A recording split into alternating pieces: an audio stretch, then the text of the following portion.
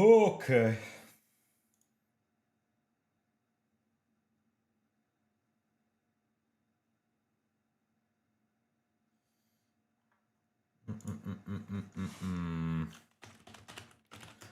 Streaming. I think we're live. Where's Bosun? Is he typed first yet? I'm not even looking at chat. No.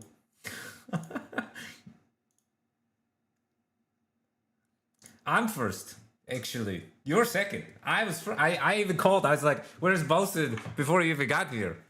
I was Bosun today. What up, dude?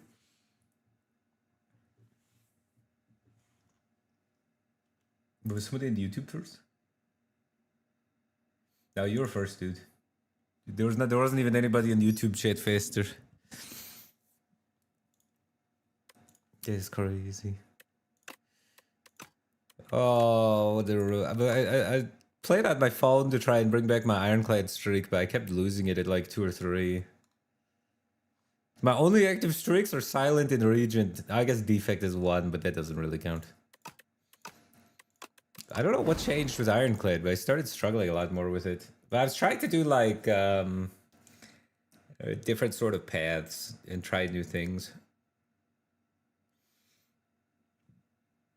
Let's try to relive the hype of that gain armor, deal damage run, the Juggernaut run. But every other time I've tried Juggernaut from other spots, like it's not been good. So I don't think that card's like that good. It's just that one spot I hit like it was a good angle for it. What up, Bobby Joe Chan? How's it going? What up, Palmer 93?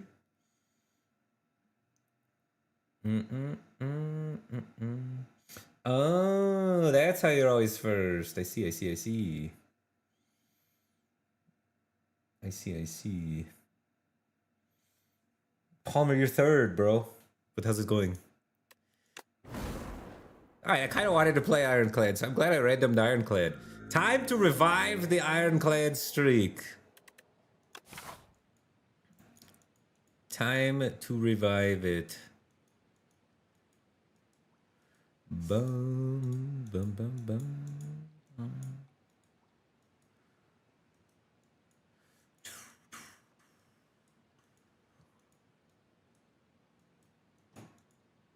Bro, Phantom?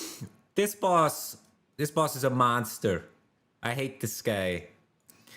This guy is the hardest Act 1 boss, and it's not even particularly close. So it's multiplied the difficulty by the fact that you're in the overgrowth, which incentivizes taking big attacks, which then is not good against Phantom.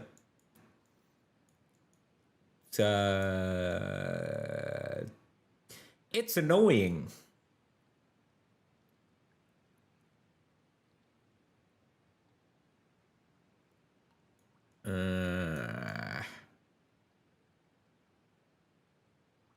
Might be wing boots.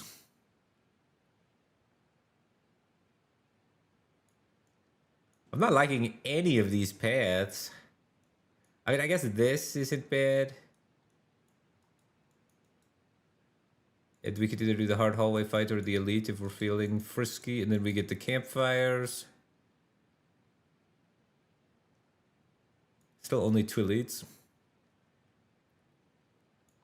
It's like super reasonable wing boots here. But also lead paperweight's not bad.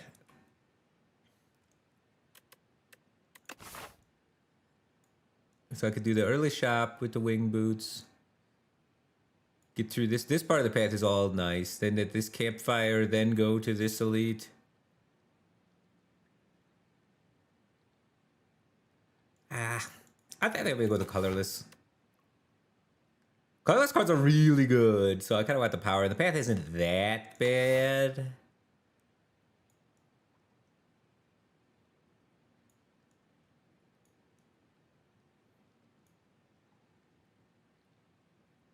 I mean, it's kind of rough.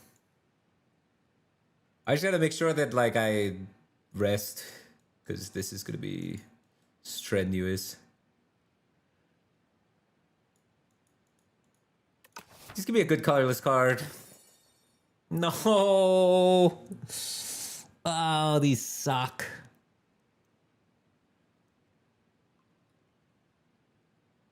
I mean, prolong's okay, tempo-wise. like does something for zero beta. Automation does nothing until floor 2, which we cannot afford.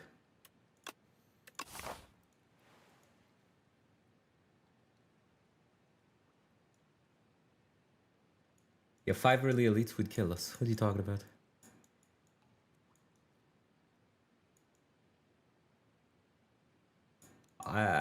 This path is like dangerous and not rewarding. Maybe it was wing boot, bro. If I knew I was gonna get a garbage colorless card, I would have taken wing boot. Friggin' prolong. Still better than the other one. 6, 12, 18, and he's at 19. Cool. Cool. I'm getting beat up by a beetle.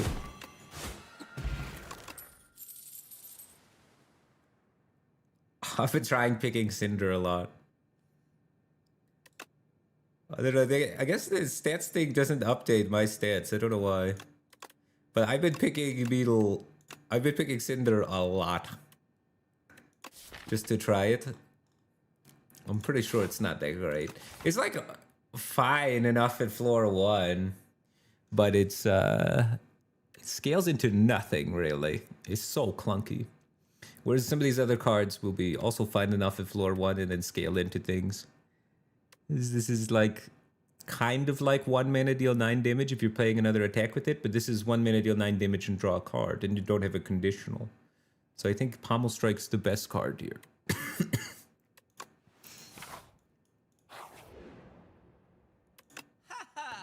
Bum bum bum. Potion, Rage, card remove. Dismantle's decent. Bloodletting's a good card. I was hoping to find maybe some block option to go to a Prolong, I guess. Seeker Strike's also not bad.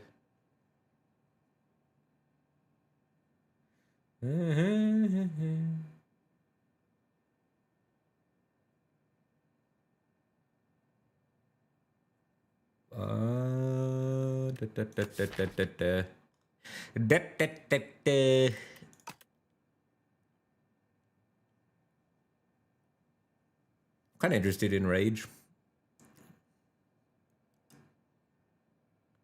Can like Rage, play 3 attacks, Prolong, the Dream.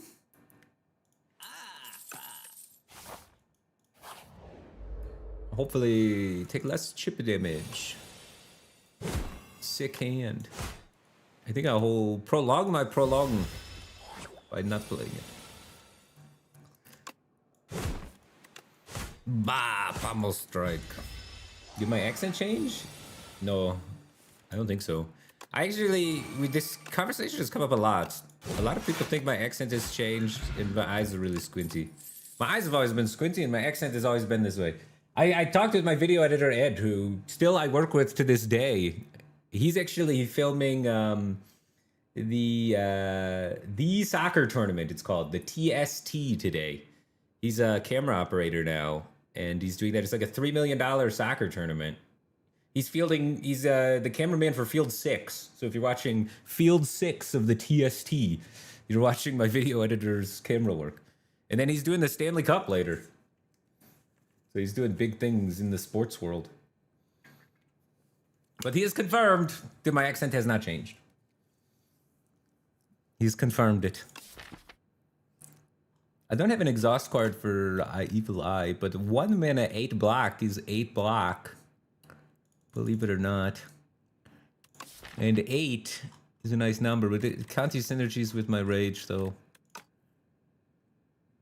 Twin Strike for just increasing damage density. I don't know if I want to put crap in my deck, but I do need to have more damage coming into this elite, because if we come up against really overgrowth, so we need to have enough damage so that we can kill Birdanis and Bygone Effigy before they scale, as well as Frog Parasite before he puts 2 curses in my deck. So in 2 rotations, I need to be able to kill Frog Parasite and put damage on these guys. So it incentivizes me to add damage into my deck if I'm going to be versing an early elite. I could path around it and then not have to take damage cards, but I'm pathing towards it right now, so I kind of want to take damage cards. So then that makes me want to take Twin Strike, which is almost as good as 2 strikes. So I think it's getting in the deck. Oh! Okay. That's good. That's really good. It's a negative delta. But it's good because I am already a rage attacks deck. So, perfect. Now I can play my fan and I get blocked for the attacks that I play. And also just getting a treasure chest is big high roll. It's 2% to get a treasure chest. This is a 2%er. Let's go. And also, yeah. That's a good point to bring up as well. The Twin Strike, even though it's not my favorite card, you can see it's a 2.9% pick rate. Pretty low pick rate in a huge sample of over 120. Is good against particularly Slippy Man, aka the Phantom Phantom. Remove all defense. Bro, I've done the remove all defense, lean all in on rage so many times, and it always bites me in the ass. Not gonna lie. But maybe we can get away with doing that with, like, the fan. He's only hitting for 7 next turn, so the 4 block will be nice. Lets me only play 1 defend. What up, Rent a Cat? How's it going, dude?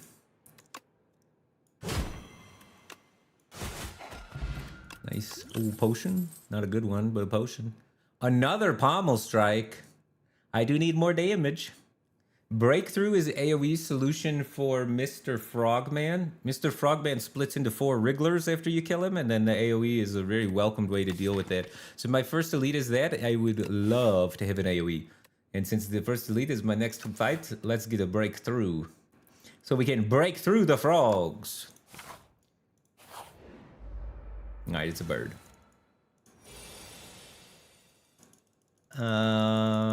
Bash?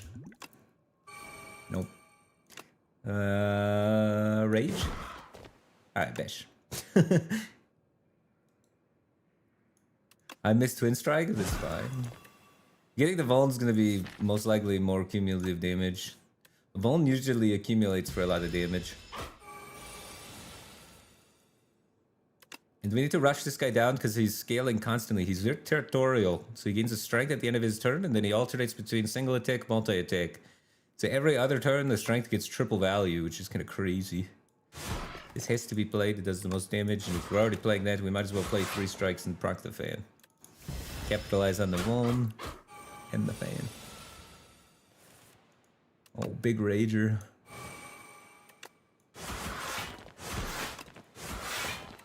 The potion, usually Clarity is not that good, but it's kind of good in our deck, honestly.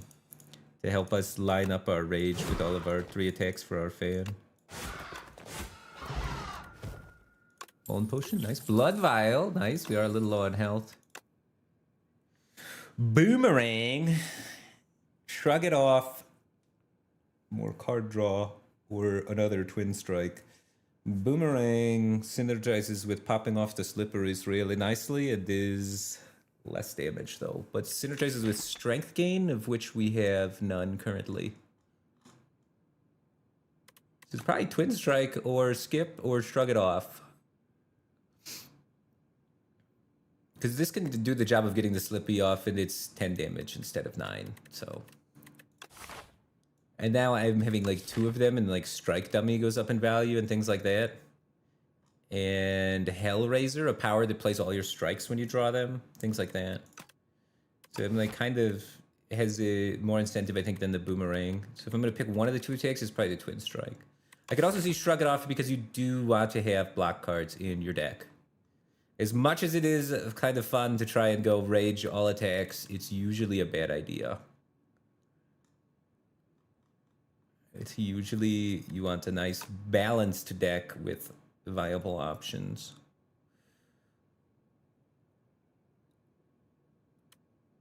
So I'm gonna take a shrug. Stay a little bit more flexible than hard committing. Nice, get a strike out of here. That bridge event scares me. Am I going to double rest or single rest? It is worth noting that we have this terrible thing going on here, where we have to go fight, and these are from the hard hallway pool fight into another fight that is in Elite, and then another fight then into the hardest Act 1 boss. So it could be a double rest angle, but if we are going to do a single rest, we want to rest here rather than here, because we might get something here that increases our max health up there. So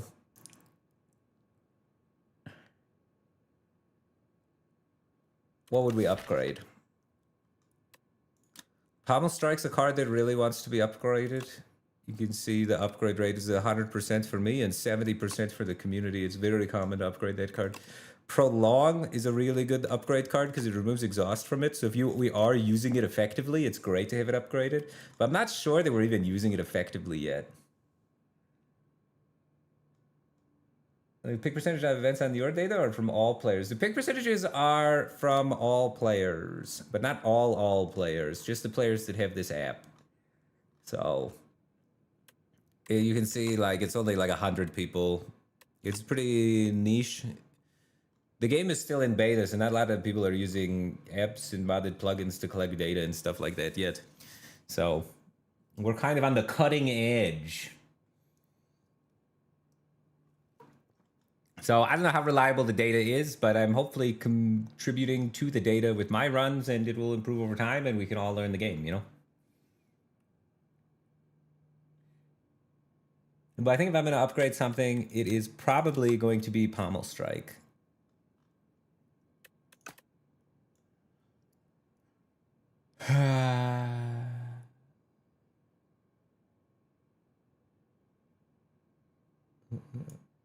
The app, it is Stats the Spire.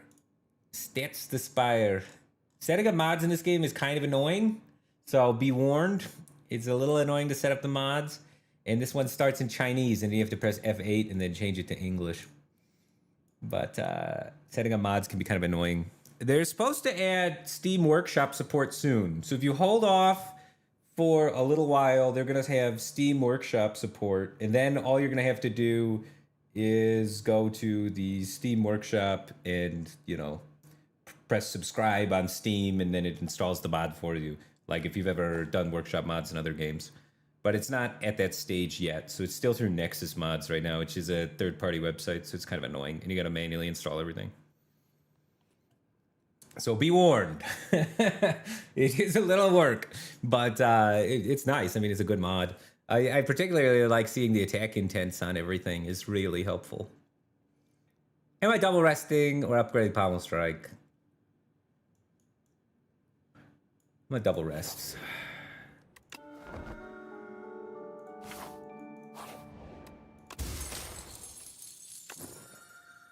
Should upgrade Pommel Strike. Got a pair.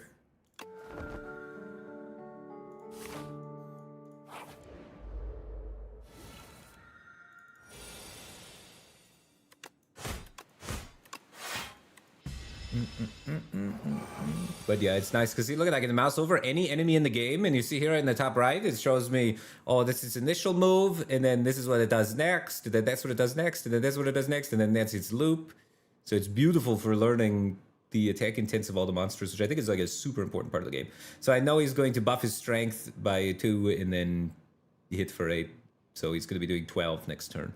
And then he's going to buff his strength for 2 again, and then he's going to be doing 12 times 2 on the third turn. So we want to kill him before turn 3, ideally. If possible. This is just 8. This is 10. 10 is bigger than 8. Can we kill him by turn 3? We have 18, 24, 24 plus 10. I can't kill him before turn 3, which means we're going to be taking the big turn 3 damage, unless I want to use a Vuln Pot. If I use a Vuln Pot, can I kill him before turn 3? Because I get a Rage, Bash, Prolong, and then I could Vuln him. He's at 50, and we're looking at 13, 26. Oh, it gets more than that. Isn't it? I think it rounds up. So 14, 28. 28 plus 9. It's not 50. We can't kill him before turn 3, no matter what we do.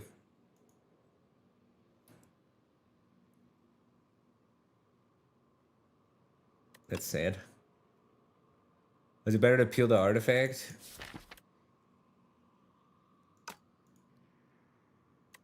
Or push 2 damage? It's probably better to peel the artifact since we have the mana.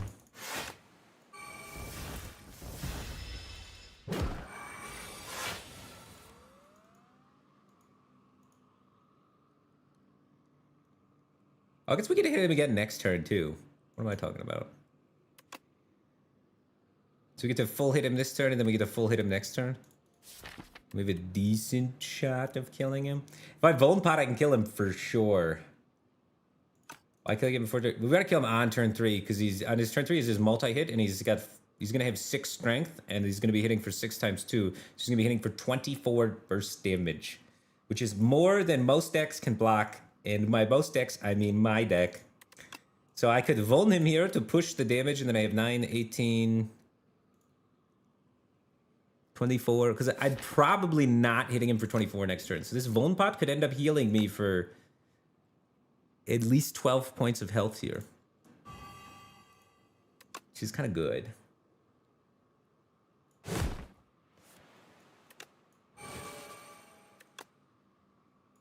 Do I need to break out? If I draw 2 strikes, it's only 18. If I break out, 18's enough. If I do this, 18 is not enough. I'd be 1 off lethal. So I can cost 1 HP to increase my odds to be able to kill him next turn. Because you want to be killing him before he hits you with this. Alright, we took 1 extra damage to have more security on our draw RNG. Unrelenting Taunt and Headbutt.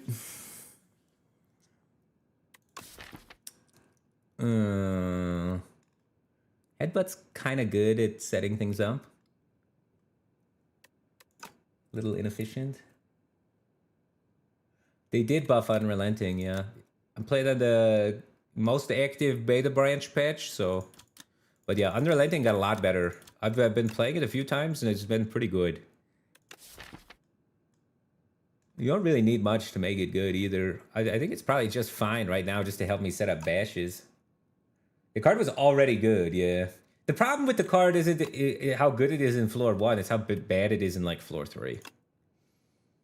But if you can get, like, Unrelenting Bash or something... I mean, the big hammer? What is it called? So, like, the card was good floor 1, floor 2, but it's always just... It's, like, something you don't really want in floor 3. But, I mean, it synergizes with my fan. It allows more opportunities for things in the future to be good. Taunt's also interesting, just to improve my block density. And then I don't think we really have much we want to set up with Headbutt. Headbutt's good if you have like 1 upgraded card you want to keep redrawing, but that doesn't seem like us. So I think I'll probably take Unrelenting. Just to smack things. Most notably, we have we beat this elite, so we have either the Bigod Effigy or the Frog Parasite coming up. So if it's the Effigy, it's really nice to have that big chunky damage card in there. And we can maybe even kill him before he's able to inflict any damage on us.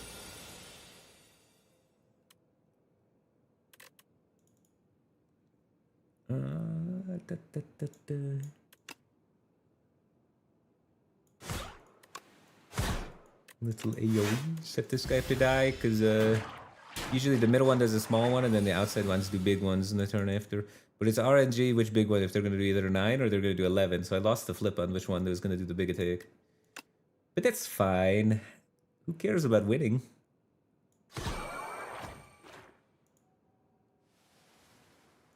There's no way that I get the lethal, but I could get Rage, so I want to draw first. So it's this. I don't know, I wouldn't even play Rage. What would I play? The only thing I'd play is Shrug It Off, I guess. Actually, I would play Rage, wouldn't I? Because is it enough block? No, it's 1 off. And we're going to kill him next turn anyway. None of this matters. Oh, I would have been fine to attack, actually, because I hit the fan. I should have hit him. Oh, the bludgeon. The bludge boy. So we can sometimes line up Bludgeon Unrelenting. It's a lot of damage when it lines up. When it doesn't line up, it's kind of sad. But it's great output. Or we could take a Rupture, which we don't use, except through Breakout. Breakthrough Rupture. Probably just the Bludgeon. And then we're pretty done on attacks, I'd say. Now we just need to worry about getting our defense and consistency up. We have our single target solution with Unrelenting Bludgeon. We have some amount of block going on with Shrug It Off, Prolonged Rage. We have our AoE with Breakthrough. We have our way to get rid of Slippery with the Twin Strike, and then we have hopefully Pommel Strike for consistency. And now draw gets more and more important because now I have like combos I actually need to line up. I need to line up Rage, and I need to line up Unrelenting Bludgeon. So my next upgrade is probably Pommel. And then eventually I want to line up Prolong with block cards. So I need to add draw to this deck really bad, honestly. Which is good. Not a bad problem to have.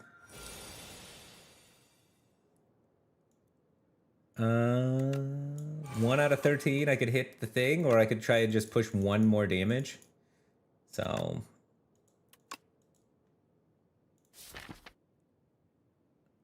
I could also hit. Nah, Prolong doesn't matter. Yeah, I mean, I think I just want to draw because I want to thin through my deck to get towards these things, right? Oh, no, wait, I only have 3 mana. Why do I think I have 4 mana? 9, 18, 28. So 28 versus 32, but I play more cards so that I get the slow effect. So it's probably better to play 3 cards than it is to play 1. There are indeed like my 3 best cards. And sometimes I hit Unrelenting. Usually you want to start with whatever does the smallest damage first, but I want to see if I hit Unrelenting. Okay. Oh, it's already rounding up, so that's nice.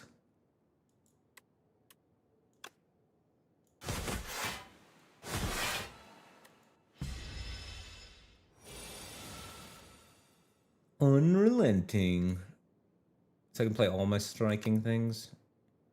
You can also sometimes play Unrelenting and then not play the attack so that I could line Unrelenting up on Bash. Because it's not this turn, it's just attacks you play. But I'm not guaranteed to draw the Bash next turn. 5 out of 7 to draw the Bash. But having it set up could be really powerful. I'm definitely playing it. And the question is, do I want to play this strike or do I just want to save it? And I think I'll save it so that I have a higher odds of being able to play 3 attacks next turn to get the block at a turn that the block matters. So we'll save it. We'll relent with Unrelenting. And then we'll miss. And be sad. That's why you're never supposed to relent, huh? We still, like, don't float any mana, though. Because you see, we still used it all here. It's fine to try and go for it.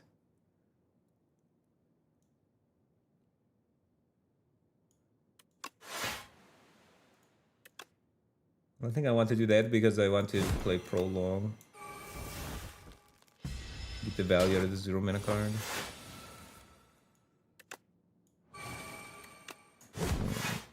Oh my god, my draws have been so bad this fight.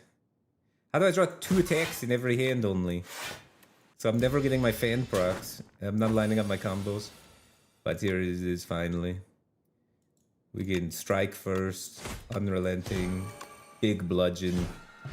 Took more damage than I wanted. Ooh, strike dummy. Oh, I didn't take the second twin strike because I took the breakout through. Because I was afraid of Frog Parasite, but if I would take 2 twin strikes. Oh, dominate. Dominate's usually the way that I win on Ironclad late game. Getting a huge amount of strength from vulnering things is super good. You basically want to vuln things all the time, and it's super easy to vuln things. And the card itself even vuln things. Then eventually you'll find Tremble. So this is, I think Dominate's like one of my highest pick rate cards.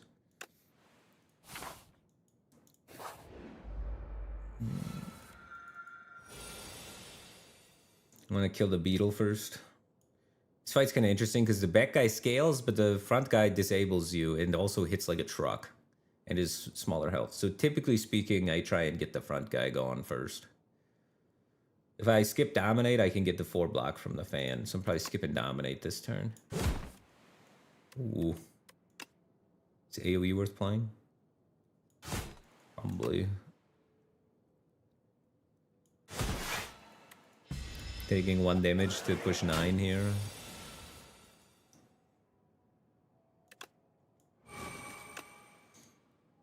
It would have been a nice time to draw one other attack, but okay. It's fine.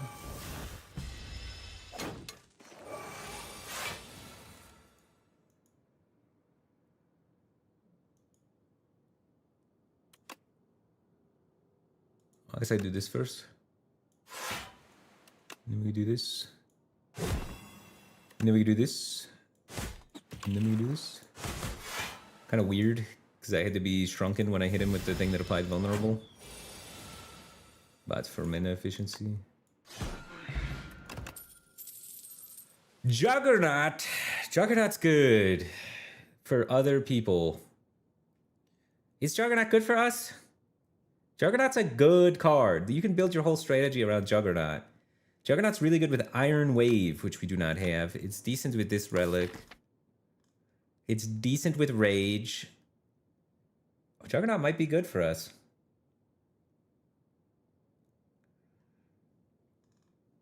It improves our output. And our output solution is already this, which is enough output for now. But Juggernaut like is more output in the future.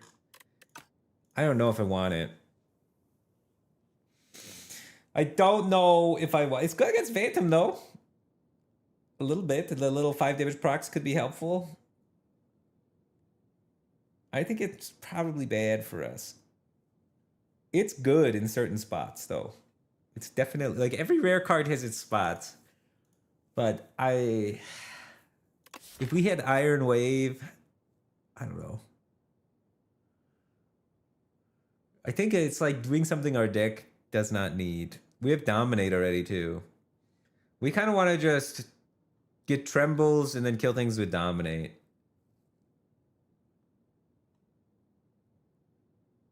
Which we're pretty likely to do. Because we have the hard part of that combo already. The hard part's the getting the uncommon Dominate. The easy part's getting the Trembles. They're a common card. Does synergize with Prolong though.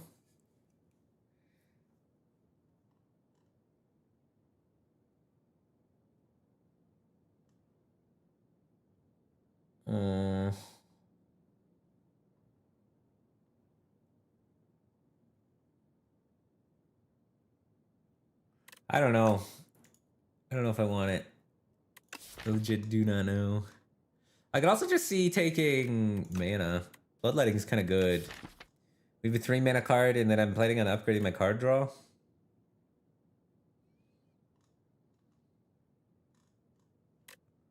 I mean, Unrelenting is kind of like the mana, though. We have like 2 different card cycle cards, so like mana's not bad in our deck.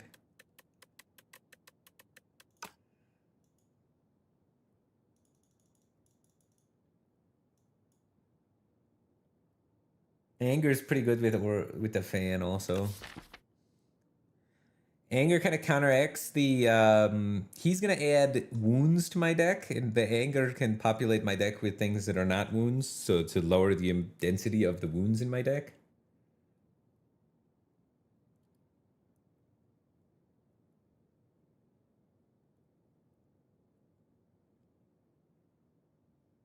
So anger could be good.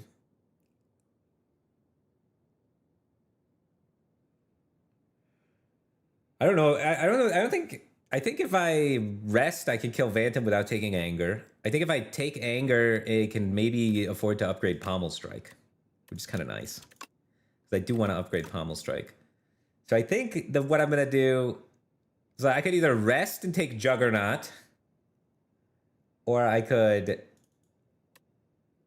take anger and upgrade. I think, and I want to take anger and upgrade. I'm pretty sure.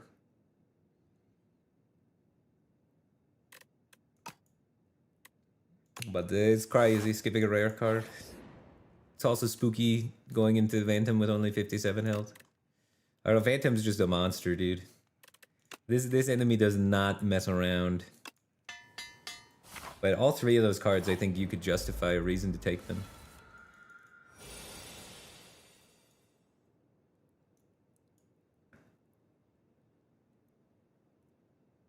I could save Dominate for more strength, or I could just jam it for 1 strength. We don't really stack Vuln on him.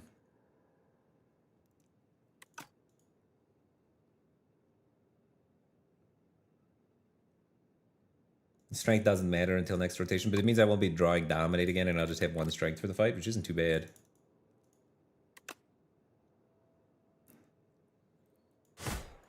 Because there are going to be curses in our deck.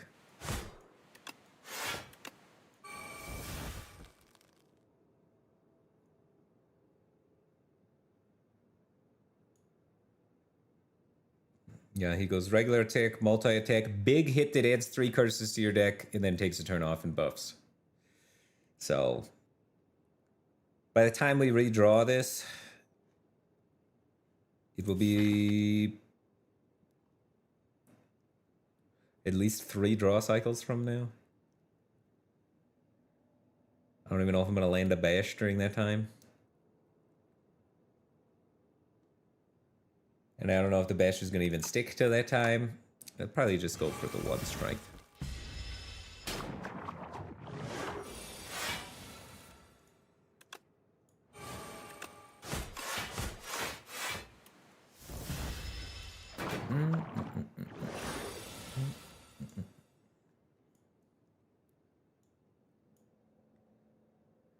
$30.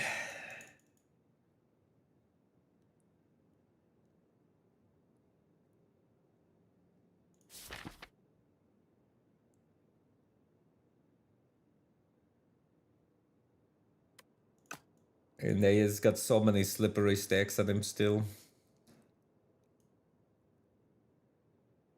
I just need to play 2 attacks and the shrug it off, right? Like this every time.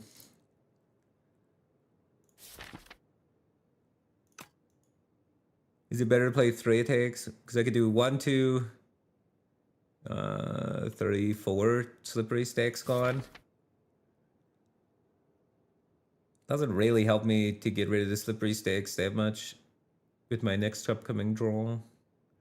He's taking the next turn off, so next turn I'm like bash, Pobble Strike. If I could get it to a situation where I could like end my turn on Unrelenting and then Unrelenting the bludgeon on him, that'd be sick. But I can't really. So I heal for 4 additional block to play this, but I remove 1 less slippery.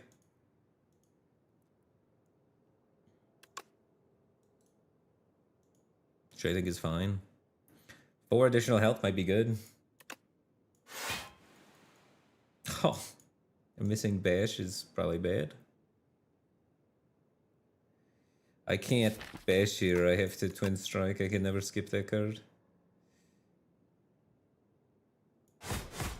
This is the downside, I guess, the 1 in 5 that I miss bash on my cycle. Because now he's not going to be vulnerable for his off turn.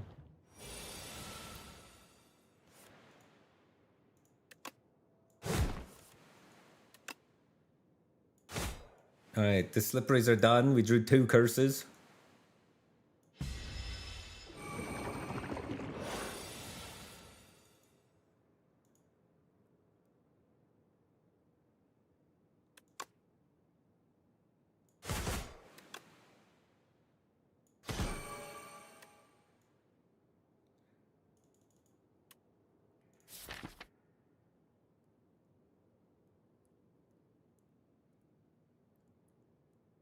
I'm gonna try and save it for a 2-mana card, I think.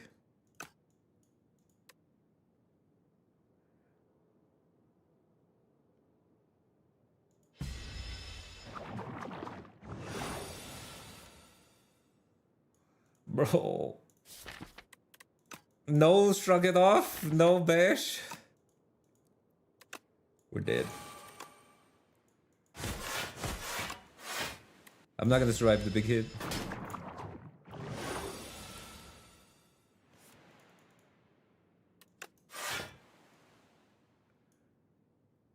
I'm dead. Yeah, the draw went horrible. I should have rested again. If I would have rested, I probably could win this. It's too greedy not to rest. So I'm supposed to take anger and rest? That's Phantom's so much harder than the other Act 1 bosses. Let me go back to here and see if resting fixes. Is it doable if I rest? Or is my deck just bad? We're gonna find out.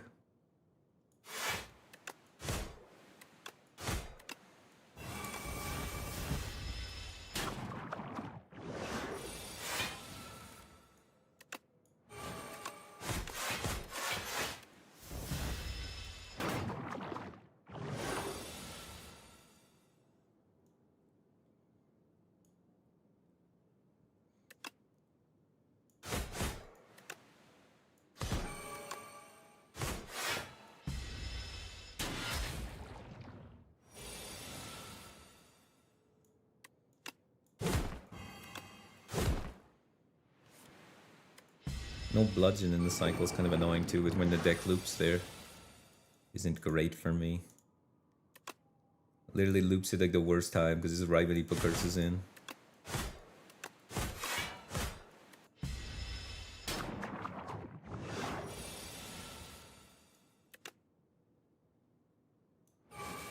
My draw order, by the way, is just lining up so much better this time too.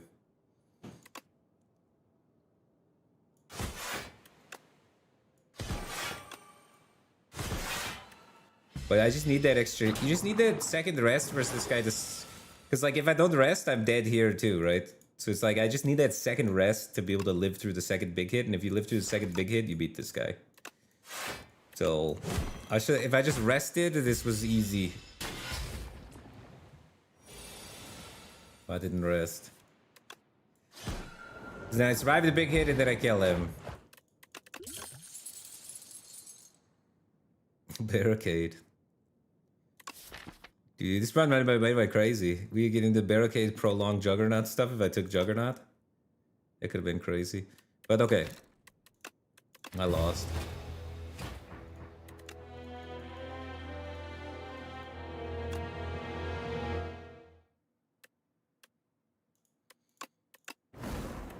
I should have rested and taken Juggernaut, and then I think I would have been in the right spot.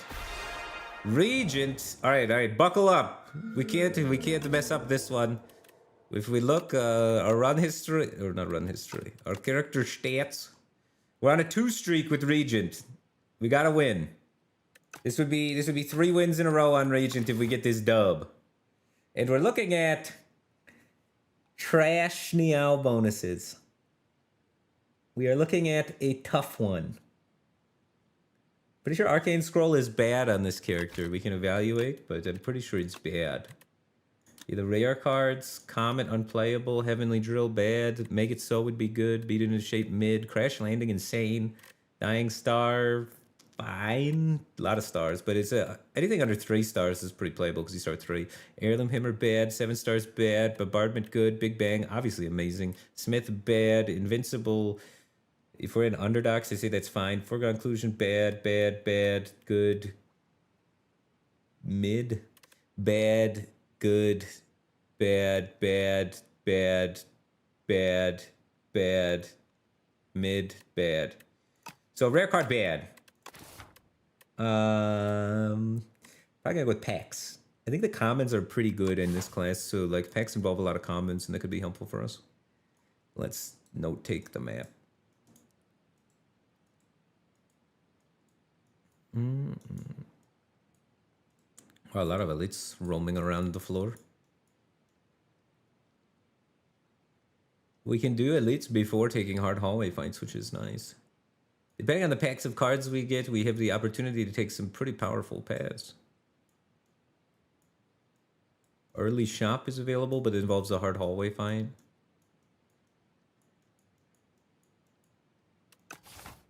Yeah. Okay, one of these is better than the others. Definitely not a resonance. This card is hot doo-doo butter. Spectrum Shift wins all long fights, but is kind of bad in the short term. Crescent Spear, I guess, and Refined Blade are both kind of fine in the short spear. It's definitely the right cards. Spectrum Shift requires an upgrade to get kind of be playable, but it's super good. Crescent Spear, I mean, it's not worth the star economy usually, but can be helpful in early hallways. And 1 mana deal 9, then it's pretty good. Gets your mana back, but the damage is delayed. I don't hate it. I'm not mad at it. We want to upgrade Spectrum Shift here. And we don't want to get a hard hallway fight so that we can preserve HP so that we can get the upgrade. And then it looks pretty reasonable to do that, get to the shop, and then reevaluate here, but hopefully be able to do this. It's a very powerful path into, once again, the hardest Act 1 boss, Mr. Phantom. But we have a pretty good opener.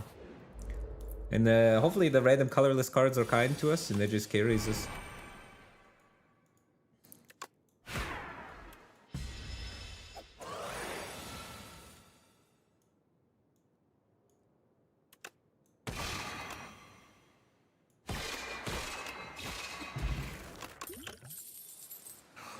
Cheers. 1 mana deal 26, right?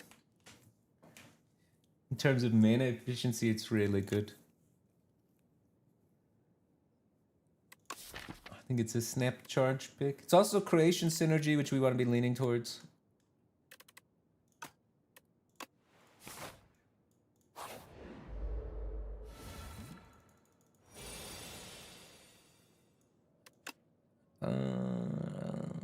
Spectrum Shift or Charge, I could play either. They're both pretty good. I think Charge is probably enough just to get it done.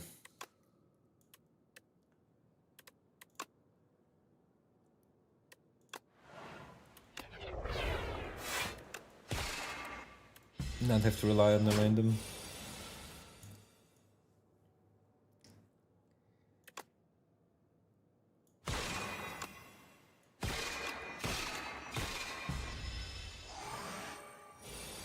Charge is kind of nice versus Phantom. It can get rid of the wounds. But if it's going that long that you need to get rid of the wounds, it's probably going too long.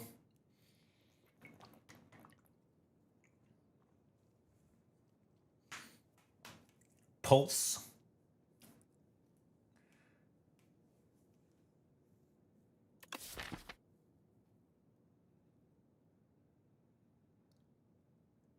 Having AoE versus Rock Parasite is good, and having AoE in general is good. Another star card for our Crescent Spear. Clove of Star is also decent.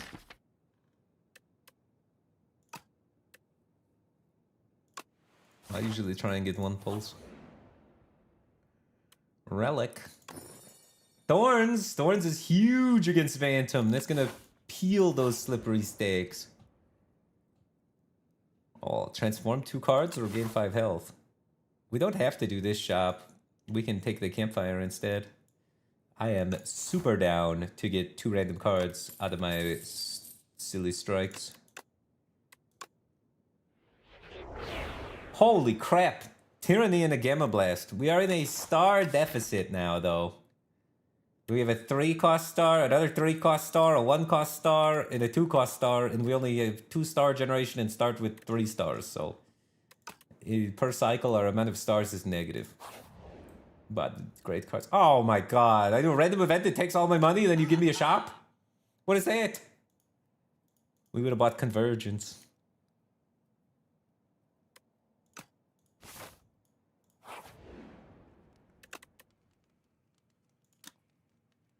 But we should be big chillin'. You get this Spectrum Shift upgrade, play Spectrum Shift, win the game.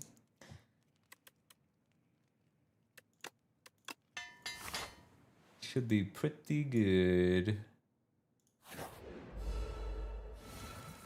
I'm terrified of birds.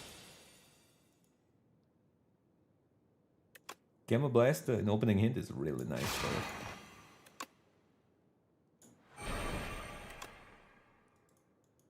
He's gonna be vulnerable again next turn, so I can save that. I don't have to play it this turn. If I have better things to spend my mana on. Which I don't really. 5 block and a strike is some of the worst ways to spend my mana in my deck. I'd rather spend my mana on powers or stars. This is not. Next turn, I'm probably actually gonna draw cards that cost stars and maybe even a curse. So actually, I might not be able to play mana next turn. So I want to have the blade for next turn, honestly, I think, actually. So I guess defend and a strike is actually premium ways to spend mana in my deck.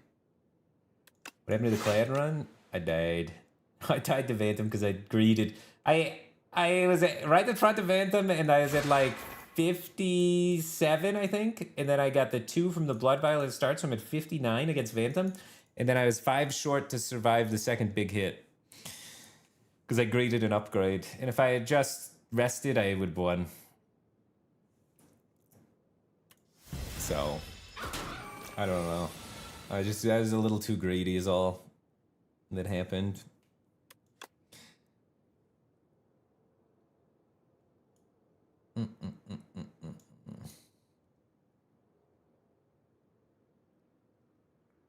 This is not going to be playable, this fight.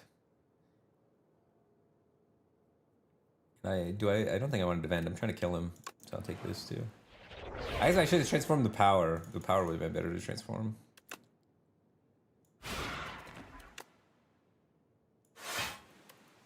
So he's pretty low after he takes this 9 thorns. Venerate Crescent Strike. Yeah, I could have 5 more block here. I transformed the right card. Or I could have 21 more life if I drew one of my minion dive bombs.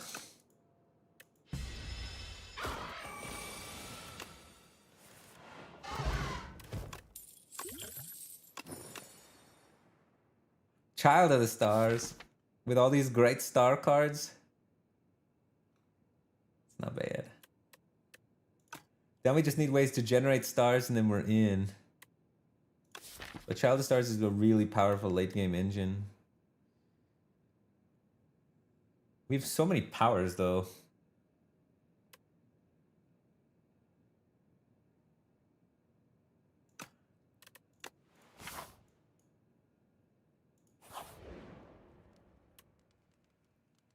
I need to heal.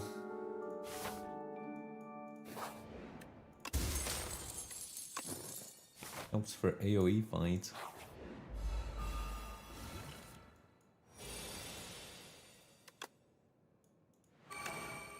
Power up. And play all this first to stack all this slows.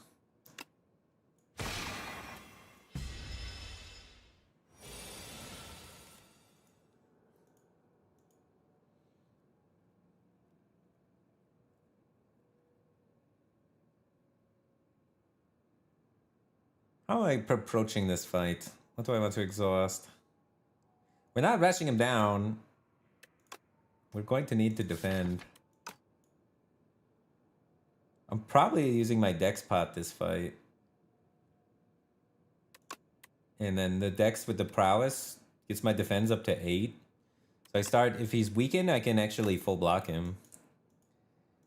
So I want to weaken him and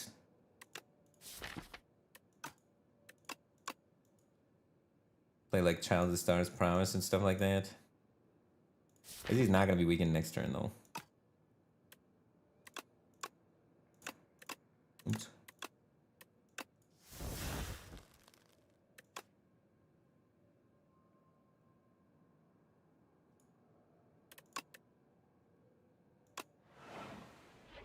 We are also pretty close to being able to just rush him down.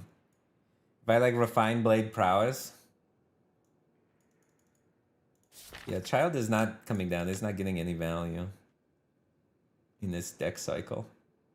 So I'm pretty sure I want to play Prowess Refined Blade. It's also kind of weird to Refined Blade when I have 0 mana cards coming up, so I'm not gonna spend all the mana sometimes. But I guess I always get something randomly created.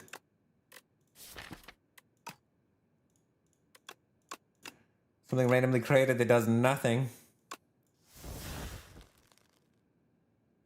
Is he dead?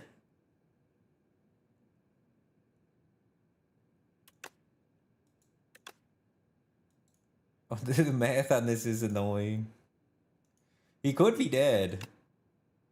10 plus 50 plus 40. It's like really close.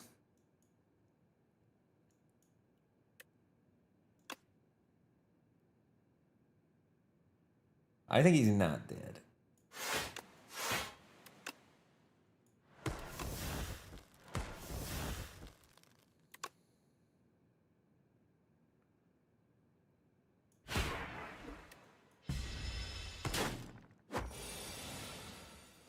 But he might have been dead. He definitely might have been dead if I squeezed in an extra strike on that one turn. Gather Light is a welcome sight.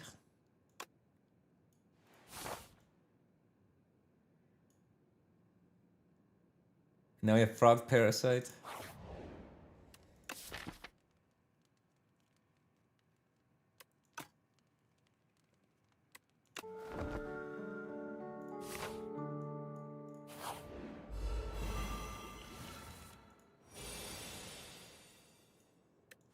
Boom.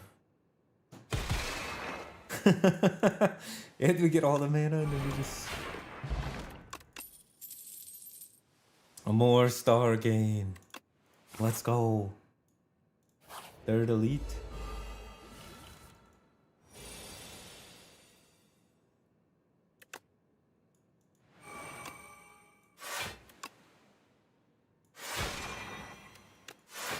Weakened for his attack turn?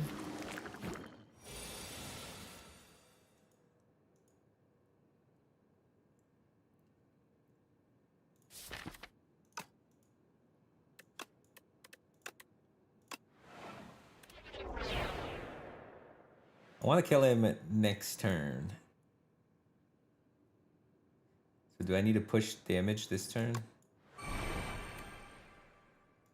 19 plus Vuln is 125 more 27. So 27, so I need 20 damage in here. So I just need to draw 1 minion dive bomb. Or Crescent Spear gets it. So I can defend, I think.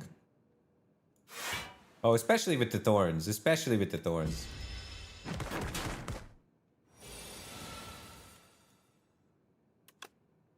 $19 plus 28. Oh, it rounds up. How kind of it.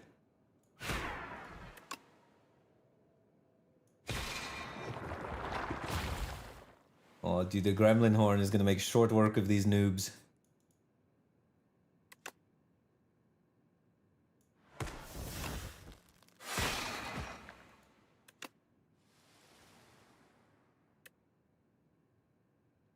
This could help me not take damage from parasite-related things. I kind of want stars. If I had stars, then next turn I can Astral Pulse, which is crazy. I definitely need to play this. And I don't think I need random colorless cards this fight. I think the fight's ending. I just need to make sure that if I get a curse, I can exhaust it. Get out of here. Curse.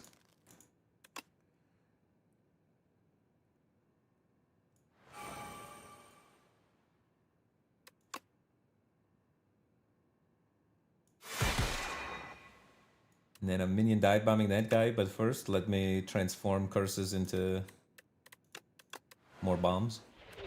Because I'm gonna draw. Nothing. So we should be able to get out of this without taking any damage.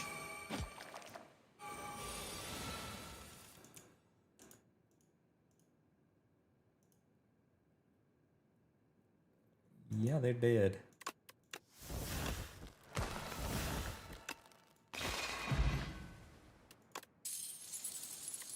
Happy flower, nice.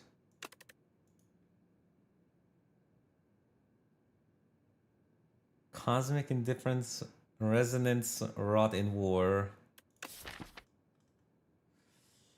think we're good. Since we have like Child of Stars as our block engine, we're kind of just looking to try and get more star gain cards for defense. I don't want to take like random block cards.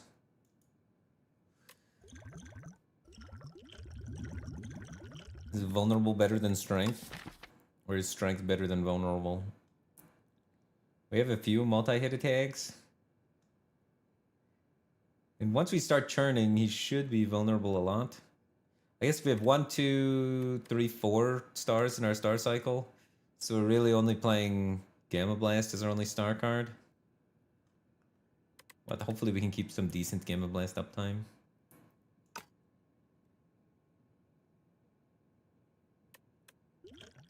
I'll take Strength, I think. But I'm not positive that it's correct.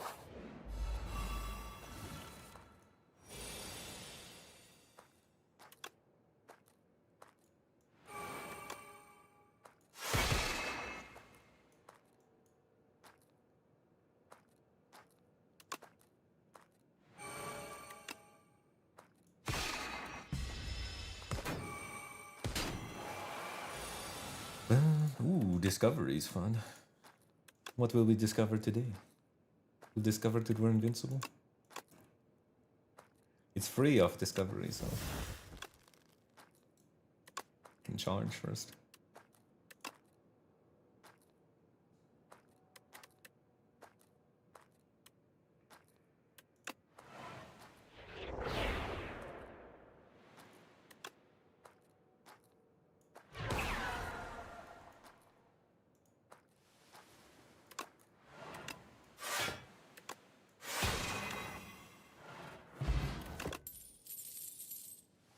Heather Seeking Edge, Crash on the...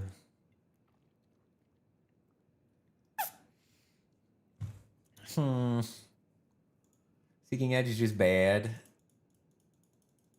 Crash Under, kind of late for that effect. We already have Astral Pulse servicing that. And Patter, generic black card. I skipped the generic black card that did 6. This is a generic black card that does 8. I don't think we want too many generic black cards because we do want to just kill him before 2 rotations. So I think it's a skip. But I could see Patter being good. It's a tough one. And then rest here so that I can survive through 2 cycles of Phantom without dying so that I have enough time to kill him. You need like 60 HP versus this guy. It's so annoying. I can't get my upgrade. Because he is annoying. I guess I could have not used the strength yet, but I'll forget. I know myself. Child of Stars, Tyranny. Our Happy Flower proc too is nice. Did this set up on the right turn? Definitely did that on purpose. And now we get our big Thorns value though. Thorns will peel.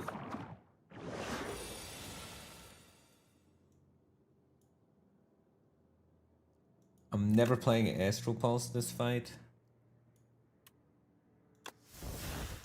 I want to make sure that I can keep the weak stacked on him, so I definitely want to get this Fallen Star fallen.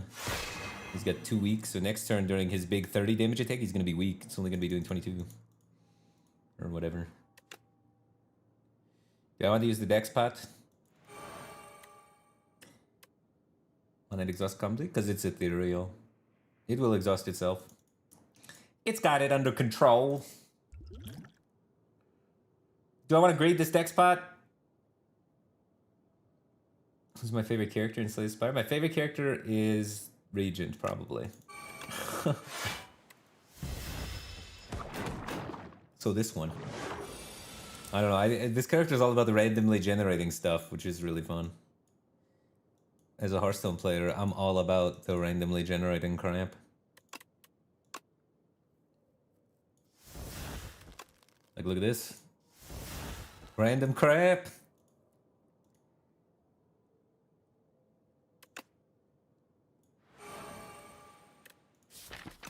Oh, I should have charged first. Misplay.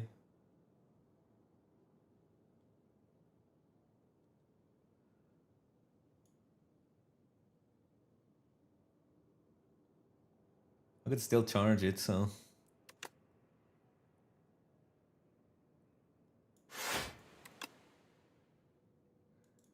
Was Refined Blade better?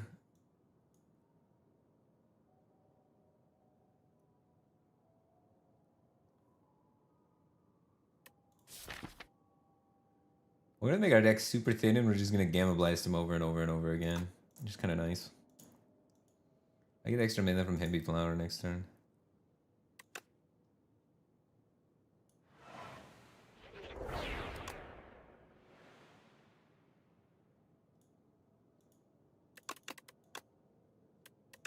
It's a Exhausting 2 blocks, crazy. Why did I use this dex pad if I'm just exhausting my blocks? I guess it saved me a bunch of life already. Just paper set up to draw.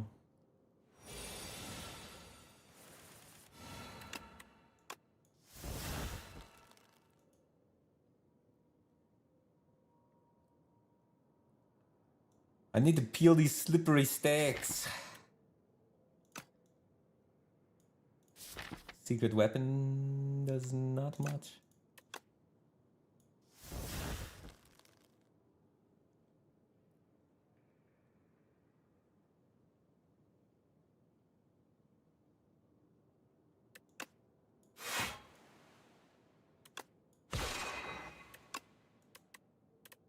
These are same. The downside of this turn is I'm using all my stars before he's attacking me. But it's not like I'm gonna have something to spend them on next turn anyway. And I'll get them all back. Hopefully I find another thing to spend them on. Oh, entropy. I want something that costs stars to spend so I can gain block from stars or a block card. Nice.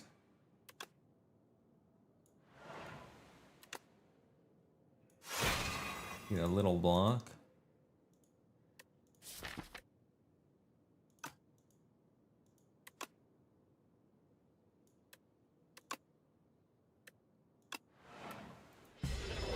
I think we outscale him. Which is rare. I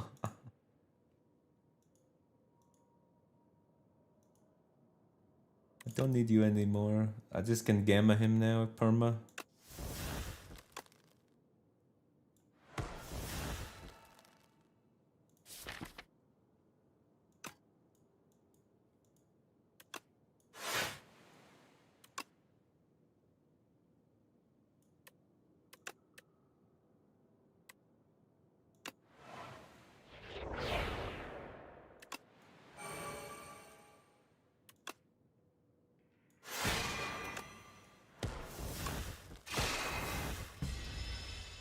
We're online.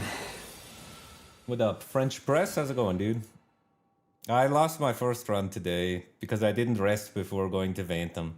I tried to greed it, but the second run, I rested beforehand. I have plenty of life. I maybe could have got away with upgrading. I'm pretty sure this run's going to be a dub. The power level of my deck is quite high. I already have, like, Spectrum Shift, which is OP, Tyranny, which is OP, Child of Stars, which is OP, and Gamma Blast, which is OP. So I have like so many premium cards already. I gotta be able to convert on this one. Smith, Heavenly Drill, Void of Form. Smith can be a finisher once we get our star economy going. But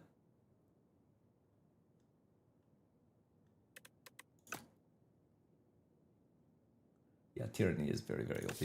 It just refines it down to the deck to whatever we need. So I'm down to take Schmidt though. It seems like star economy things is what we're trying to do. And it's like fine enough as a boss damage finisher.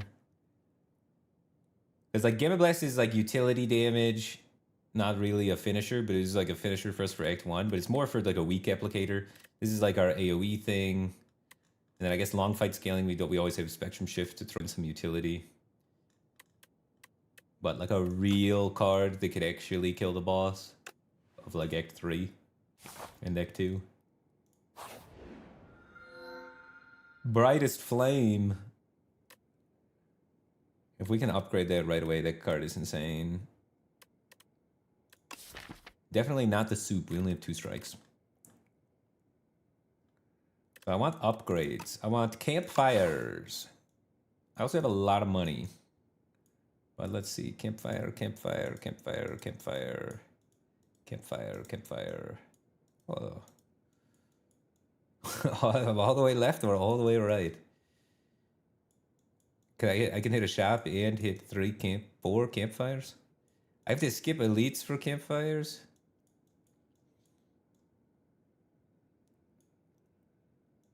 I'm kind of interested in this. And then probably do at least 2 elites. But I have some high priority upgrade cards. I need to upgrade... Tyranny would be fantastic to upgrade. At some point, this needs to be upgraded if it's going to actually be my finisher. And my star gain cards need to be upgraded so I'm gaining stars enough to support all of this crap. So I'm on the quest for star gain, but I also need to upgrade Brightest Flame if I take it. Which will give us the mana. All the mana. So hopefully this shop yields some star gain related stuff. That's what I'm looking at.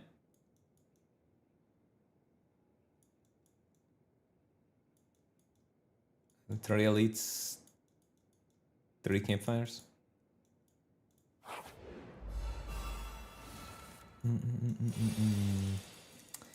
Ow, ow, ow, ow, ow. Where's my block? Hello?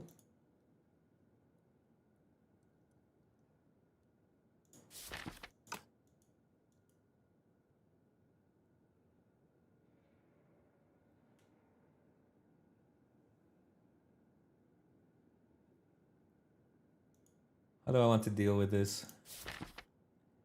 Am I just gonna take the damage?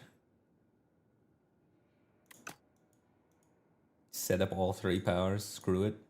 Getting stars is also not bad.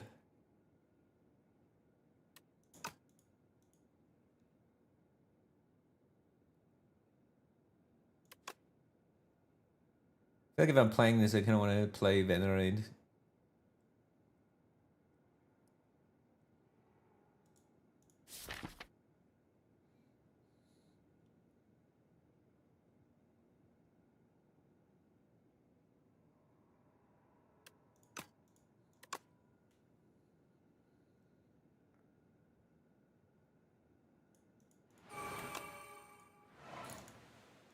Feels greedy to heal 5 instead of setting up a power, so I think I'm going to set up a power.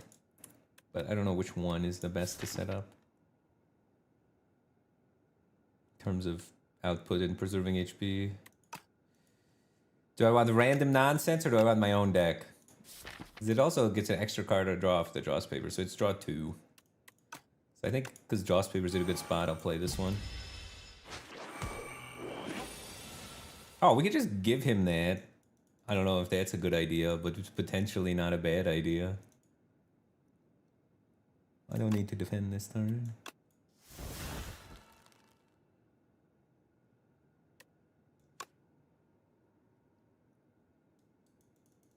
Spending all of my stars on that means I can't Gamma Blast for getting blocked next turn when he's attacking me. So it's probably not the Smith. It's probably Fallen Star, Double Strike.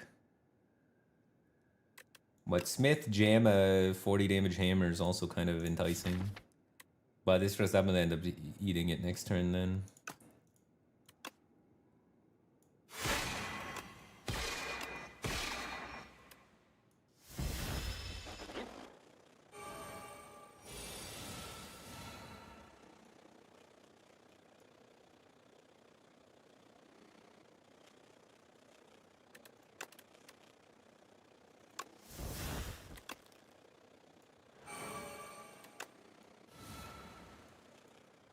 All the mana.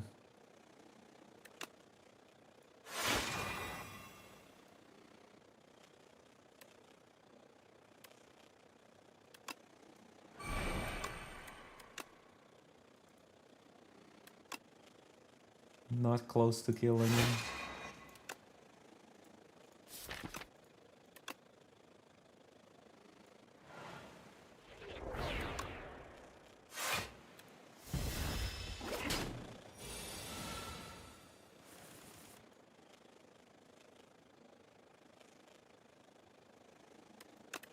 We're gonna knock him out of the sky this turn so we don't need block.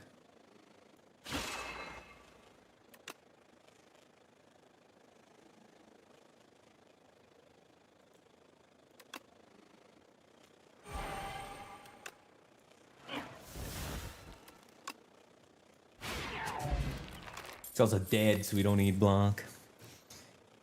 More star gain. That's what we need. more than anything.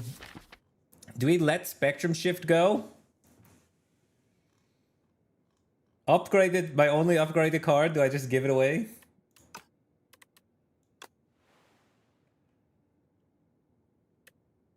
Don't know. Surely not. It's probably too good still.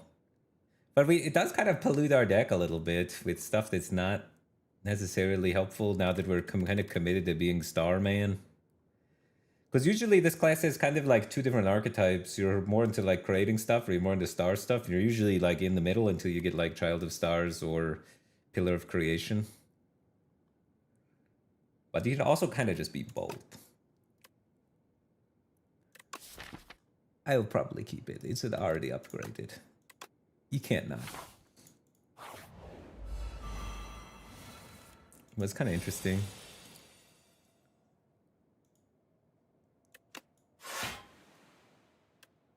Big Blade can kill that guy next turn. This guy's going to be doing nothing next turn, so just killing this guy is good enough. We set up the Big Blade, set him up to die to it, because he's losing Vuln, so I need to hit him. And then we kill him.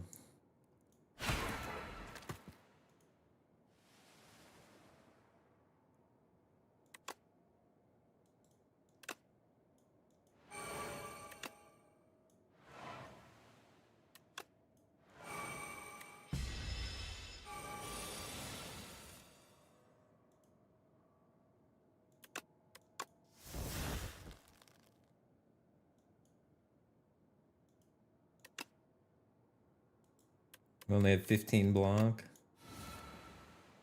Now we can full block.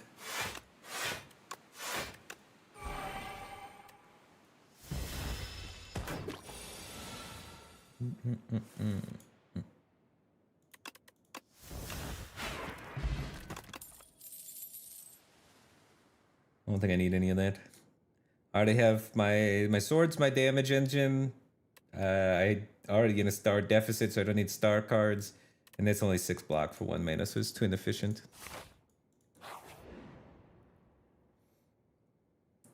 Oh, I don't want to fight you.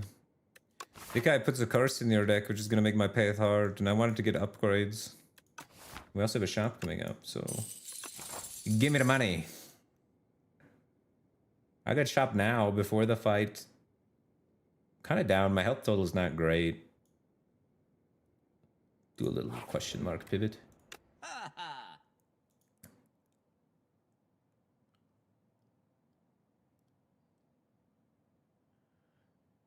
Straub's tea set. Touch of Insanity is also a very powerful potion. And removing is always never too bad.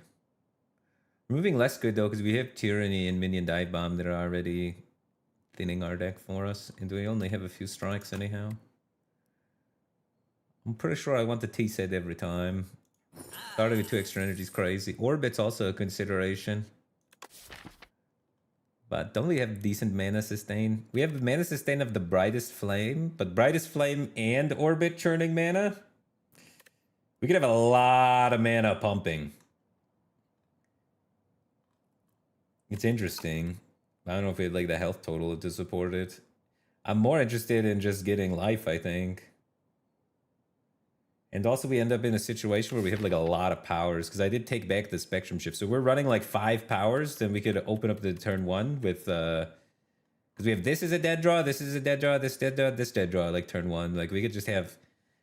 End up taking a bunch of damage turn 1 randomly. So that's not super ideal to have too many powers. Wasn't it interesting to like get both of these, and then once we set up we go crazy? Am I in this? Am I in this? Well, we already... Because like, so the thing with Master of Strategy means then we can find Brightest Flame faster, and if we find Brightest Flame, we set up everything and win, right? So Master of Strategy, Brightest Flame could be decent, just because we have this one super powerful card we need to find.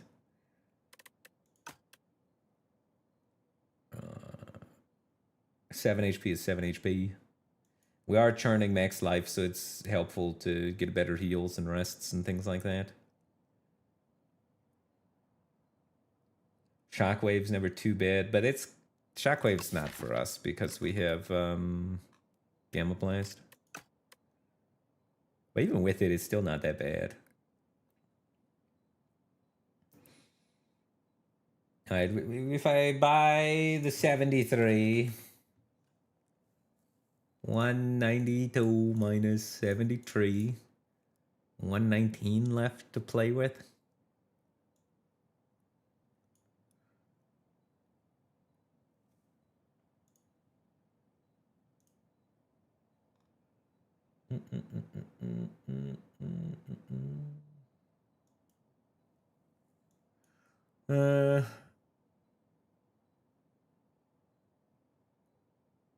Like, I want the Touch of Insanity, and it's like a good value for money thing, right? Like, it's a 73 for this effect is so fantastic in terms of value, but then it's like, what the hell am I doing?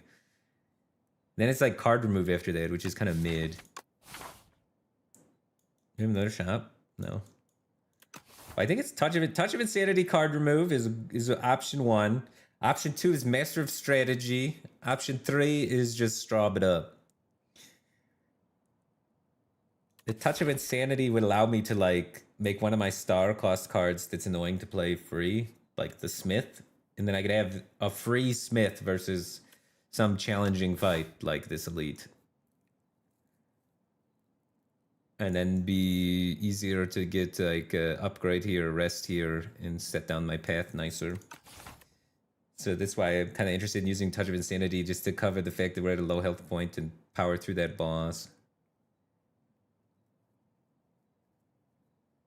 But I'm not sure, do I need it?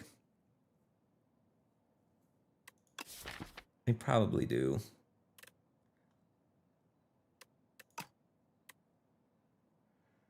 I will do it, I think. Whoa.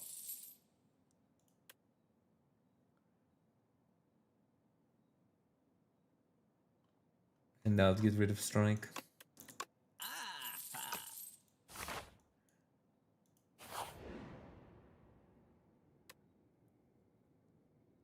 5 HP more gone. Usually colorless cards are slightly better than regular cards, but my HP is at kind of a premium. Are there commons I want?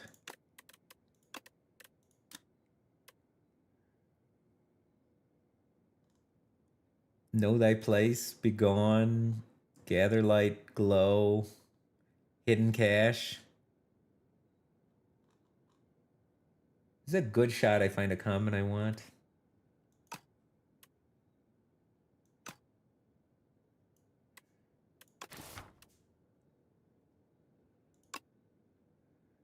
Begone. All right, cool. Begone's not a bad card.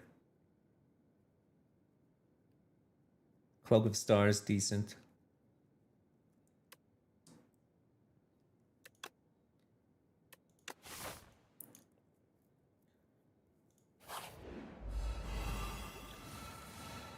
Oh, Bryce Flame opening hand. We're burning bright, baby.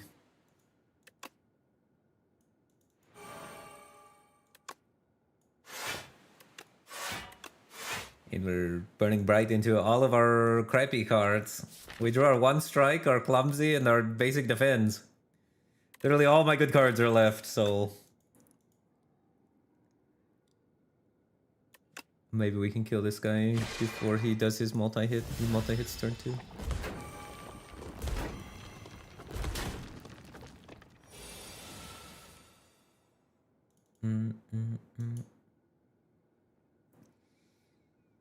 Omni Slice. It's kind of nice.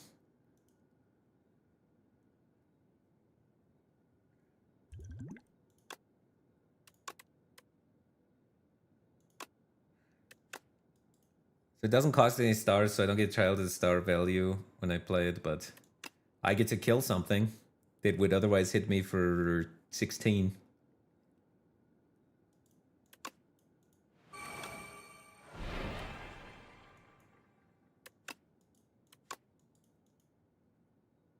And I can begone something, I guess. Oh, I can't think on. I have to commit the Gamma Blast on that guy? Oh, no, I don't. I can Gamma Blast something else and then Omni Slice it. Okay, okay. So I Gamma Blast this guy. And then I Omni Slice it to deal 9. And then I can kill this guy.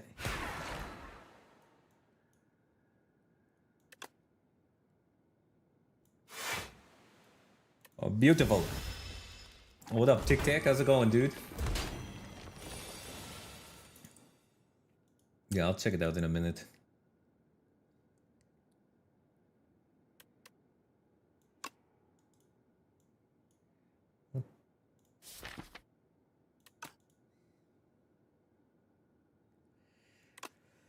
Why? Why is so close but so far? And then there's no damage in here, but you can maybe gain stars and be able to play Astral Pulse. And that doesn't help me much.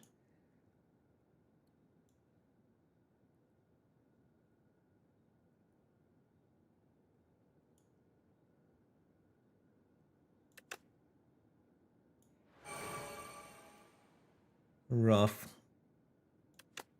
I mean, I guess I still hit it and set it up so that it dies. I have to gain the block.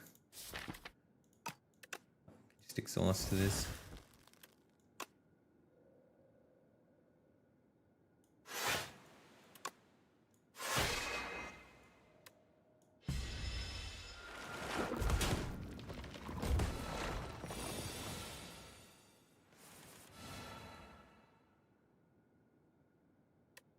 $18.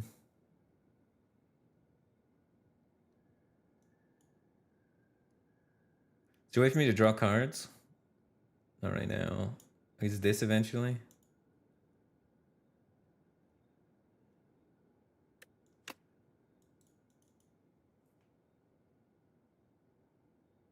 I mean, I can take no damage this turn. It's just we're kind of not making a lot of progress, but this is fine.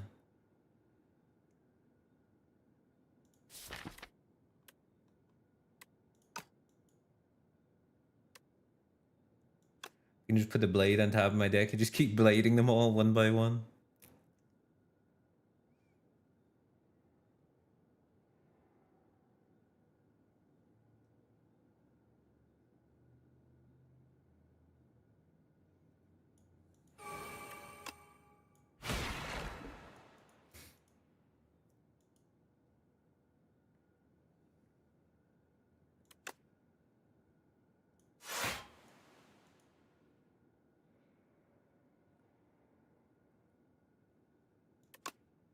I guess charge is maybe better than stars. It's either charge or stars. I might just charge some defense, and then I think like every draw kills him. Cause I get the Sovereign Blade's like 1 mana because I kill something and I get it back and draw a card with Gremlin Horn.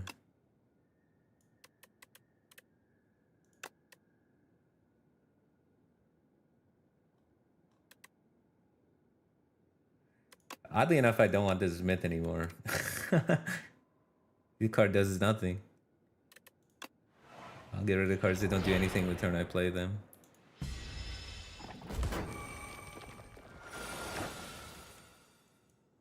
Gambit.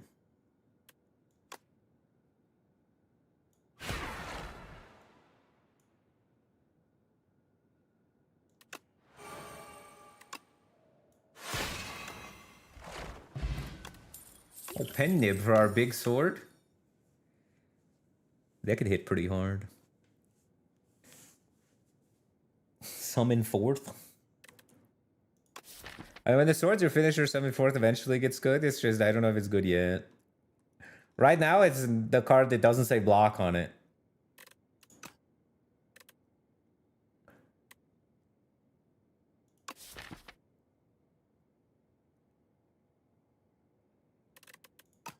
Well, it is kind of good.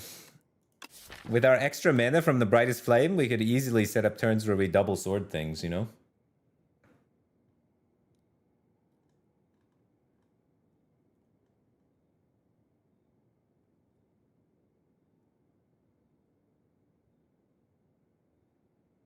But I think I'd pass on it still for now. Too clunky, gonna incur too much hallway damage. And I need to upgrade Brightest Flame. It gets so much better. And then I can rest. Oh, that's huge. Yeah, Relic goes crazy.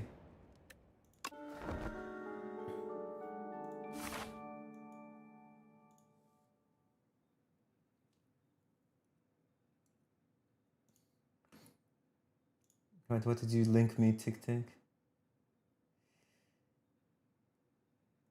Dropbox screen recording.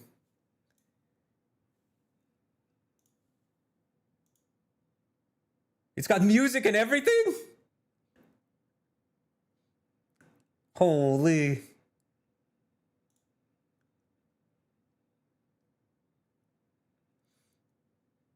Wait, what is happening? At full screen?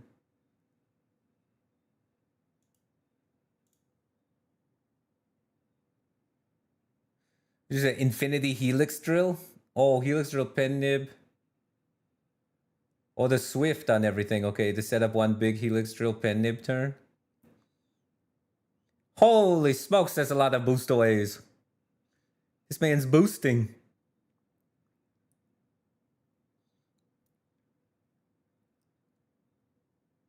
Alright, they look pretty sick. The thin decks, you play on the shears, and then you play on the draw, and then you're attack base because you have the vulnerable. And then you were proccing that. Yeah, you played around all your relics really nicely. That looks pretty good. How am I playing around my relics? Am I doing it? My relics are kind of all over the place. But I am attack-based with Vuln. I have some exhaust with the Joss paper. The flower. I don't know. It's kind of just coming together still.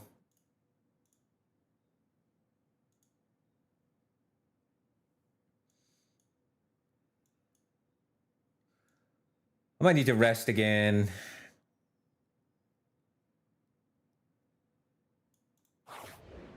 Instead of this third elite. Which is Sage.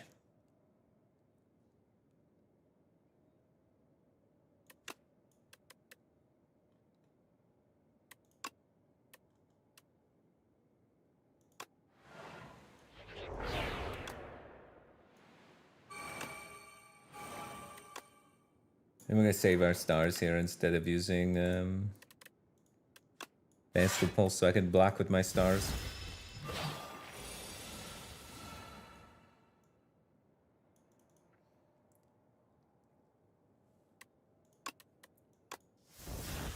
Play my block first so that I don't get tendered.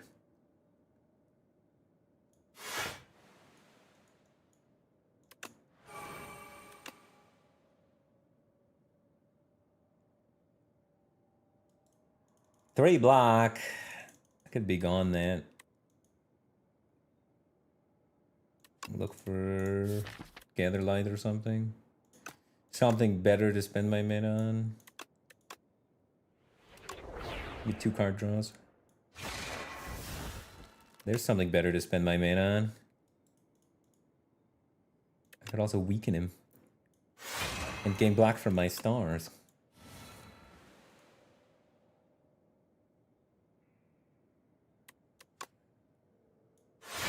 Kind of weak for next turn.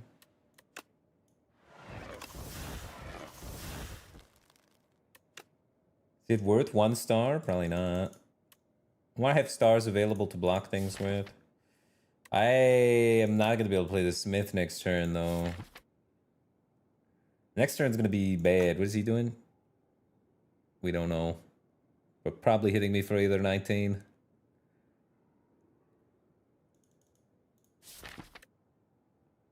And we're only going to be blocking for 8. Yikes. I don't think it helps to just randomly jam 13.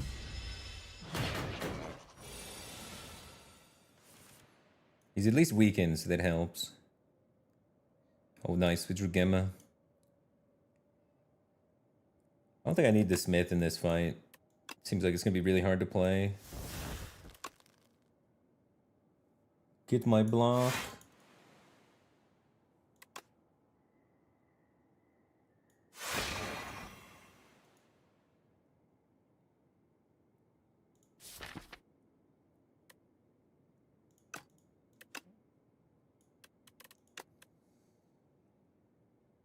Yeah, actually playing defense is so bad against this guy.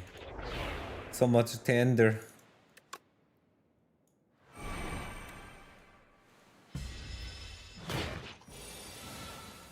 Can we kill him? I would love to be able to kill this guy this turn.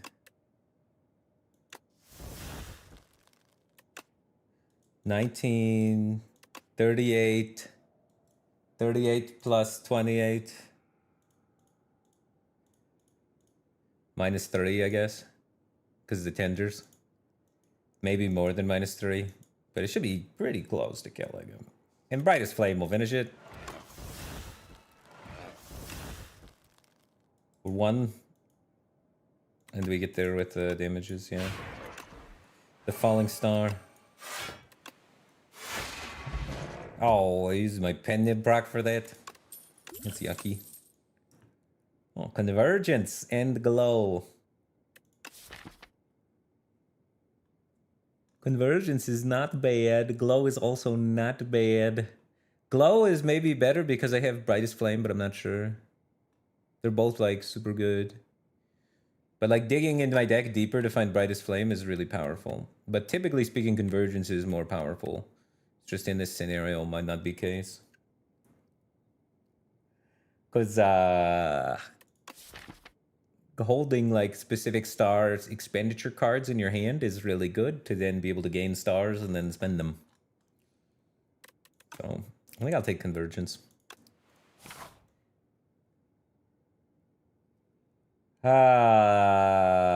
If this was last patch, I'd do the 2 elites, no problem.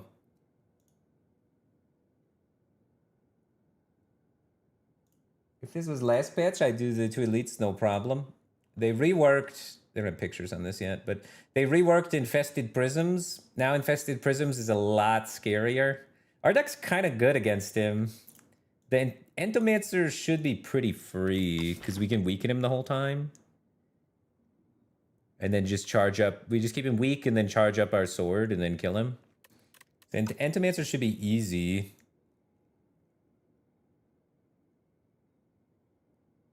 Do I want to try and squeeze in an extra rest to be safe, or do I want to just jam it?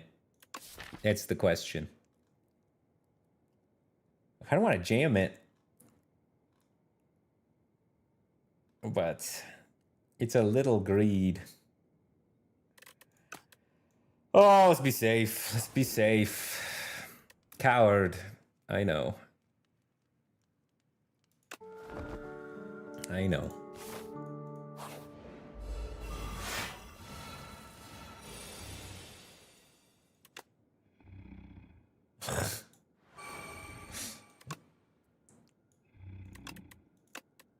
Being safe is good.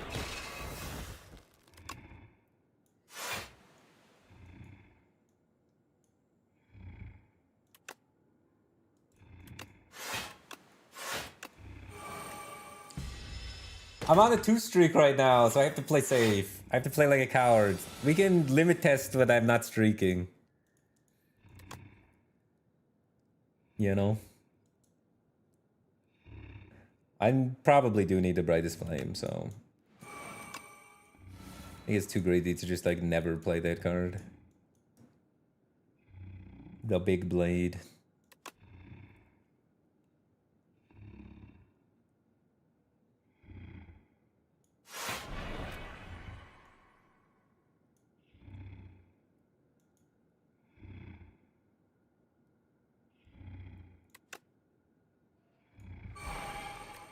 $36.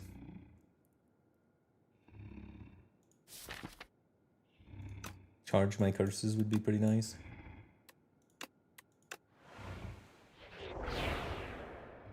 I don't think I need to spend any more stars this turn.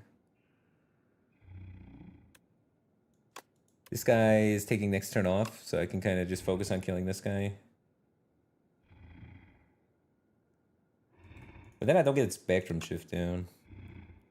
which I kind of do want to get down. I'll just be not weak next turn, and then I can kill him next turn. It's more mana efficient. But I'm also floating a mana here, so... Talking about mana efficiency while floating a mana. There, I spent it. But now I don't have to spend 3 mana killing this guy. I can spend 2 mana killing this guy. So I get the mana back. 26.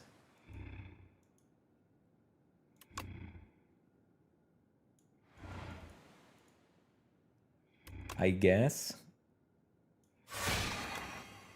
I don't even know if killing that guy's right. Also, I guess I could have played automation. Forgot how much mana I'm getting for killing things. I'm minus 3 card draws on automation counter. This draws me a card.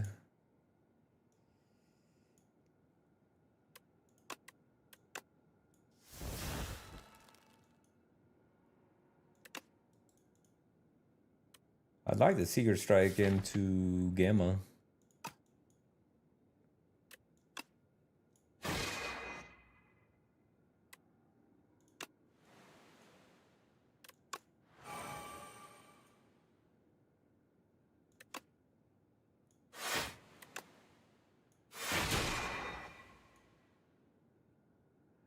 He's gonna keep getting bigger.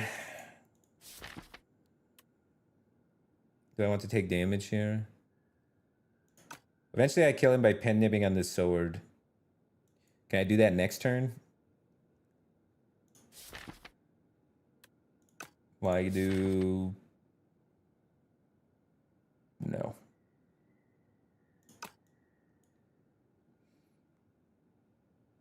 So I kind of want Venerate. Let's charge, pen nibs the sword. Most of the time. So charge is lethal next turn. I take 4.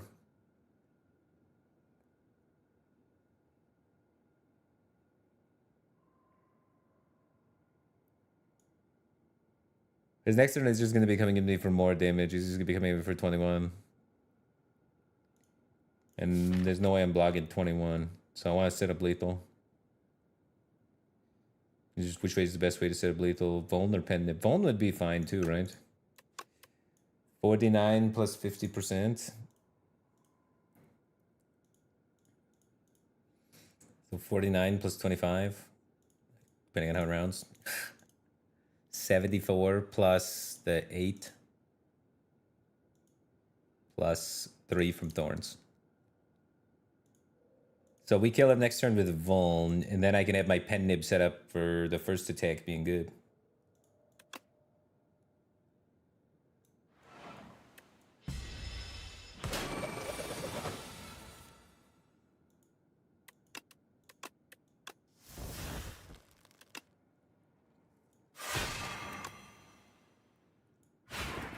Nibs on 9. Nibs on 9. Bulwark. It's a good card. Chunky block card to throw in the mix to help the sword play pattern. It's not the most efficient black card in the world, but we don't need mana efficiency that much. We kind of need more card efficiency because we get a lot of mana from the Brightest Flame. So I think it's better in a Brightest Flame build. Oops, almost didn't take this. And weak is better than deal 20, for sure. B-Man, and we have Thorns and Pen Nib set up.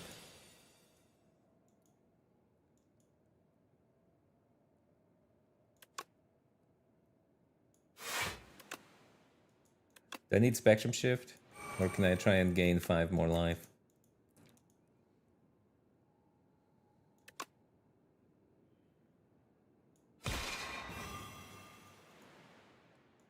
I'd probably get away with gaining 5 more life.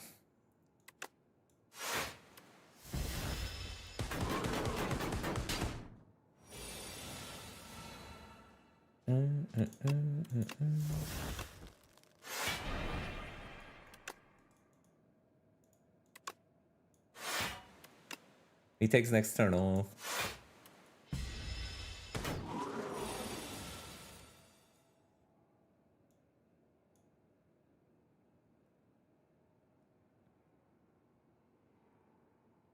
I could keep all these cards because I'm converging.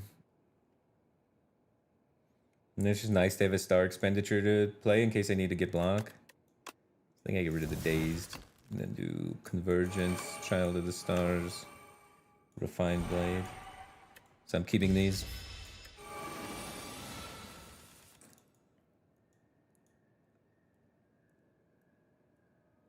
I'll get rid of that.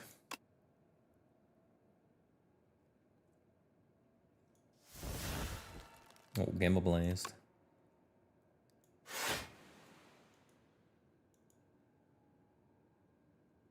I'm probably playing Brightest Flame. I want to shuffle. I want to turn my draw over before I start adding the dazes from hitting him. So I want to draw first. So I'm either playing Brightest Flame or Glow first.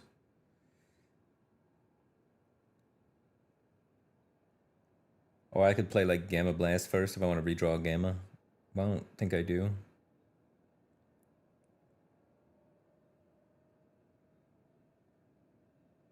I'll play this first.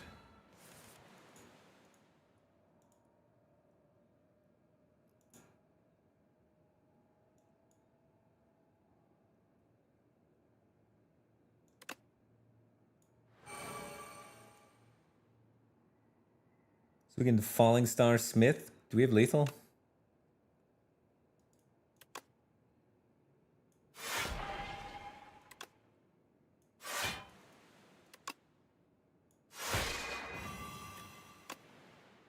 $88. It's good enough.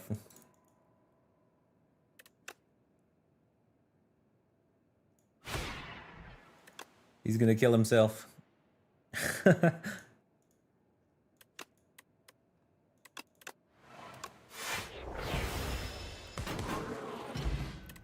Poor guy. Another Gather Light. Do we have too much light or do we need more light? Pale Blue Dot's interesting too. Can we support another power though? We kind of already have Tyranny that's doing that. Since Tyranny's already doing that.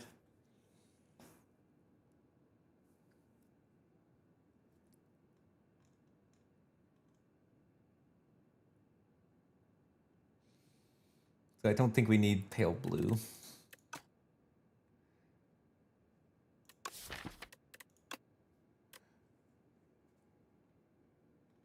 With 2 Gather Lights. I mean, he's just a pretty good card in our deck. Probably take a third.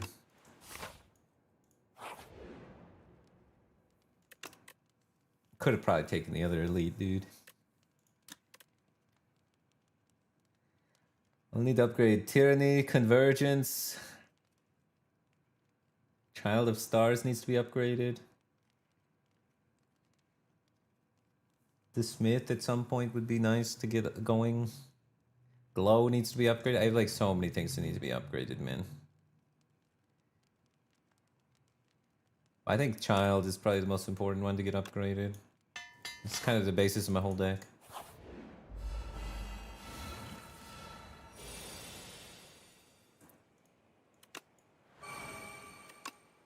Got him. GG.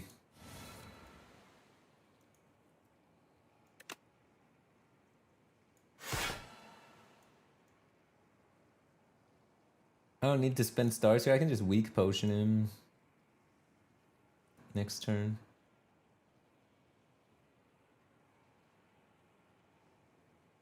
So that I have stars available to gain block with. Kind of a weird draw. I want to keep stars available for the future.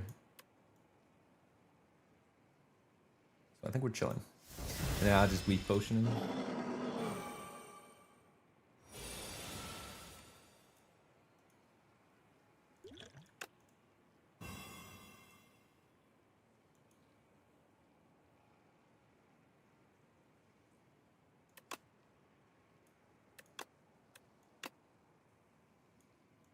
So this game's 12 block.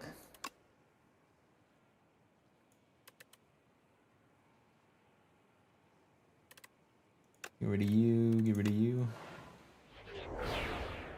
Next turn he's hitting me for 31.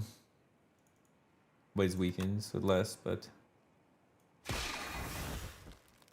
Oh. I don't have the mana for you. I could eat the 12 to then be able to play the Smith next turn.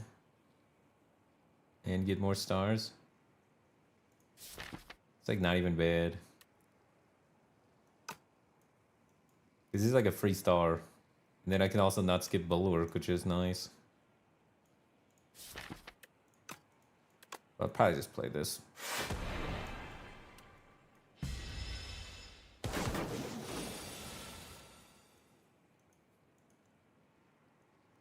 Yeah, time to escape. And this comes out, this comes out. At least one of these. Well, that'll hurt.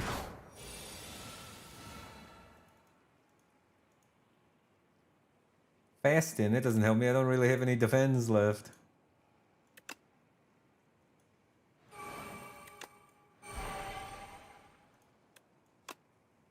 Could just throw the sword. I'm about to reshuffle. Just to push damage. Oh, but I lose out on a star by doing that. And he's not even vuln yet. Usually I only like throwing the stars when he's vuln. And I can get a star and get a curse out of my deck. I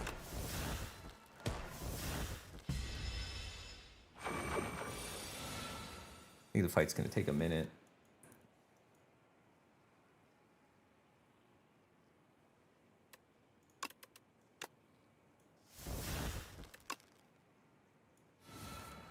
Fight is going to take a minute. 24.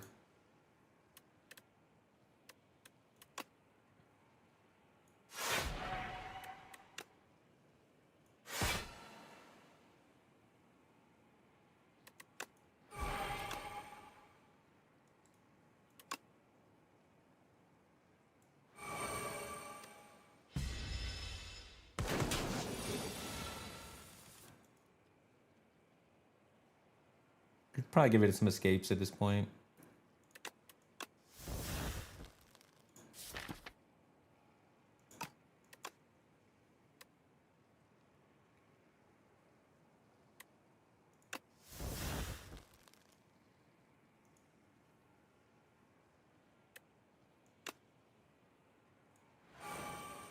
Oh, I probably should have done that with the charge, actually.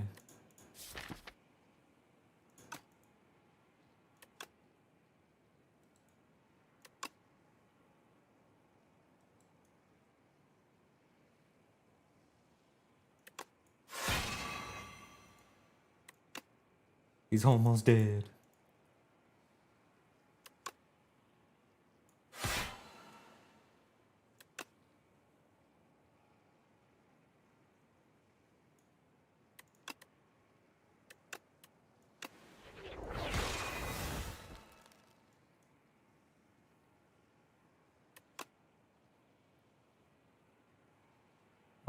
If I just pen nib it, I could kill him with it. So I don't need to play this, actually. I can keep my stars flexible for being defensive with them. I think I can kill him next turn with just pen nib and the charges, right?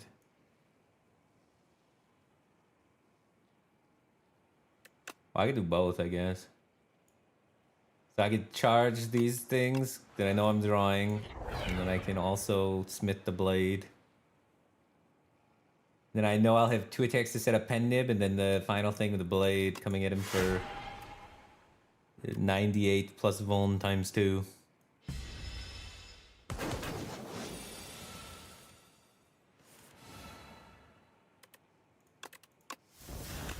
Bomb. Bomb. 294! Pah!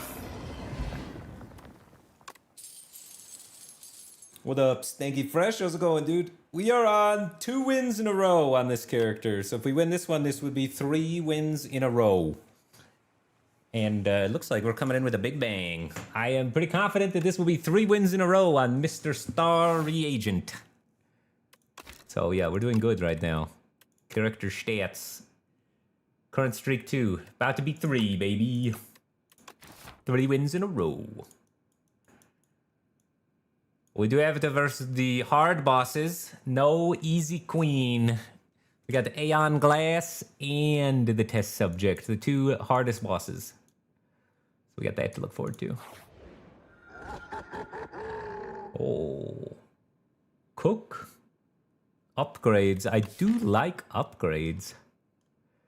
We are missing some upgrades. Upgrades could go really hard to shoring up this deck. Cooking also to just get rid of these random crap is also really good. Let's count the campfires.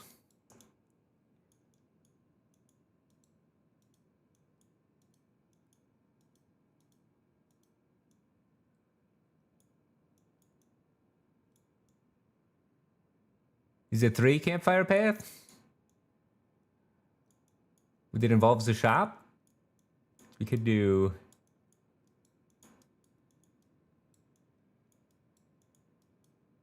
It is dangerous here because but we get set up before the danger part side. The cook looks nice. The cook angle looks good. 3 campfire cook angle, or we could do Warhammer, upgrade random cards. We do have most of the junk removed from our deck, so the upgrades will be super impactful. Like upgrading Gather Lights is good, upgrading Glow is good, Bulwark's good, Conversion's good, Big Bang's good, right? Yeah, Big Bang's good. Tyranny's good, Gamma Blast good. So honestly, the Warhammer's not bad either. Just I'm not like crazy strong. The Warhammer path would be the right wall and resting.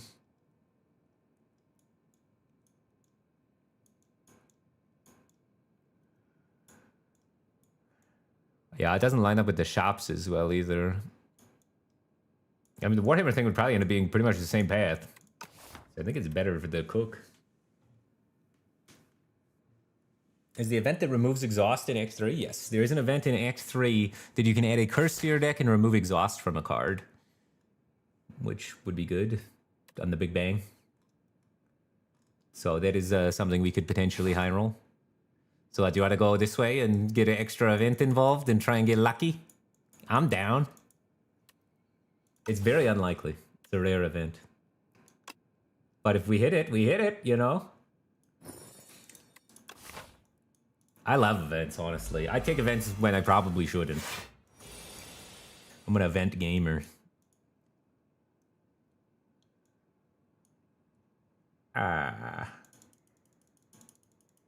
Taking damage? For real?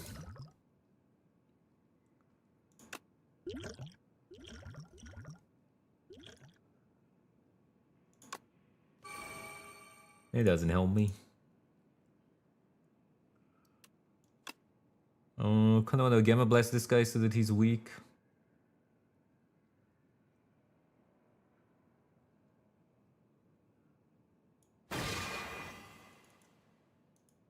Heal for 5. I don't know if that's worth it, actually. I just spent 3 stars to heal for 5, but it also heals me for 5 next turn. This is kind of healing for 10. It's kind of suspicious, not gonna lie.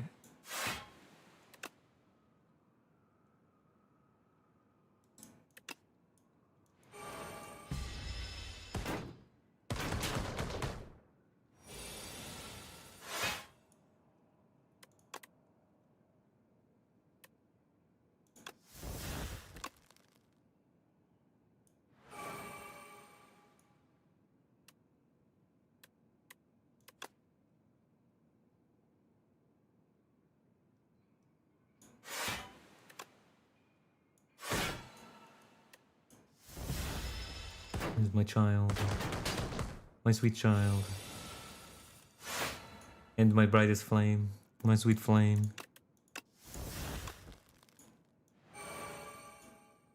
Do I need to play brightest flame this fight? Also, by the way, now we draw all of our defense now that they're not attacking. Classic. You probably always just play it. What's 1 max HP, you know?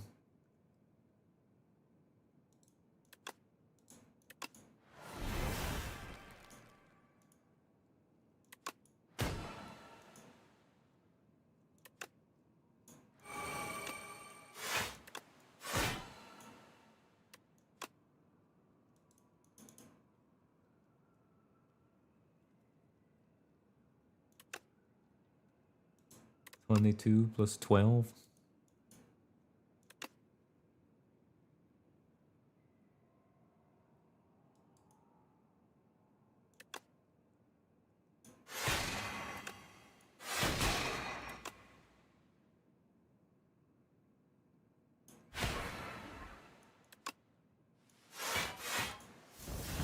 No, we just need to cook this down. Once we cook this deck down, it'll be kind of good. Because once we get all of our... Once we hit our good cards, the deck's good. I guess it's kind of obvious, but yeah.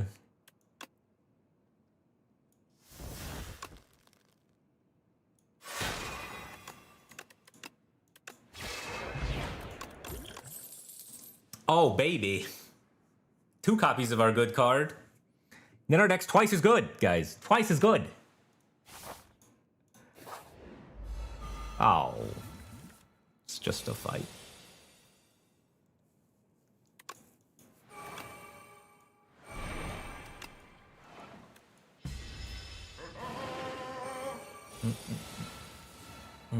Do I play the daily challenges? I have not checked out the daily challenges yet.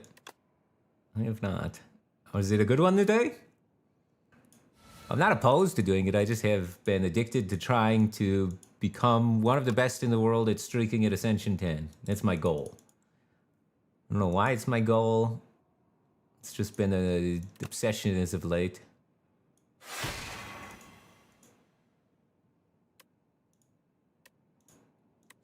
So, that's what I'm currently into. But I might do it challenges, achievements, whatever, eventually.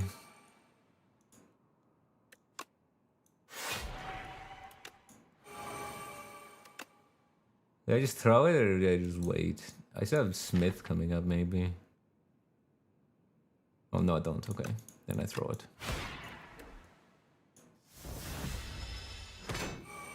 You lost at today's challenge. That's a good one? Maybe I'll try it. I remember at Slay the Spire 1, the challenges were like usually really easy. And they were more for just like chilling and having fun. But I don't know. I'm not an expert on the topic, not gonna lie. But I do also like chilling and having fun. And missing my pen nib like a noob.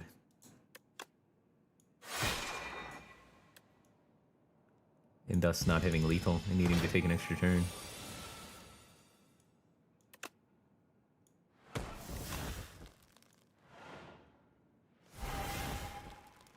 And then taking 1 max health damage because of my misplay. Unless... Nope, never punished. Let's go. No, no, no, no clutter, no clutter. We're cooking down, we're cooking down.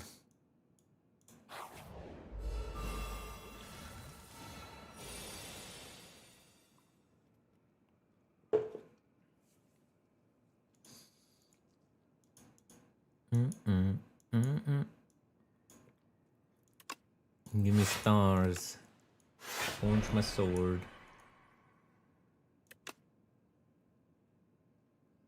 I don't actually need dexterity because I gain most of my block from stars, so I could actually focus the front guy. But typically you hit the back guy. Oh, baby.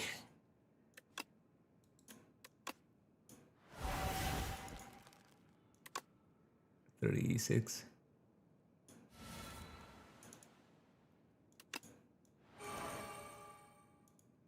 I'm gonna blast some ass.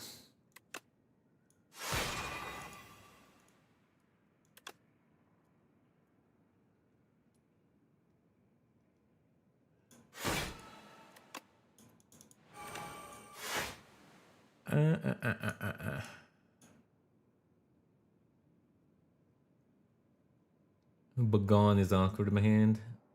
This time a Bagon this Spectrum. I probably should have let that one guy steal my Spectrum, dude. The Spectrum has been completely useless. As soon as I got Child, I think next time I'm just gonna let the Spectrum go. It's just like... But I mean, it opens me up to other card possibilities, so I'm always like hesitant to discard something that could really change the course of the entirety of the game, you know?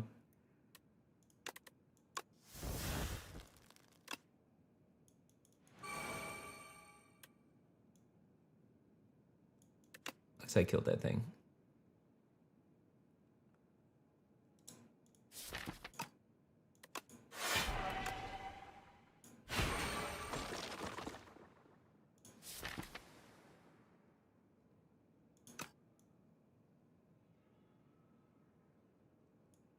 I kind of want to repopulate my stars now.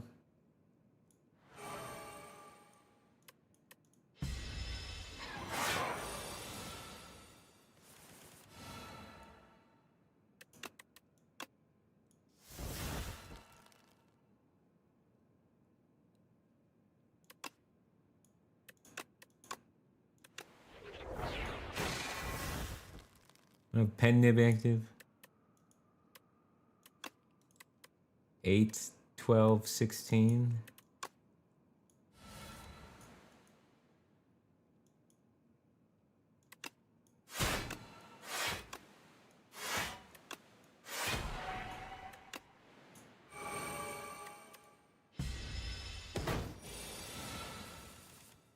Where's my sword? Bottom 3 sword. Maybe Glow gets it. I guess we can work towards setting up a new pen nib because we don't need pen nib versus this guy. He's dead.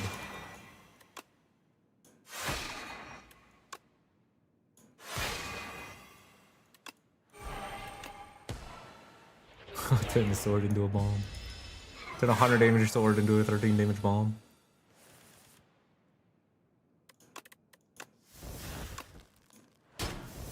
Uh-oh. It's okay. This lets us get more attacks towards the next pen nib. Lucky Flower on 2, Jaws Paper on 0 though. Like I can't support pillar creation. I don't need to support pillar creation because I have 2 Child of Stars. So once I get my stars going, it's everything's lined up. On a 6 streak. Dang, nice. My highest so far has only been 9. So put us together, we're 69.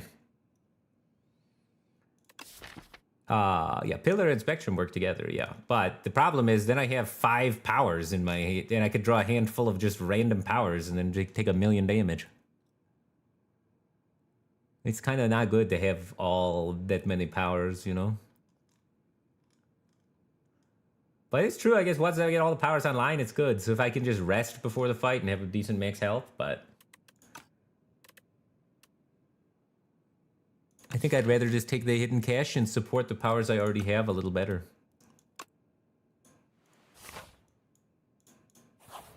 Instead of investing in new ones. Oh my god, we got the event! We can... remove this curse at the shop and we can make it so Big Bang doesn't exhaust. That's pretty good.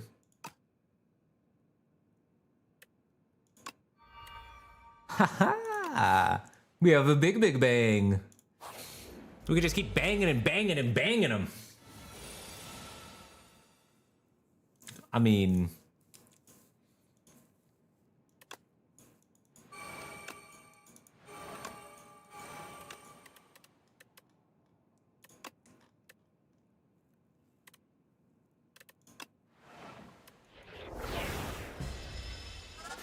Nine streaked on A10? Yeah. 9 streak on A10 is my best. But it was last patch. Last patch, I think the game was significantly easier. Yeah, what did you 6 streak on? I thought the people only talk about streaks on the 10. But even like the really good players, like VM Service, he's in chat there, and his homies, they're all like, we don't even talk about streaks because we're too good, and if we talked about our streaks, we'd be talking all day because the numbers don't even go high enough for our streaks. They don't even keep track. They're like, the game's too easy right now, so we don't even play that much. Them guys crazy. I was reading something in the Discord, they were like, Slay the Spire 1 hard runs are 17 times harder based on data or something than Slay the Spire 2 is right now. So streaks are supposed to be almost meaningless right now to the super good players. But I'm like a month in, so I'm just starting out. I'll get there eventually. We will get there eventually.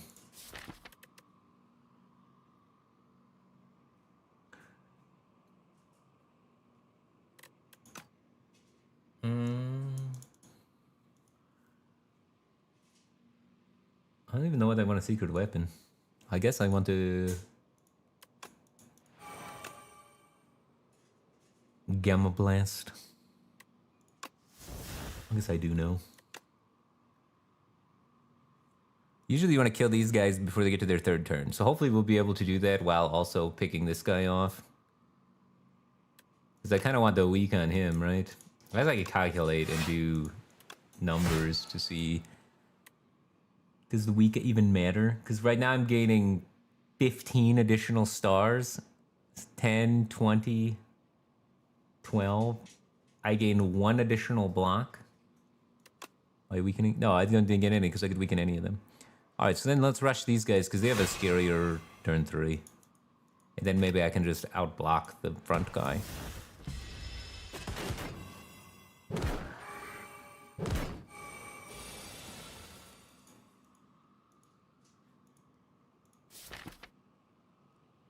Oh, this draws a Big Bang. Draws 3 cards. Wait, that's crazy. I might not need to play Brightest Flame.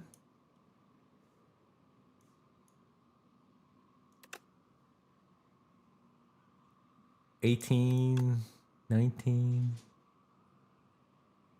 If we could get away with not playing Brightest Flame, that's kind of nice. Preserve 1 max HP, you know?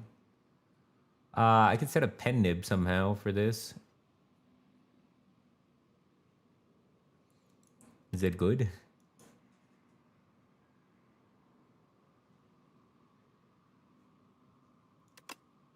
I just spend all my stars. Also, I do another proc of the thing.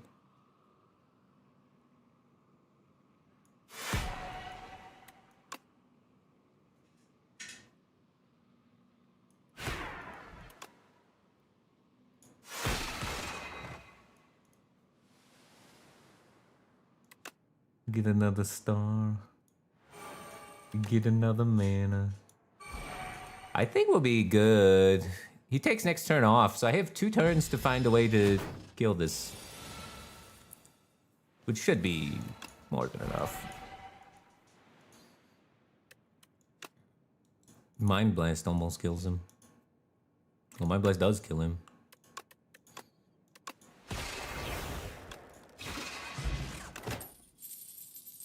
Another convergence.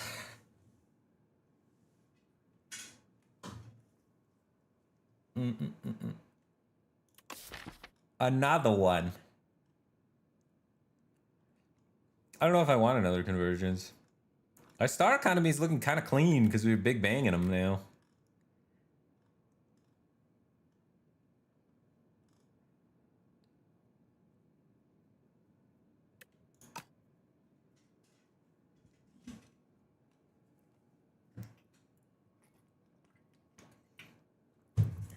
I think I'm gonna skip it.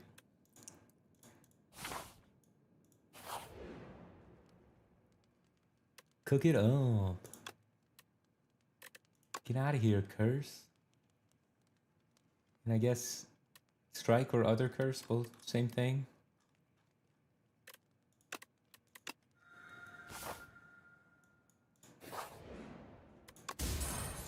Oh, sick. Strike dummy with no cards that say strike in my deck. Oh, Anchor and Vambrace. What? Those are good. Card remove also good. But the cooking will do that.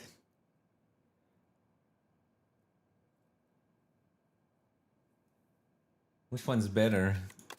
I don't have chunky block cards, so Anchor is probably just better. And Aeon Glass comes at you for 30, and so do these upcoming elites. Come at me from 30 turn 1. So Anchor's premium. Whoa. Do I need more stars? 1, 2, 3, 4, 5, 6, 7, 8, 9, 10, 11, 12 stars. And I spend... Is there a way to sort this by... And I spend 3, 4, 5, 6, 7, 8, 9, 10. I'm star positive. Oh no, then this one, 14. Star negative.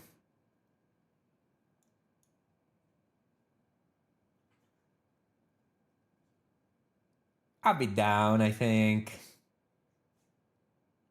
What's one more hidden cache? And then I can just play all my star cards, and then I can cook out all my black cards, and then I just have stars for black instead of black for black.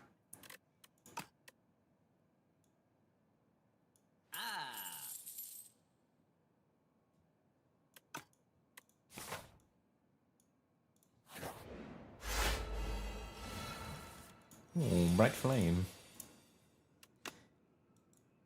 Charge first. I guess. I'm not so sure I want to even be spending mana on charge, but...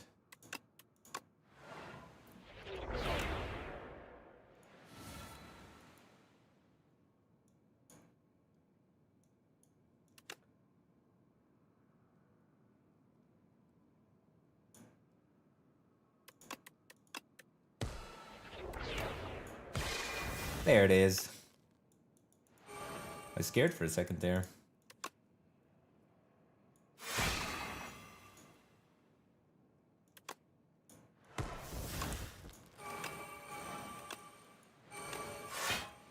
No damage for me. No thank you.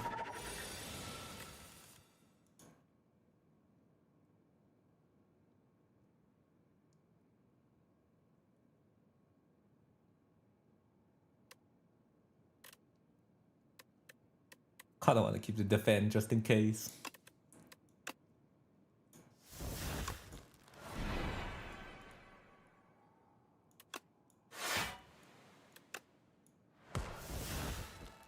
Oh my god, so much light.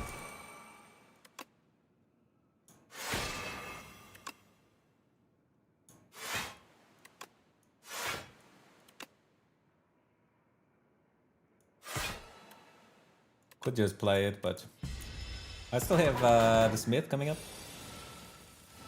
The Schmidt. Is he dead? Not even close.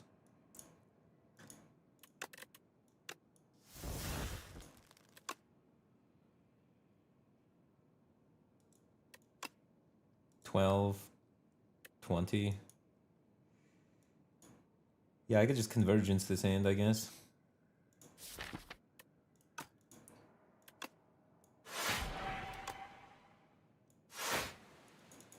I don't actually even need to convergence this stuff. I have enough stars. I'm just not gonna take this 3. Then Smith full blocks anything he does and sets up lethal. And we're full star mode now. Look at this. 20 block while progressing my game plan. Disgusting.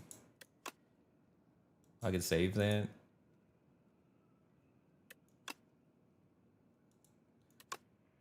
He's almost dead. We'll kill him next turn. I guess I don't want to kill him with the pen nib. I don't know.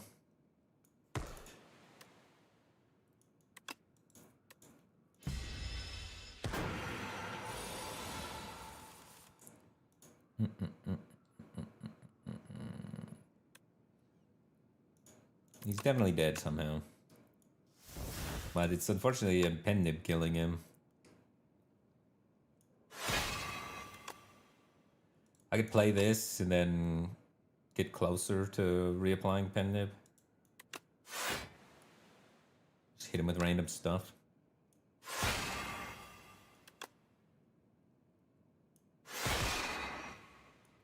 My flower's on 2, my exhaust is on 3. Probably good enough to just kill him.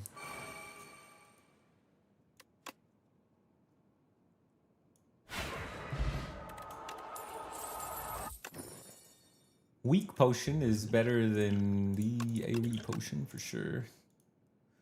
I think we have enough stars. I felt like our stars were pumping.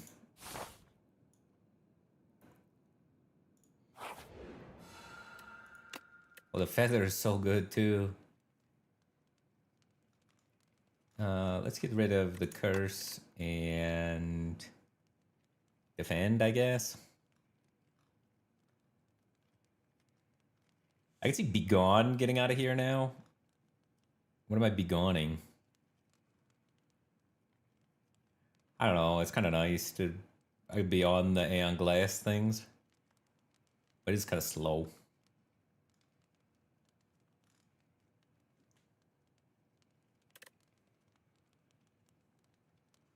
Clumsy, I think, is worse than defend, yeah. I think so. Because I don't want to draw clumsy, like, ever. In, like, defend, I can draw it and play it. And it doesn't feel bad. Crescent Spear might have been worse than defend. Yeah, Crescent Spear's gotta get out of here. Because I'd rather have a defend here than a Crescent Spear.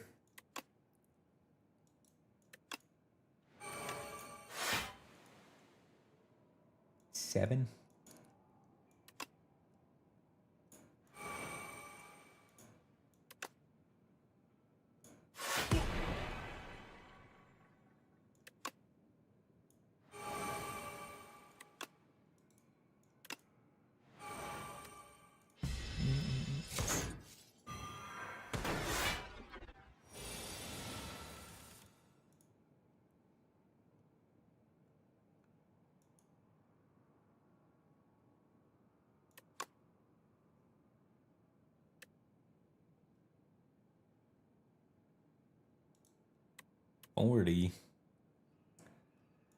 Do I just kill one of these guys hitting me for 17 so I don't take damage instead?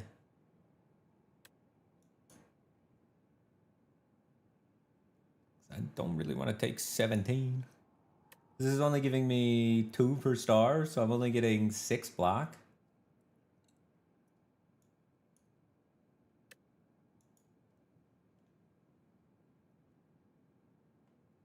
I think I might just have to kill one of these guys.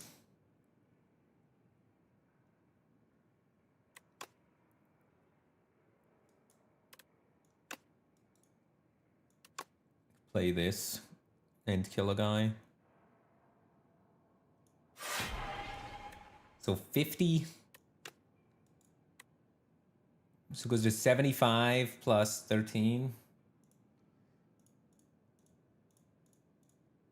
88 plus, what's, that goes to 16? 104, so I can kill either, whatever we'd like. I'm using the Sovereign to kill the thing, so I'm down to kill this guy, because he sometimes hits for 20, which is massive, and this guy hits for much smaller numbers. But this guy is mean, dude. He hits hard. And the Knight will make me draw an extra card with my Draws Paper, which is kind of cool.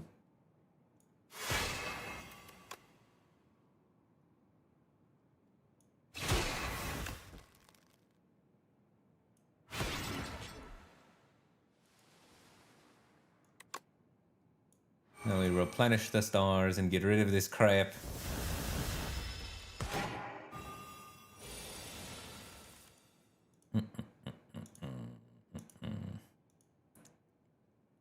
Then we want to focus on... This guy's going to block next turn. And then do his big 40. So we got to kill him over the next 2 turns. I kind of want to draw first in case I hit Child of Stars. Nice.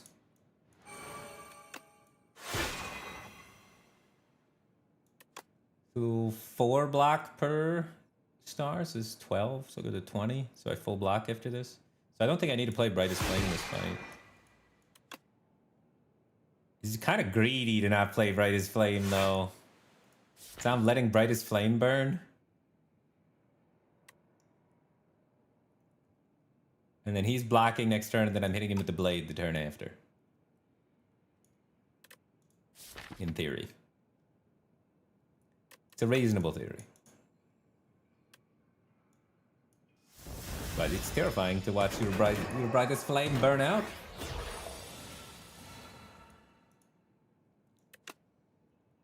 Bang, bang.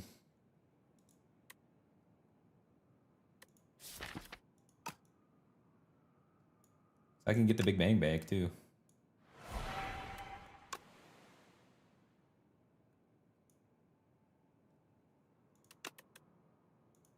And just reshuffle here. And I can anoint it big bang.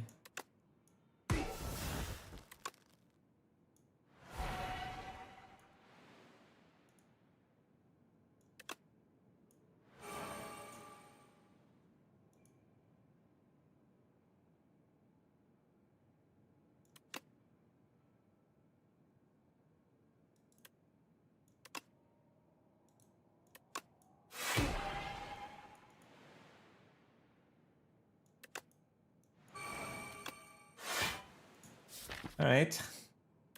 I draw an extra card from Tyranny, and I draw an extra card from Joss Paper. And I have the ability to draw an extra card with Flash of Steel. So as long as my bottom two cards aren't exactly Sovereign Blade, Flash of Steel. Oh no, and then I have Begone. So even if that's the case, I always draw the blade. So I should 100% be able to kill this guy. Which is nice.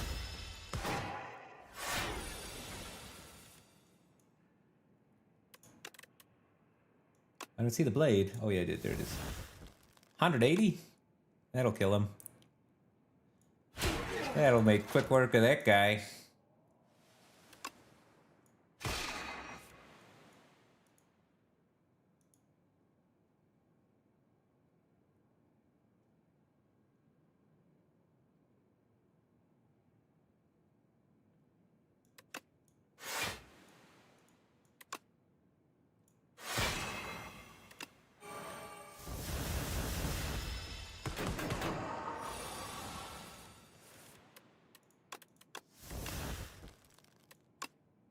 If we want this.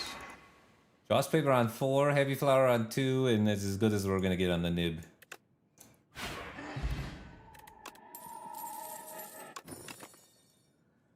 Reflect!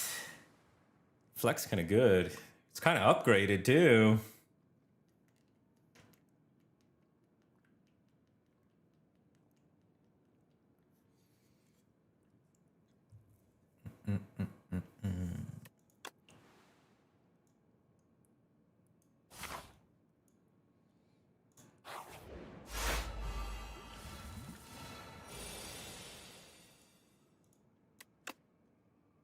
Big banger.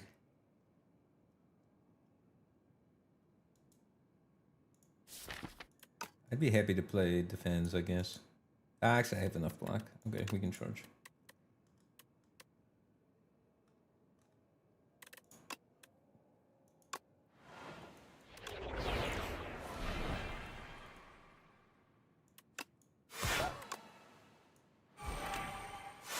Whoa. Oops. Forgot about my Joss Paper. Let's get the most important card in my deck.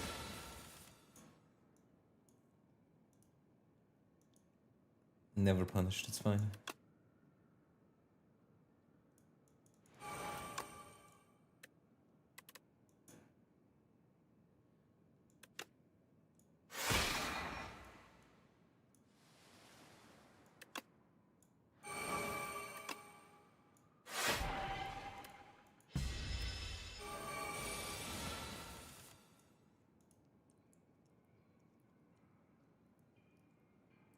It's a big sword.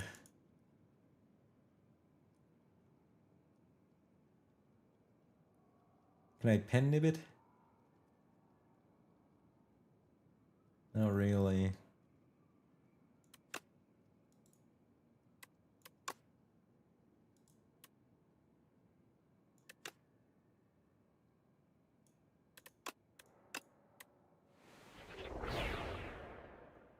Am I killing these things? Maybe. If I draw a minion dive bomb.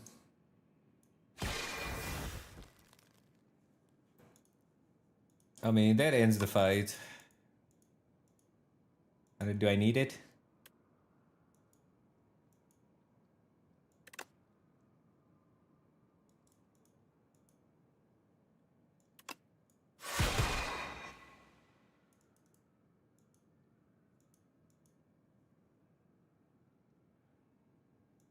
Probably.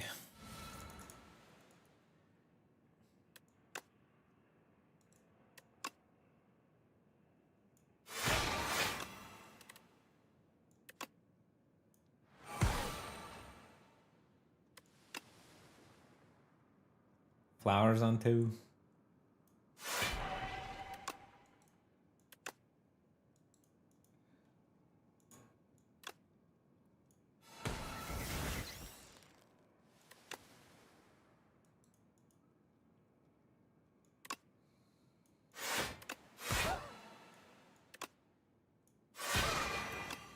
That flower on 2 is like the only one that's really important.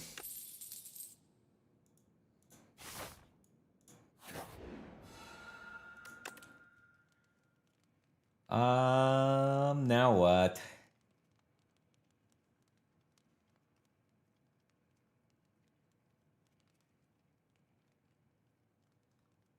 Defend still? Oh, we got Crescent Spear. Crescent Spear, maybe Refined Blade. Refined Blade's kind of junk. What gives a mana back, though?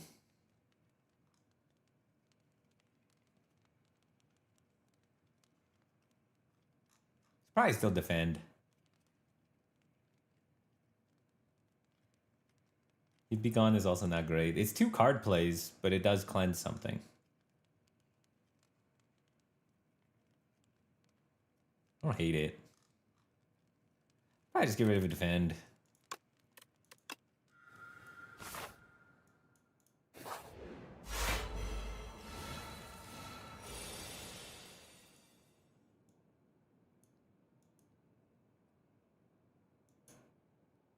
How many stars do we want to spend?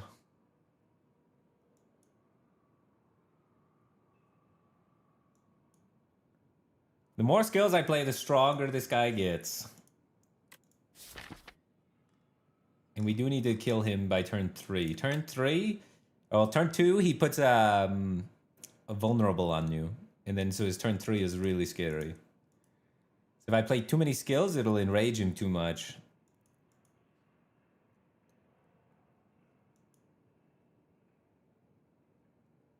I gotta play something. It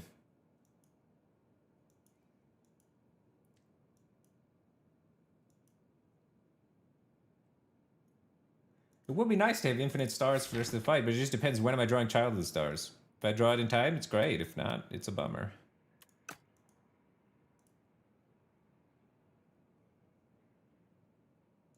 Play at least one. When I'm playing that, I'm probably playing at least this. And then I've already played 2 skills. I gotta play a 3rd skill, probably.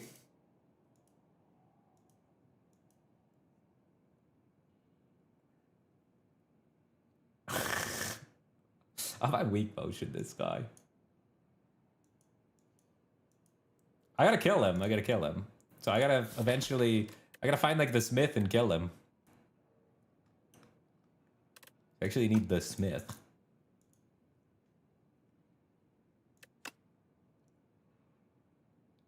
Screw it. Go in.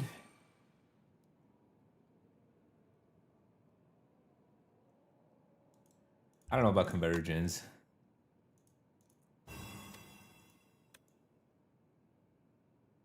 Because I don't want to play any of these cards anyway. I'm not even retaining anything good. It's just, we get the mana bag. Oh, nice. We're chilling. We got the upgraded child. And then I can do that. And we could charge stuff, I guess. Because I want to kill him. In theory, next turn he's dead.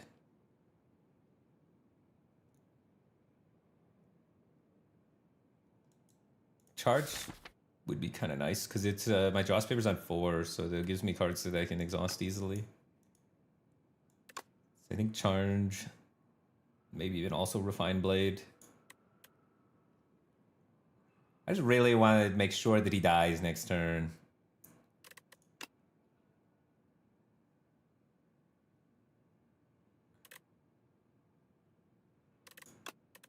This doesn't do any damage. And this doesn't do any damage. Or draw into cards that do damage. And this does damage and gives me mana.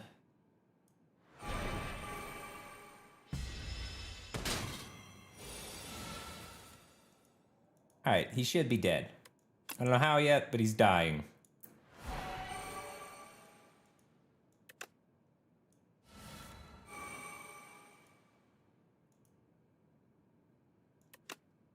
He's definitely dying, guys, right?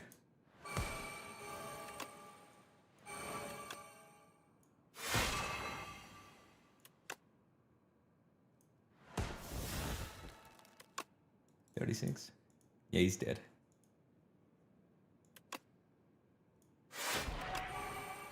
$51.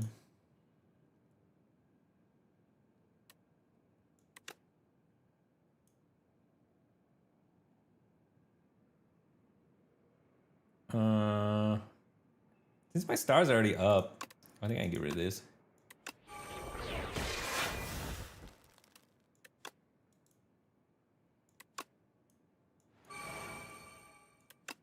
Guess I'm gonna exhaust this.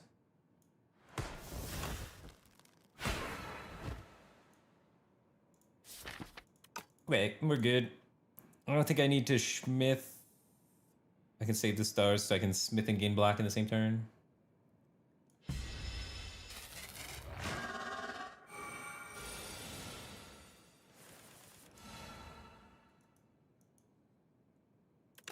Get out of here, defend. I'm a child of the stars. I don't need to defend like that. We want to block while progressing our game plan, so if I can play Smith, I want to play Schmith. I want to play Gamma Blast this turn too. So how much is it? This gives me 5 times 4, so 20. What's he looking like? Yeah, it's plenty. Plenty. Get the stars involved. Get rid of some more defense and crap.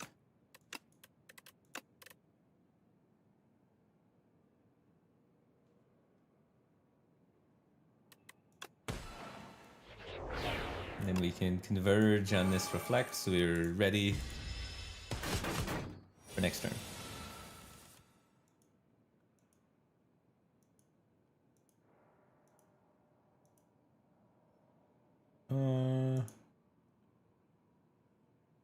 Down to get rid of this.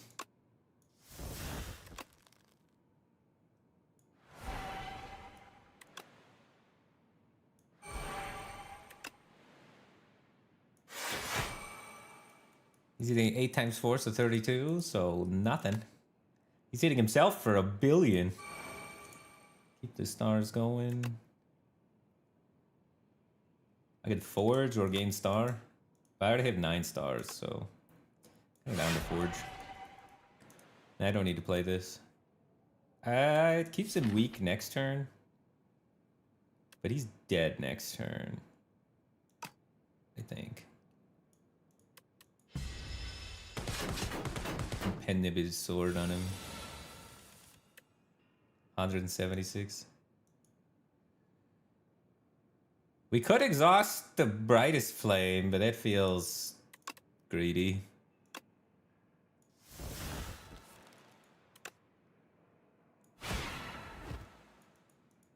I guess I probably should have thrown these.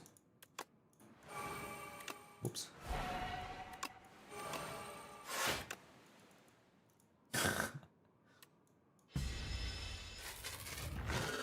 I didn't want to do the math to see if he was dead.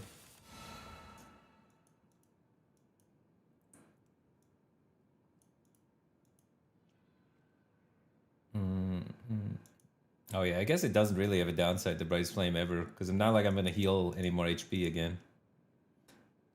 Unless I randomly heal somehow from a glitch in the game.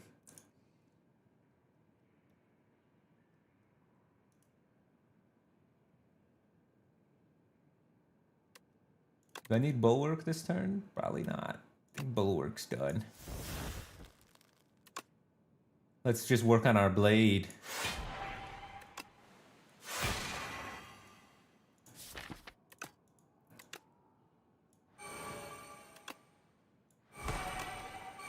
The blade's gonna be beautiful.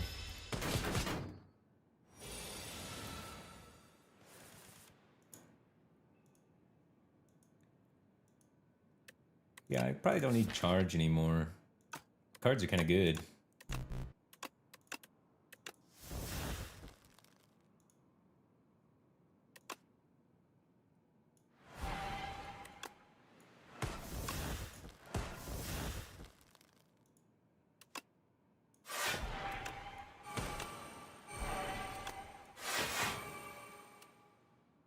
That's a big sword. 176 damage blade is in the deck. And we can't swing it because he's intangible.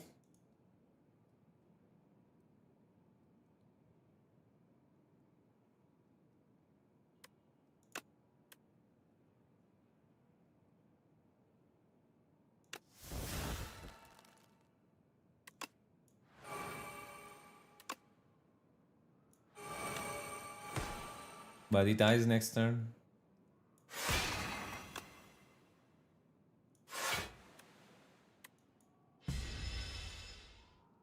Do we try and milk the fight to set up Happy Flower?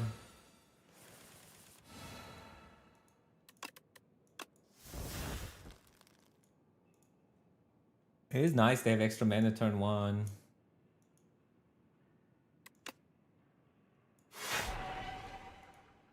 But okay, but doesn't he go intangible? This is multi and then his big and then he does his curses while intangible. So he's gonna be on the intangible turn when my Happy Flower. If I could make it so that on turn 2 I get mana instead of turn 3. I mean usually the earlier that you get mana in the fight, the more impactful it is, so.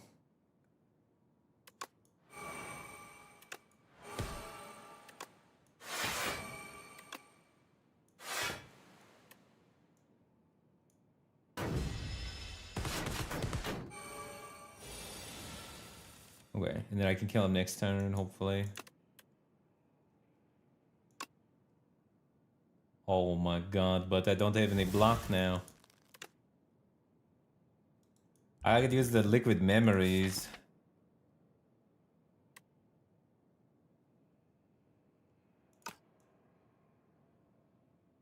I probably should have just killed him. Yeah, I should have looked at my draw pile.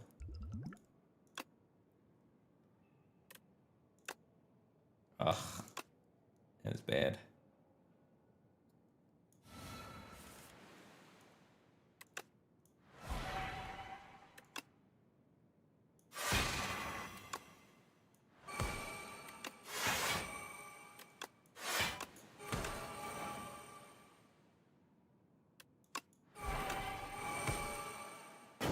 Yeah. This was an error. But look at how big my blade is. It's kind of cool.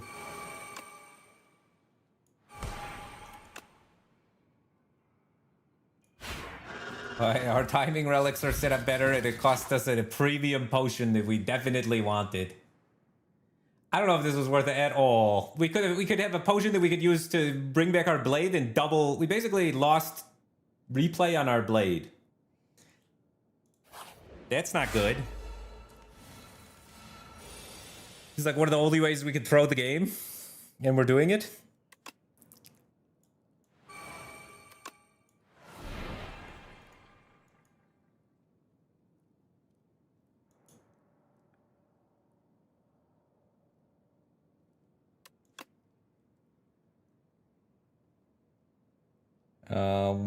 I can't be gone the thing. 1, 2. Yeah, I don't have enough cards to play to be gone guaranteed on the Wither. I guess I'm not playing Be Gone. Also, I don't know if do I want to use all of my stars like that? That's crazy. Kind of do though.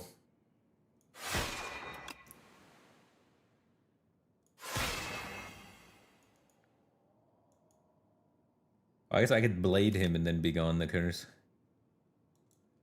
And I have to redraw the blade, but I guess that's not bad.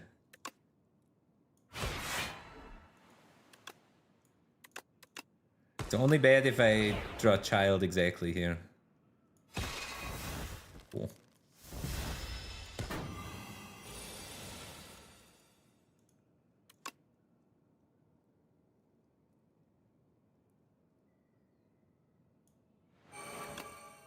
I have to play this.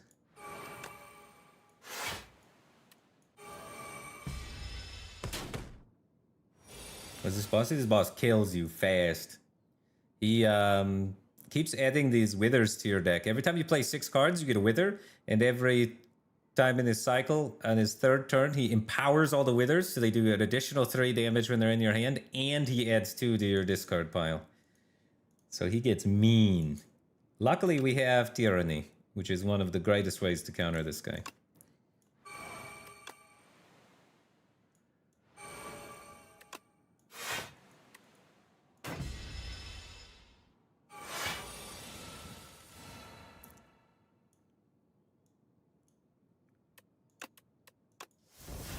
Brightest Flame, last card, classic.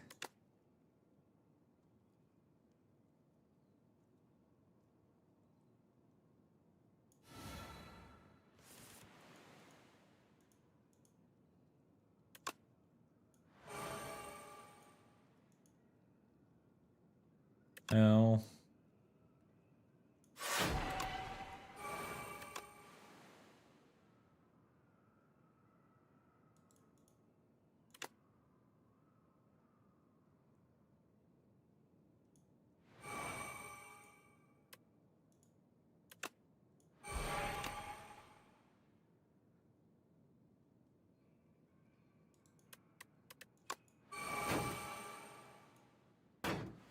I wasn't even sure if it was worth playing.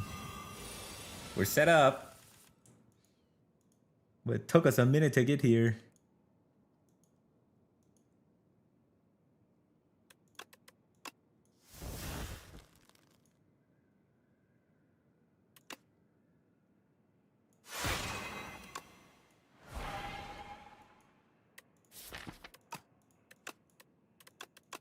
Get these withers out of my sight.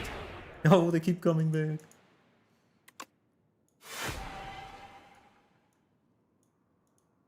$24. He's hitting me for 30. Like, I don't know how many Gather Lights I want to actually be playing versus how much I want to just be chucking this blade at him. Is 10 stars enough stars for the fight? I don't have any star expenditures coming up. Wait, am I dead next turn? Oh, he's taking turn off next turn. So at least we have that going for us.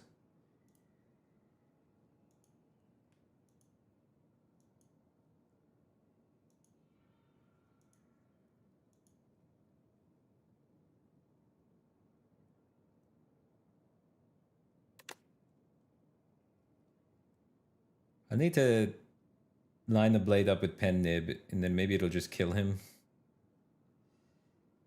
But I need to, I'm pretty sure I have to throw it. And then I think 10 stars is fine.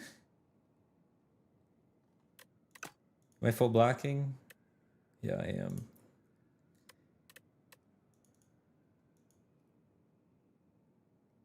$10 is hopefully plenty. And we just play Hidden Cache for star gain because it's way less card plays.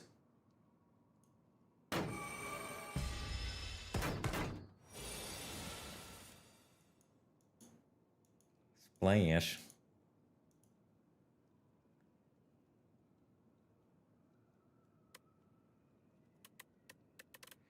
Splash could get interesting stuff. Could also get nothing useful.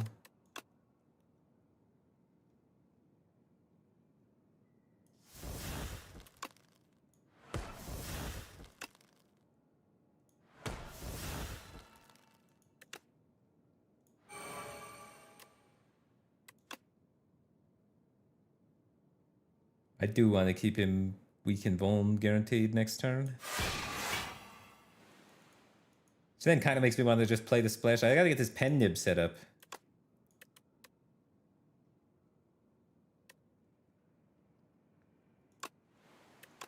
Oh wait, I'm stupid. Oh, they're still playing. Oh, I didn't think it was even play. No, I thought it would draw me a card. No! Oh, God. Alright, the blade pen nib kills him. I just need to get it set up. Oh my God, I'm at a throne.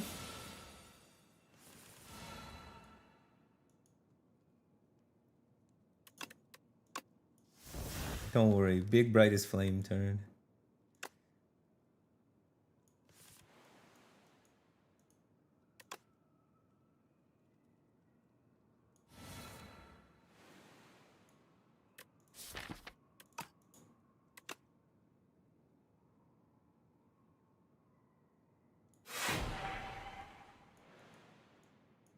Where's my blade?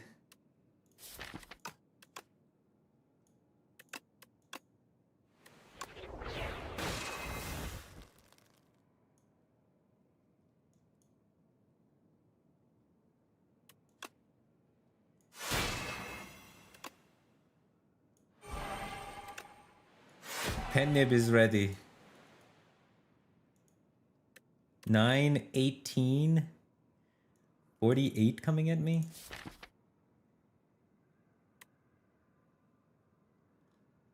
I need to draw the Sovereign Blade.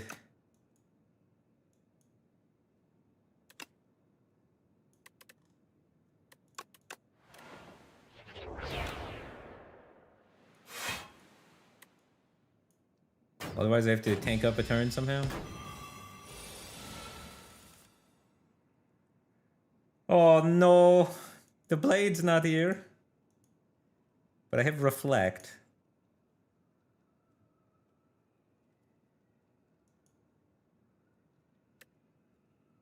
So I think I'm alive.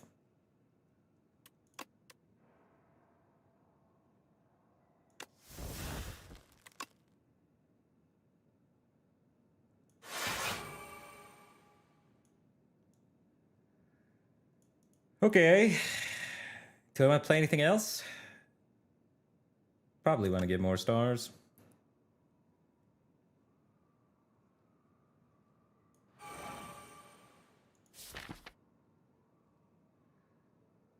And we get it almost every time.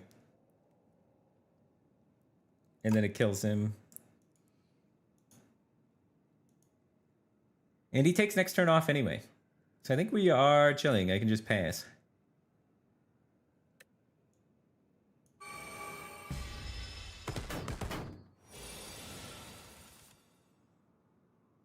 A little tense, but I was never worried. Never worried. Easy.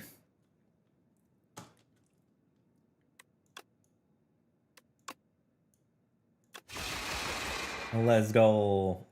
Took down the 2 hard bosses. And that's gonna set us up to be... Let's see.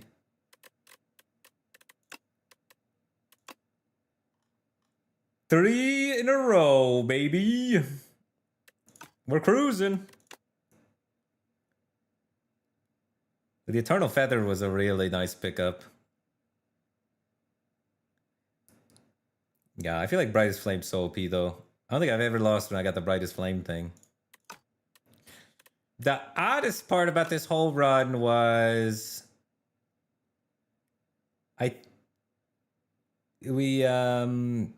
on floor 19, the Thieving Hopper took our Spectrum Shift. And it was like our only upgraded hard, the upgraded Spectrum Shift. And honestly, I didn't use Spectrum Shift like at all the rest of the run. I could have just let him take upgraded Spectrum Shift. That feels crazy. So maybe also I shouldn't have upgraded the Spectrum Shift. Like, I don't know. I upgraded the Spectrum Shift way back here. And like, I could have upgraded Star Gen from there. Because I already had a Child of the Stars at this point. So it's like, maybe I just dropped the Spectrum Shift and not care about it. What was my... Let me look real quick. Well, actually, if I hindsight, it might rest on my streak. So I don't want to hindsight it. I don't remember what my deck was at that point. My deck at that point, though... Because that's like a decision point for sure. Is I should have maybe just committed away from that. I don't know if I had a way to kill the boss. But I think I did. Because didn't I get Gamma Blast super... Where did I get Gamma Blast? Yeah.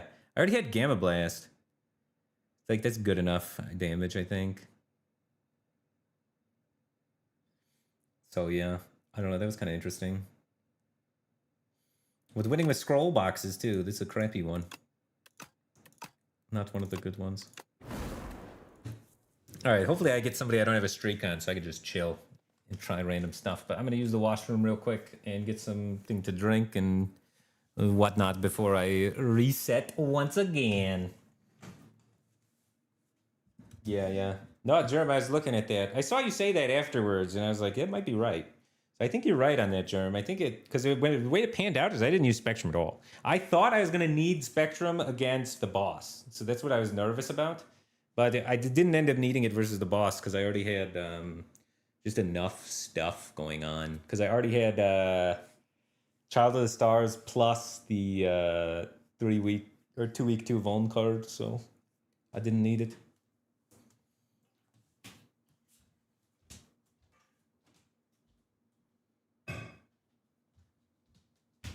So yeah, I think you're right. I think you're right looking back at it. I shouldn't have upgraded the Spectrum there.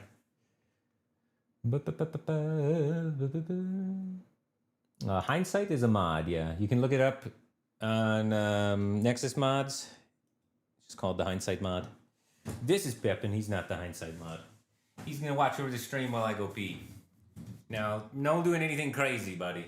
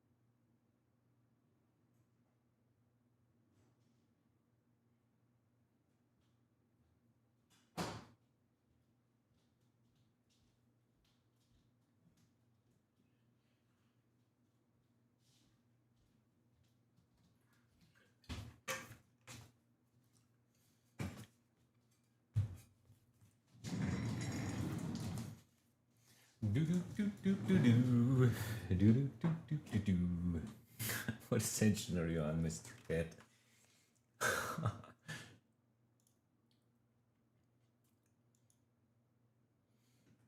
Alrighty.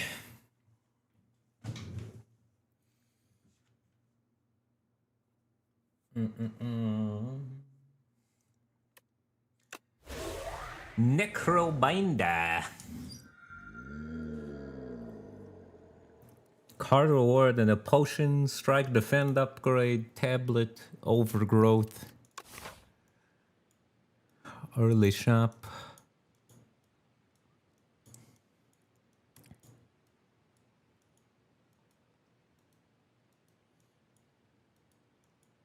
Wow, that's a lot of elites. Is it a 5 elite path that I just saw? 1, 2, 3, 4. Holy shit.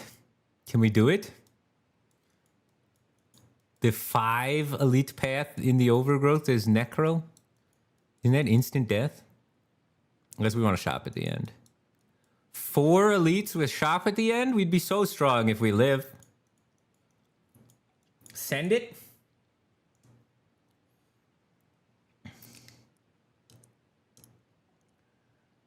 It's probably better to do this.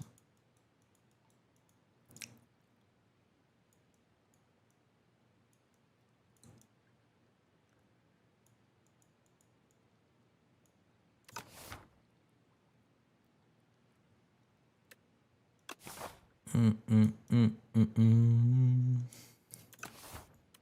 then I'll do this. I think if I was doing this elite, I'd do Lost Coffers. I have a potion for it, but... Upgrading one of your defensive cards is like so good in this class. Because then I can get the Osti's health to stack up more easily in the hallway fights. And just avoid taking any damage altogether. Which is really good.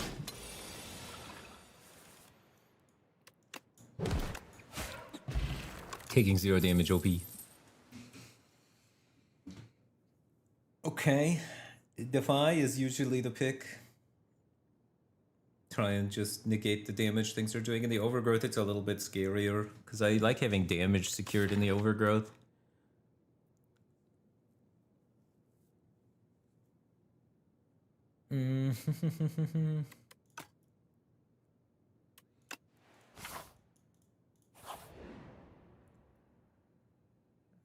We could heal for 14.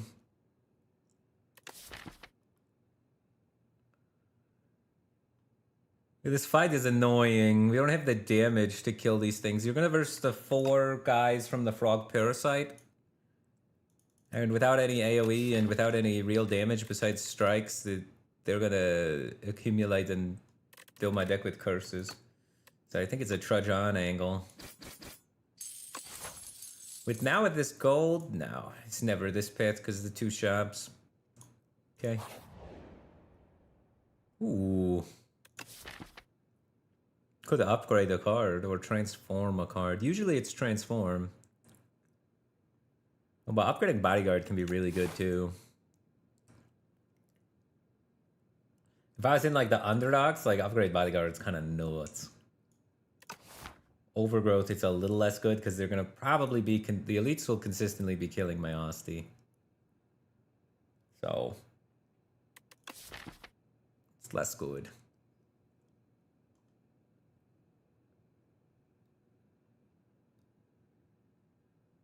Oh, I have an upgraded Defend, upgraded Bodyguard. Maybe I can like get Osti living to scale the Unleash, but it seems unlikely. I think I'm gonna transform a strike.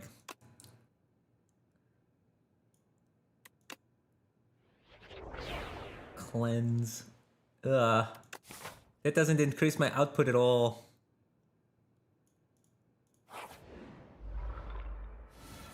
And it's not good against this specific boss.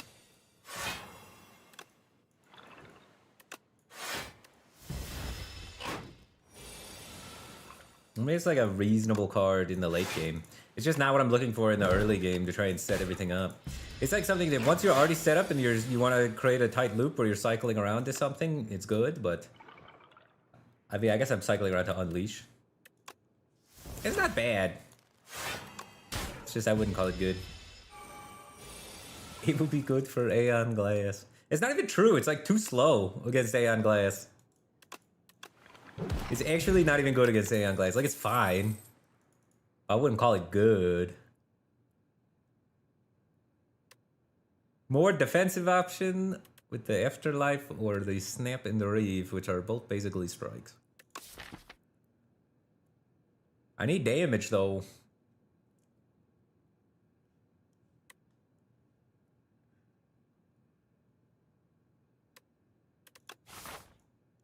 I'm just worried if this is Bygone Effigy that I'm not going to be able to kill him.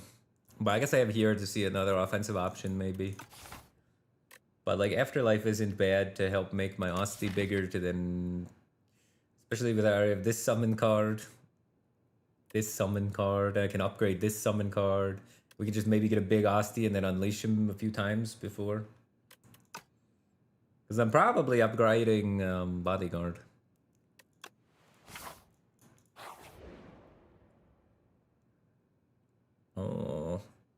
Strength is pretty trash in this class. So the sword, even though we are on a good way to activating it, I'd rather take the money, I think. But the money we also can't activate the money until all the way over here.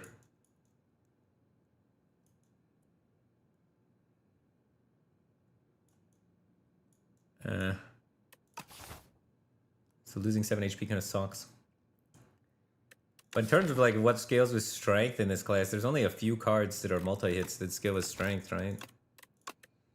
There's the rare card Eradicate, is like the best strength scaler of the class.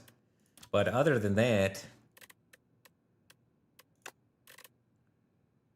lots of little pokes sometimes.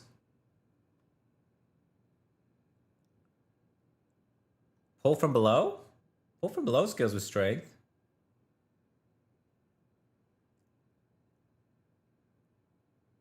And that's an uncommon, so that's like reasonable to try and get. Rattle, I guess, but Rattle's kind of a bad card. You need like really specific circumstances for that. There's like 2 cards that scale with strength in the whole class. But also the gold is just taking 7 damage. Oh, Rattle also doesn't work with strength because it's Asti attack. So it's like just pull from below. Or if you high roll a rare card.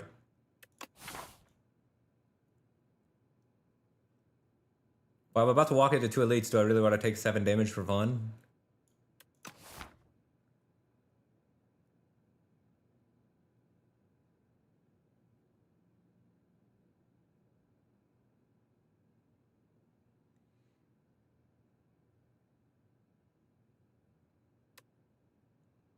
If I make it to this shop, it's so good. I guess I could say I have so much money to just try and not do the elites and then go around this way to the shop and do a 1 elite floor like a coward.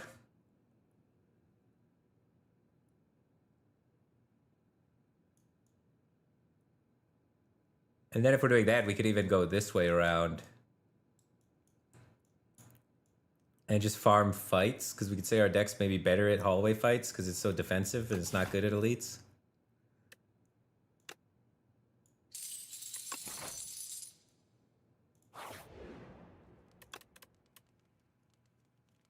I don't really have solutions for the elites on this floor. So as much as I want to do the elites, I think it might be better just to avoid them and then get... and then get the shop in. Guess we'll see.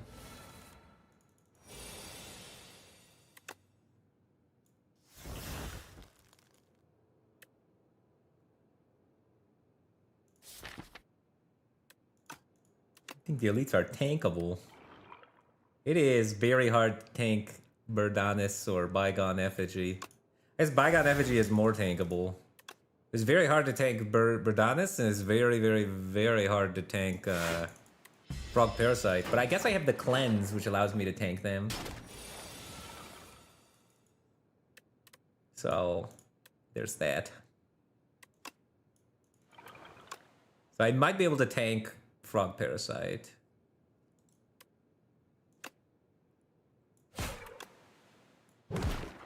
And I maybe with the weak, and if I get some more upgraded defense, I could tank the other guy. But I'm gonna probably incur some damage in both of those fights. Incur some decent damage. So I'm not so sure it's what I want to be doing.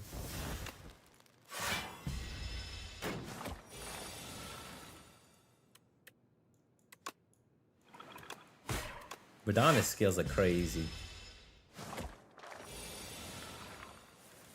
I feel like Verdanis is easily hitting me for 25, 30.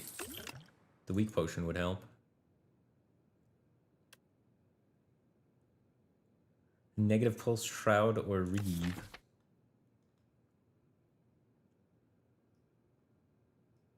I don't really want these cards at all. They don't really help me do anything. Like maybe Negative Pulse. Because it's a block card.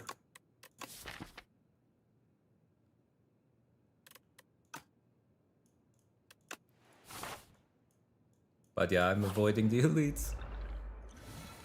AoE Doom on these guys.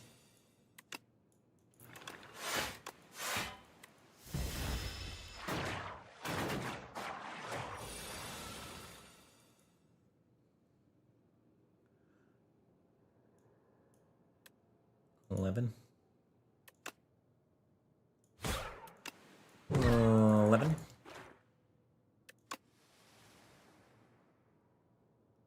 Now, I guess it should be more tankable now that there's only the 2.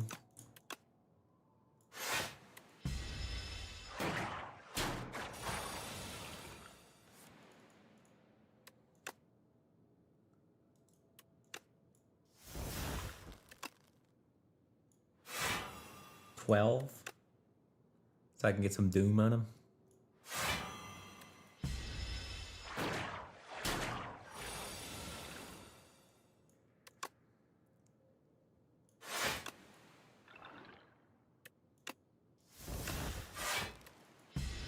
I don't have to hit him. You just have to wait to pulse him negatively.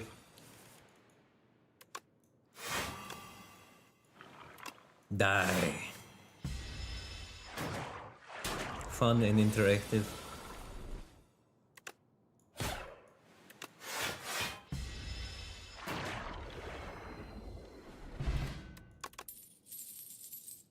Oh, pull from below. If I would have went for the strength, dude. The strength. From the sword. I mean, pull from below is interesting-ish, I guess. I have one ethereal card that ramps up over the course of the fight without relying on Unleash and summon stuff, but I kind of already have a lot of Unleash and summon stuff.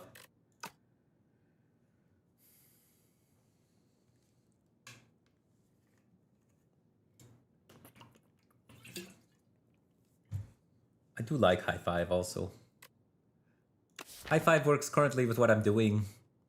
It's a great AoE option and then scales the damage from the Unleash that I already have. And I think I want to focus on making Unleash good more so than trying to replace Unleash with something else yet.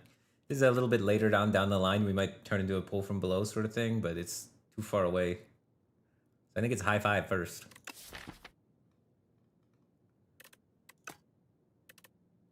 Does the deck need a High Five? I mean, I think it'll be good.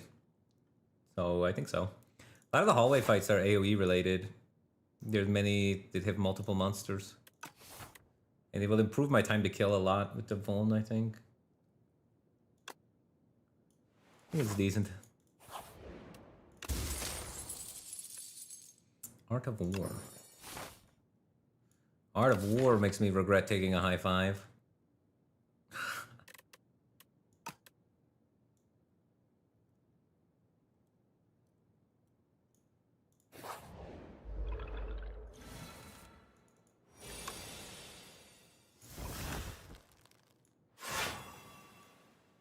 And then I can play no attacks so that I can get 1 mana next turn, because the strike is not really our MO. Rock my art.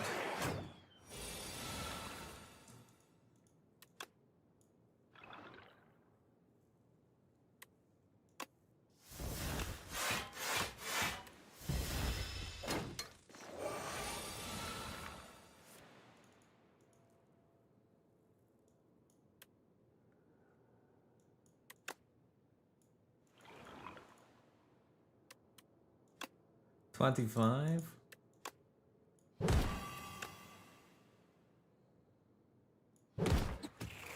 See ya.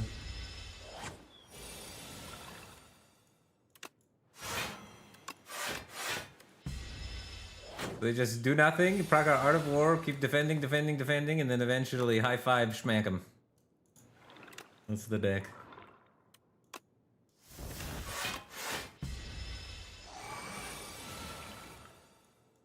And then we just High Five Unleash.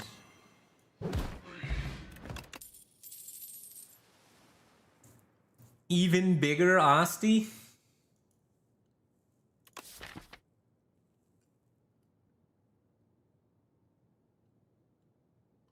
How many afterlives is too many afterlives?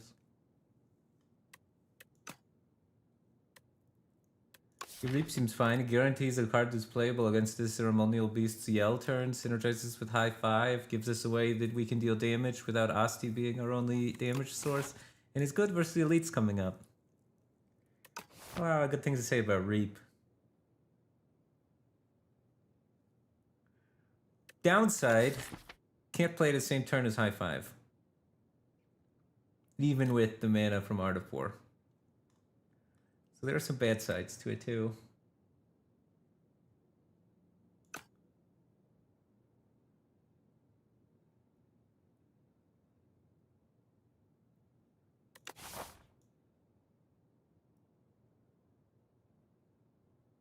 Do I need it? Probably. I don't even know, man.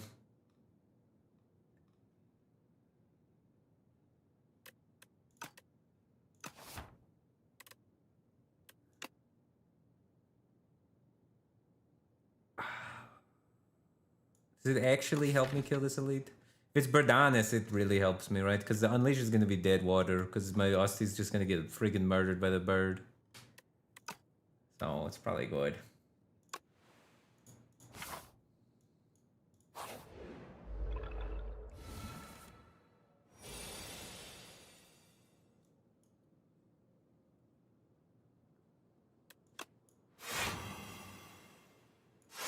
Strike plus worth it? To lose my Artifor? Doesn't put anything to the threshold.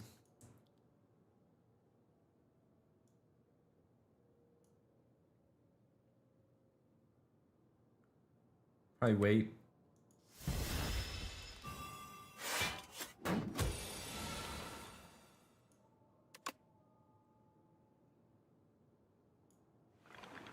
I can weaken this guy to heal for 9. It's pretty good.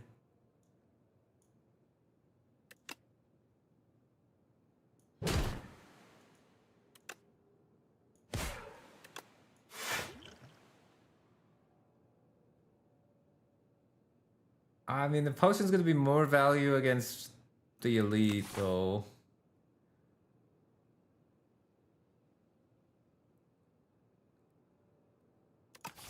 Am I killing this guy next turn?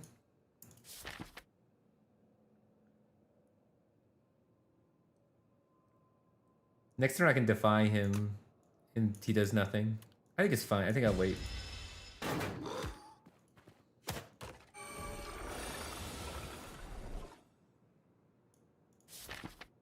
Really? Really?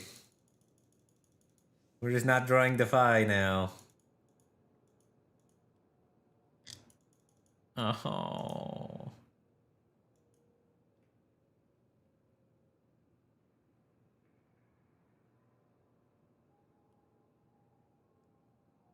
This guy takes next turn off, but he's ramping.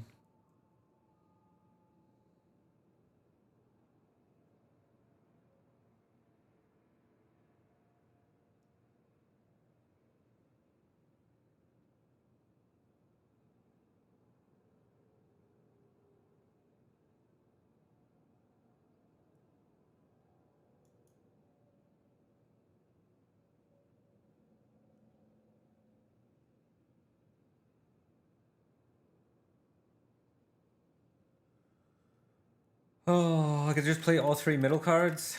Oh, I'm frail too.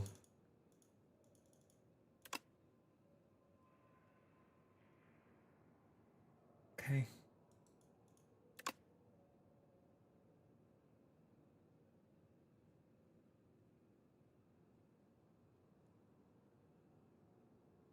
I don't want to take this much damage, man.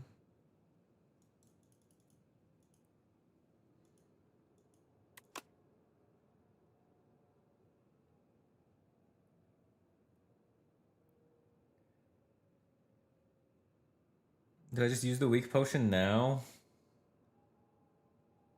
And kill this guy?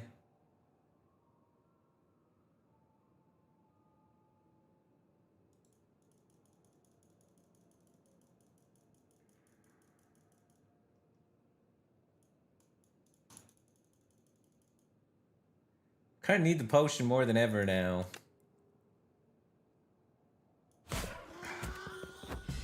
What up, Benno Hawk? How's it going, dude?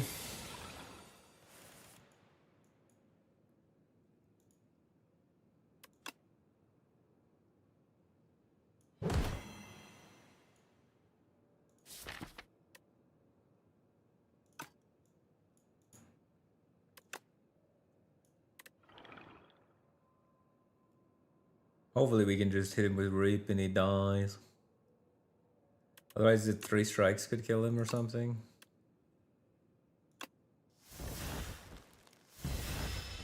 Or 1 strike upgrade, 1 strike regular. Alright, all the status effects hit already.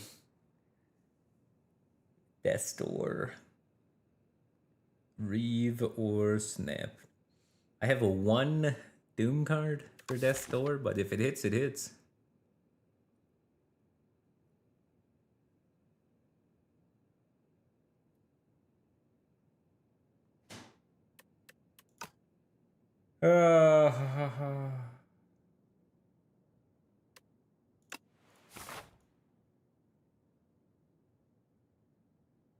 Pretty sure I die if I do this elite, man. Which elite can I even kill?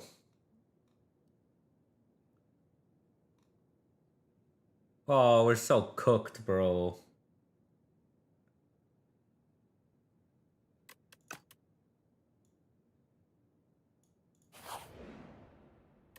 Oh!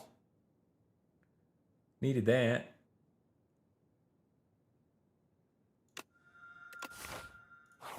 We're struggle busting pretty hard, though. Oh, Sleight of Flesh. Putrefy. Defy.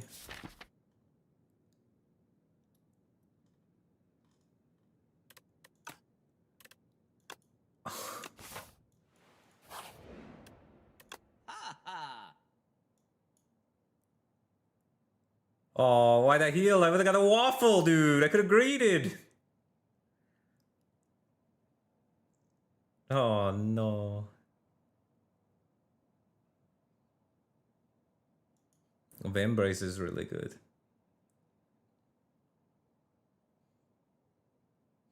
Waffle is still not even bad.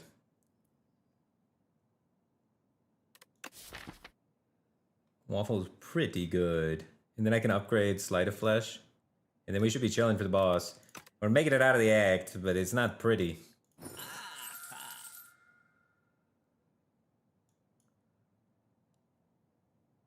I'll also put like cards in my deck in anticipation for taking on the elites, but then that one fight didn't go the way I wanted it to, so then I had to pivot. So now I have like Reap in my deck randomly, which I took to be able to fight the elite, and then I couldn't fight the elite anyway. Yeah. It's not looking terrific.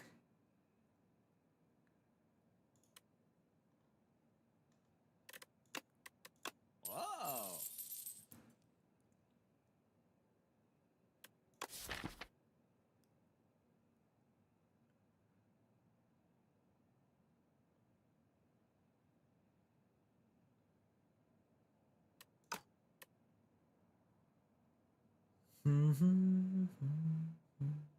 Another Afterlife. Or I could get Grave Warden. Is this the 9-run streak? This is not. I lost my streak on this character. My streak on this character is at 0. So we could lose. I had 9 on this character at one point, but not now.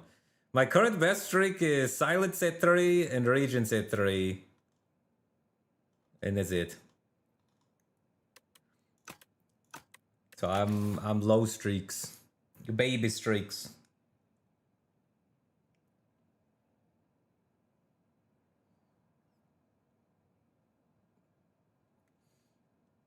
I like Grave Warden as a card. But how helpful is it actually? You'd probably just take it. Now I can smith my Sleight of Flesh, because that's my output for this fight. At least a big majority of it.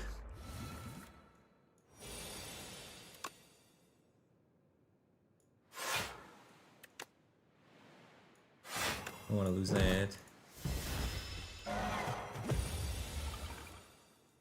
Yeah, I don't hate dance either, but I feel like it's too early. Once I get transfigure, that's when dance goes hard. Or if I have mana relics. I guess I do have a mana relic.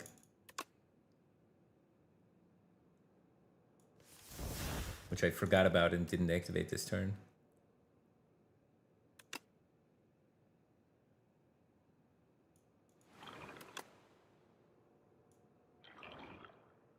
And I'm gonna take 5 damage because of it.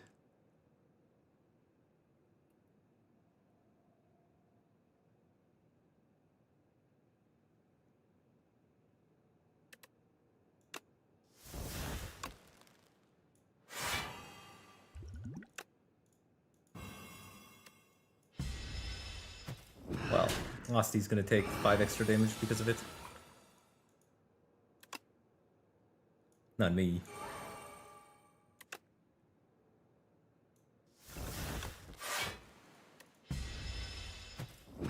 Alright, we're set up, powered up, we're ready to rock.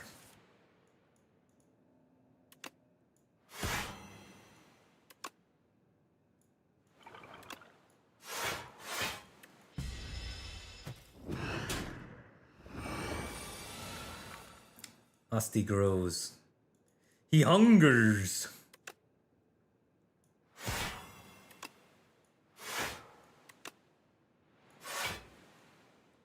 And I guess he punches.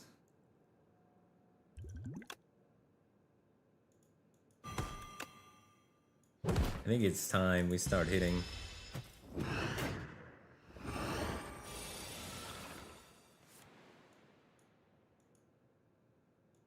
Because his strength is getting big.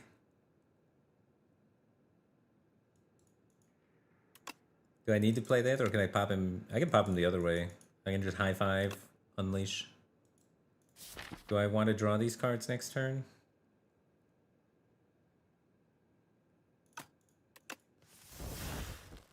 Nah, it's kind of awkward.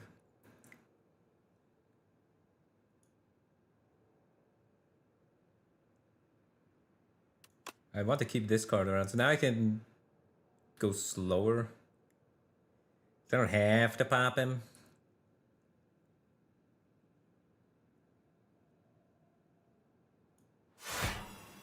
I want to have access to weak throughout the course of the fight.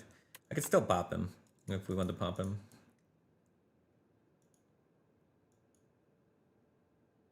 16, 19, 24. Like, Asti's still alive, but he does lose some health. But squeezing get more cleanses and setting up is pretty nice too. Getting Art of War proc. We'll pop him a little bit lower.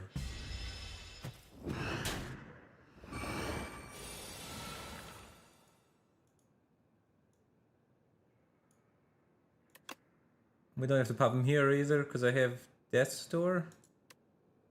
18.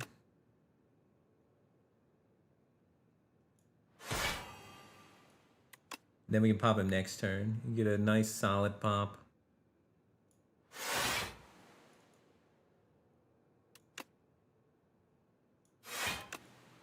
With a big Asti.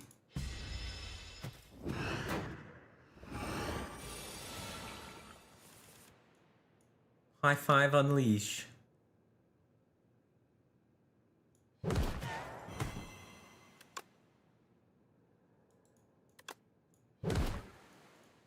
And then push even more with the Doom. Doom! And then next turn I'm playing this. I could play it now. 'Cause I don't have anything to do.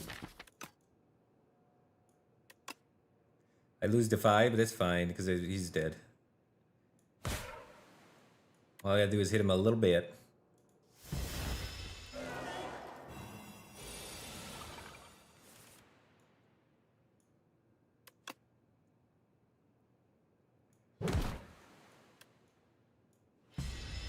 And we are gonna get out of here very healthy.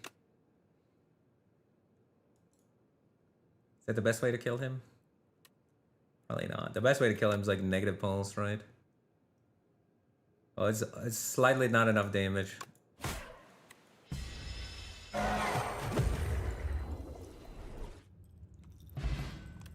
Bone Brew. It's a nice one.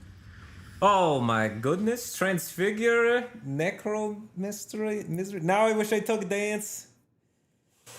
Dance Macabre with the Transfigure is crazy good. Because it makes things cost more mana, and then you get... they also gain replay, so they play twice. So you play a card for 2 mana that plays twice, which then procs it twice. So it makes that power go crazy.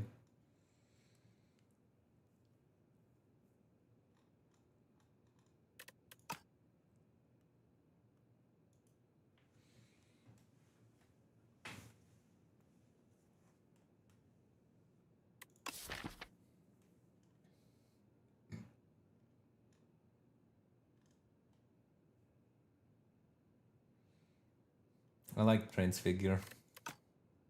But it has a low win rate.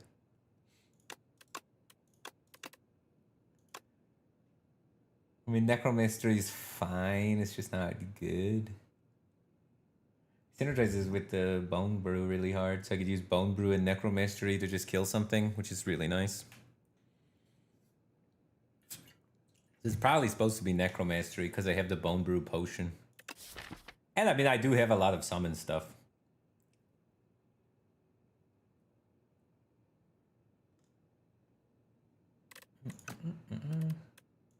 It's Necromancy in this spot.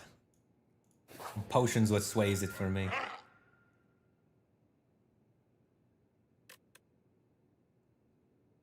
the end of combat, you may remove a card from your deck. Snake Eye. Snake Eye is interesting at this character. It's like kind of playable. It's bad with the Grave Warden. But it's good with Reap, High Five, Slide the Flesh, and Necromancy. And then we can find Barry, dude.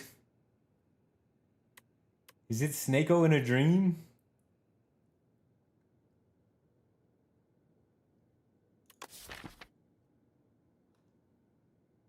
Or we could just remove cards. We only have 2 strikes left in our deck. Remove's not even that good. So I don't think it's Dusty Tome. It's 3 relics could make up on the effect for our lost relics, or we could just Snake-O for the memes, dude.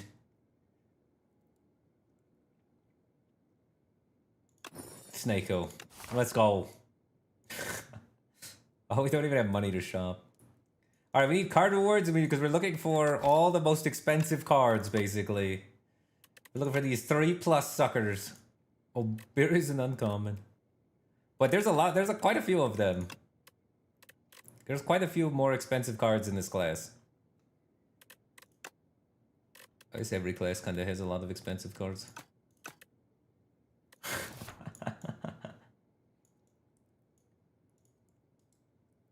We're kinda weak. We're behind the curve, I'd say. So an approach that requires getting lucky is sometimes good when you're behind the curve.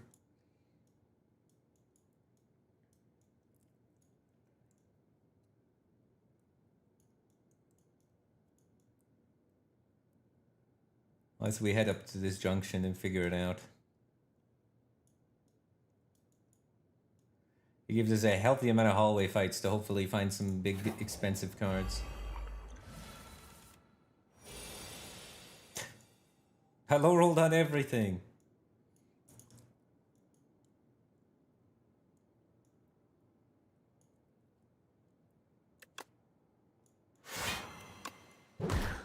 What is that? Oh, 1 mana Reap. I will retain the Reap though and do it next turn. So hopefully knock him out of his little hut.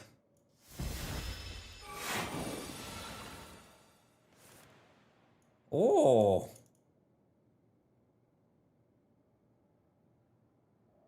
Where we pop him?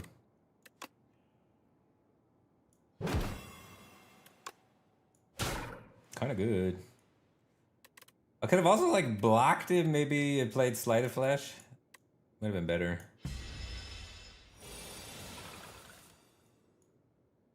Oh.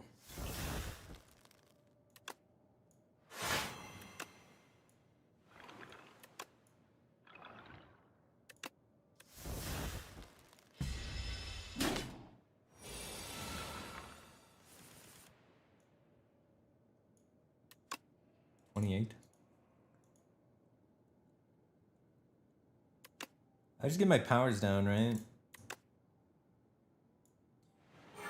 Then he will kill himself by trying to kill me.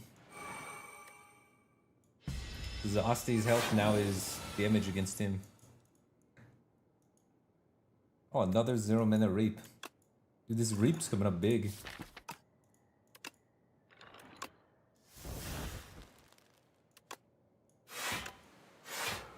I guess I'll wait till it pops him, so I'll just hold on to it for now. Line it up with Vuln. Reap is really good with Snake OI, huh? So I can just do this a lot.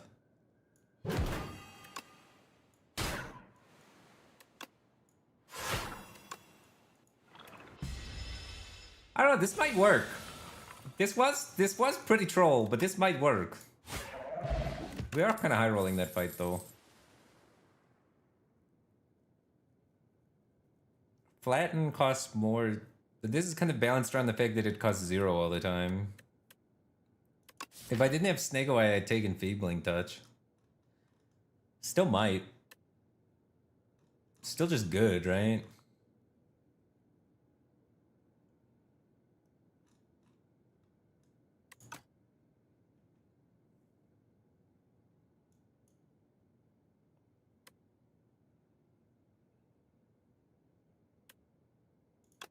I'm still taking it. Bobby is still probably good. How much damage we have with high 5 Reap? 11 plus... What's 27 divided by 2? 27 times 1.5 plus 11. Yeah. Get him.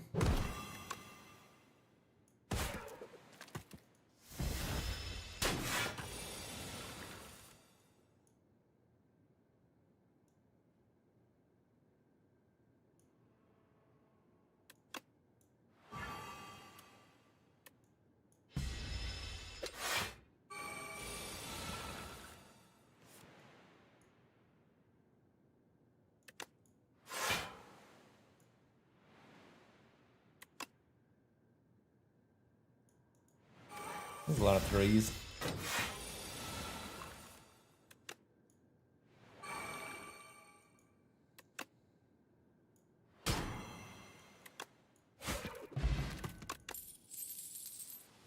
No! Give me berry! I want to bury people.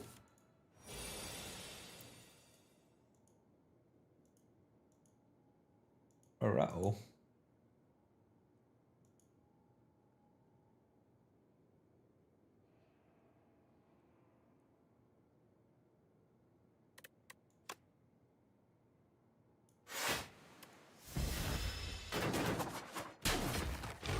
These could be annoying.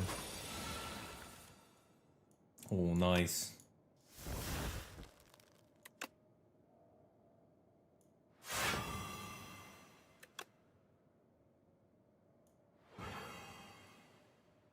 I can kill something? Kinda. I have 6 plus 9 plus 9. I have 24 damage. So I can set something up to be dead to Doom, but I can't exactly kill anything. Oh wait, I have a Strike Plus. Actually, I can kill something. I can kill the guy hitting me for 9.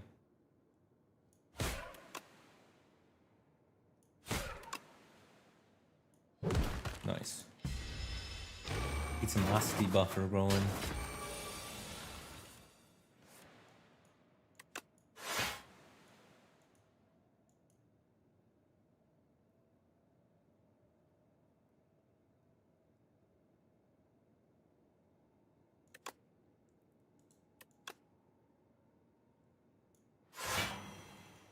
19.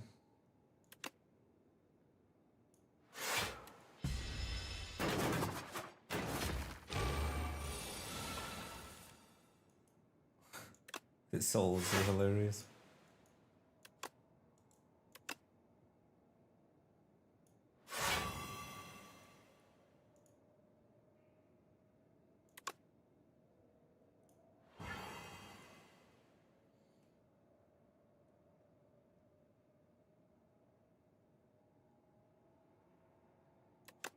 Yeah, I guess I'm gonna hit something.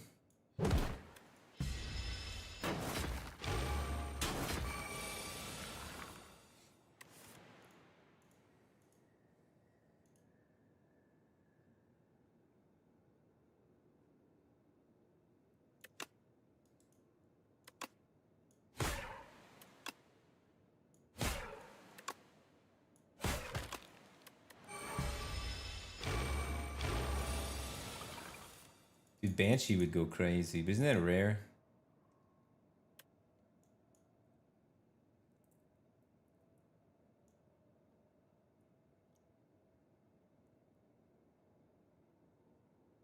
Ow.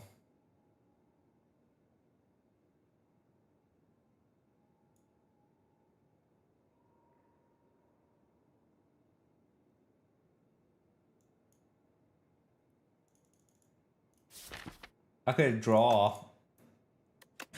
Draw and pray.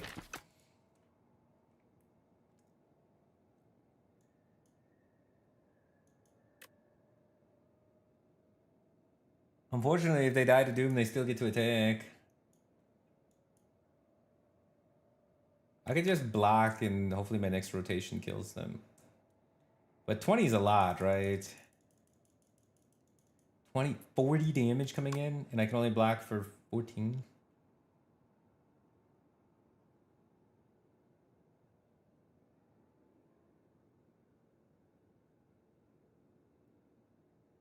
Ay, ay, ay.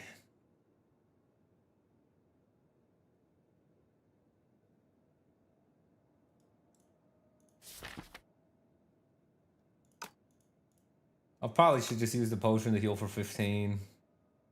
But I don't know. What's my path? Yeah. I'll just use it to heal for 15, I guess.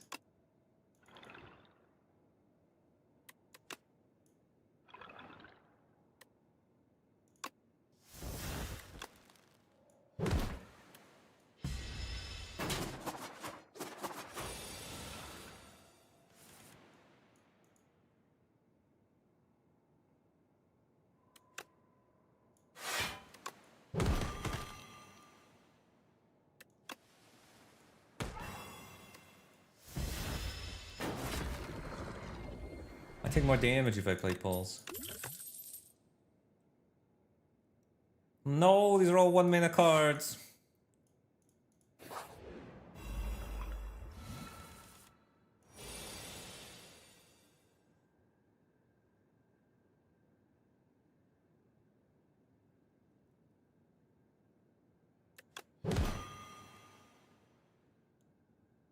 I don't know how good Enfeebling Touch is in this matchup. They don't have multi-hits, so I think I'd let it go.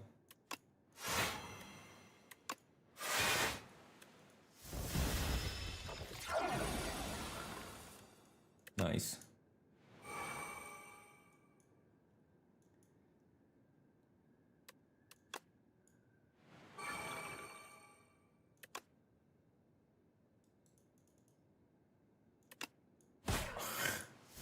This fight might be hard.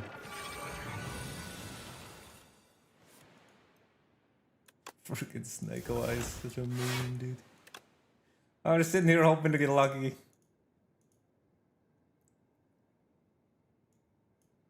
I'd probably have to use this fight. This fight's hard.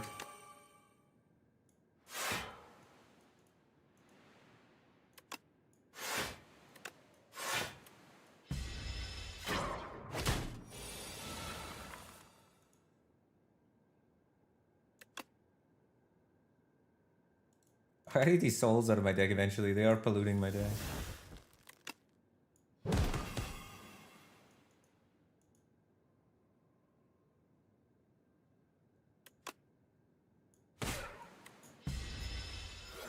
Pushing 13 is probably better than summoning for that little amount.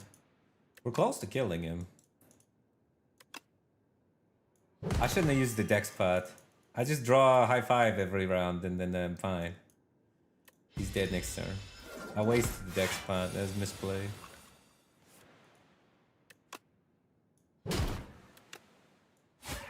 Give me another potion. No.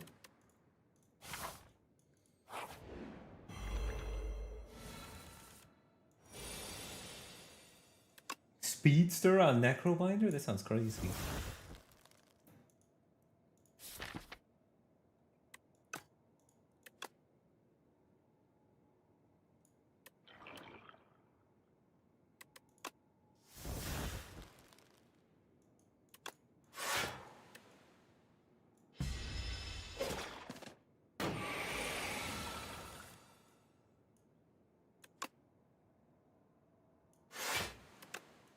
Nice, able to get that down at least.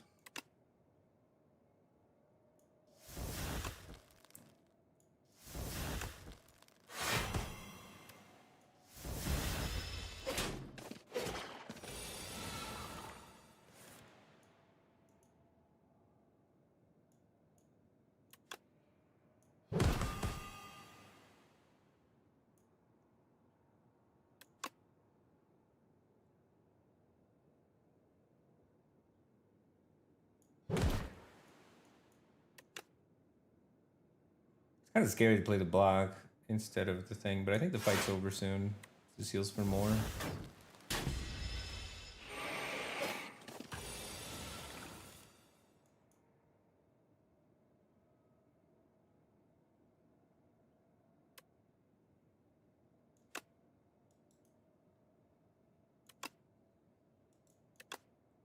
$26.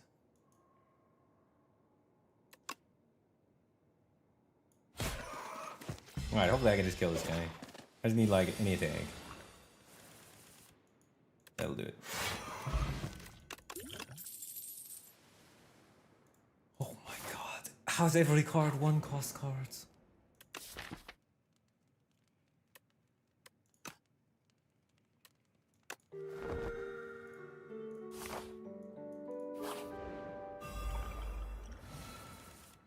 Alright, our deck is at least good against this elite.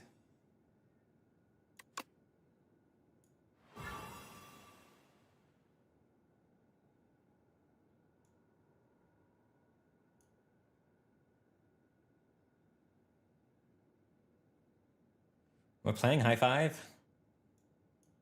Playing this. Am I playing high five?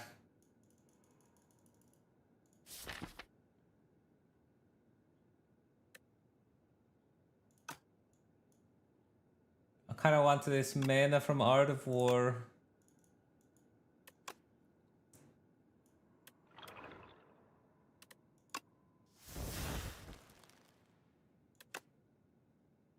I think I'm just summoning.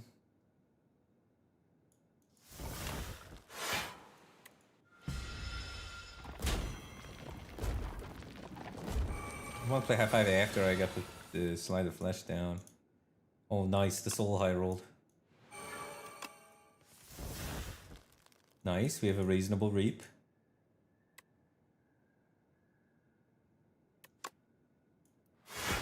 Alright, this is the draw sequence that gets there, I think. Look at how much armor we're gaining.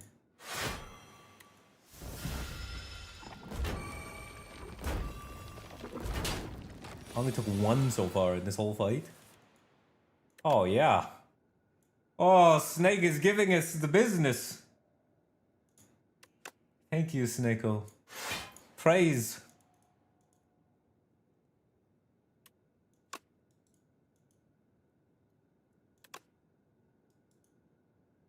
Now, how do I set these things up to die nicely?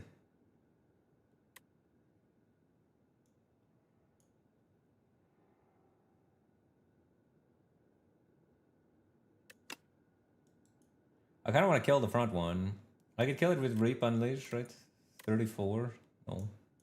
Reap Unleash and this Strike kills it, and then I can have something else be weak. Like Get this guy closer to dead.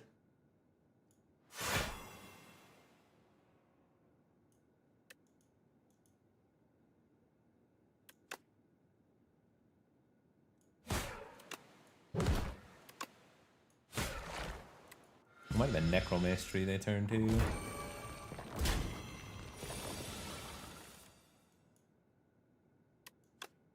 Oh, high five.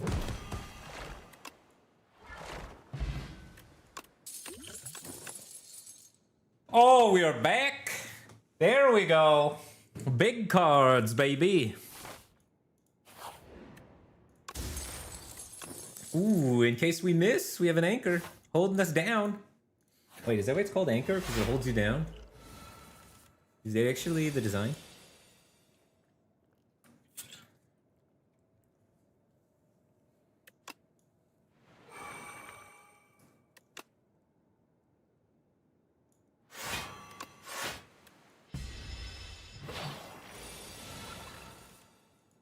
Oh yeah, big reanimate.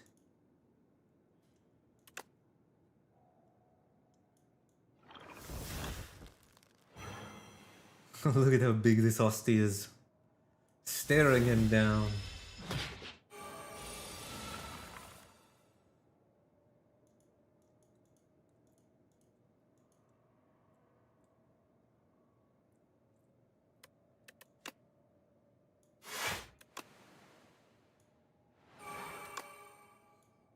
But he's gonna damage himself if he attacks this hostie. Boom. Oh, feebling touch. How you Sneko so good, man? Whoa, it's beautiful. You put in a lot of good work in feebling touch. I'm proud of you.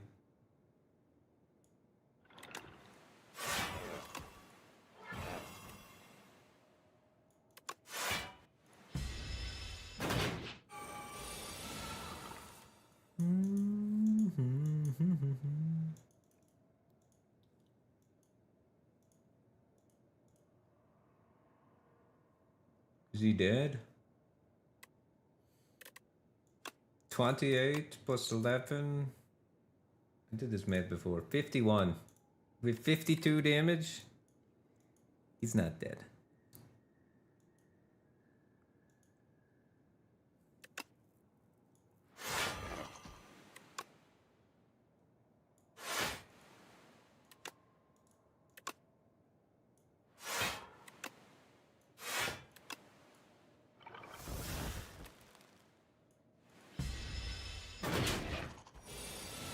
He's kind of dead, because after I hit him with all that damage, then the Asti kills him. So I guess he is dead.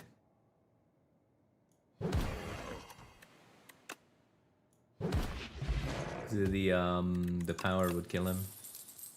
Pull aggro? Oh yeah, cards that don't cost one. I'm in.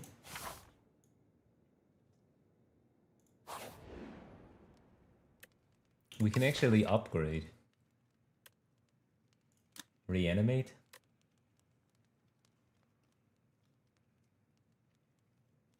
I guess.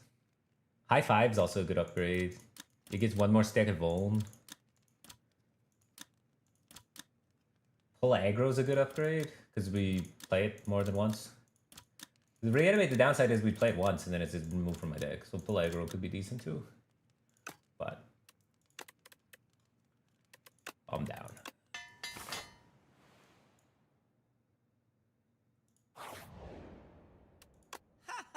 Where are the big cards at? Jackpot! Oh wait, that's a big and a small card. Huh? Doesn't make any sense.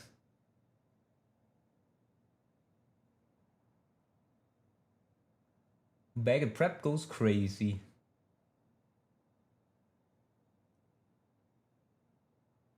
Wait, this boss with Snake Eye is gonna be annoying as shit. Oh no, what am I doing? How am I gonna play the 1-mana things? Wait, did I screw myself? I didn't even think of that. Oh my god. Wait, he's gonna murder. Well, we'll have Pattern Demise for him, I guess will help. But yeah, escaping that guy is gonna be annoying. He's gonna eat me.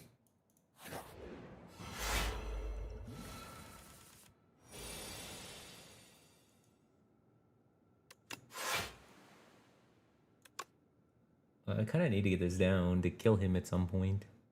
I guess that's not true. We can wait.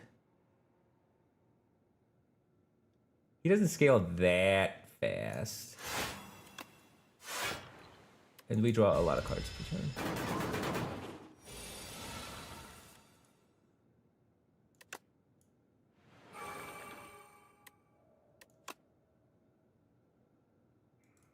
Oh, I could negative poles. I kind of want Enfeebling Touch for his one turn, but 14 block, or I could go 5 plus 18 and full block him. I'm supposed to just full block him. But losing the Enfeebling Touch sucks. It's not the end of the world.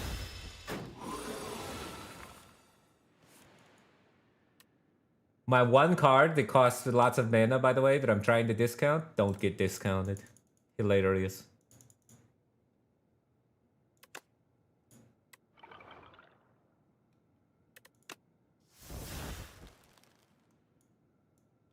I still play it. I have a free turn.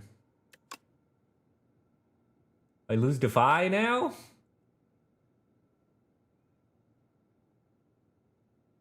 God, that's annoying.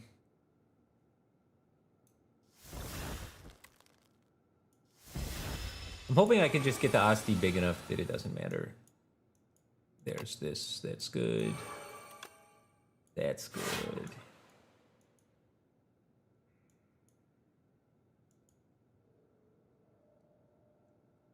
And then I guess whatever's the most block, which is this.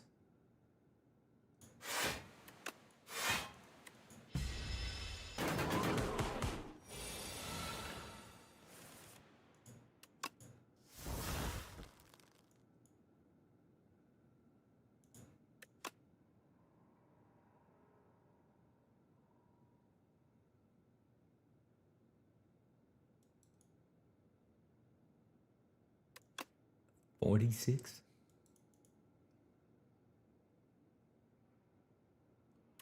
Probably want to push to 46.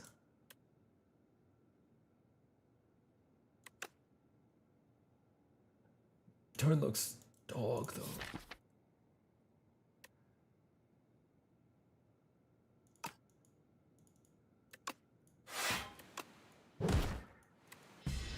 He takes next turn off, so it's a decent turn to draw the dazes. Why are you 3? Why are you like this? And then next turn I can hopefully reap and kill him. Or at the very least get him to a position where he dies from hitting the Osti during his multi-hit attack and then doesn't finish attacking me.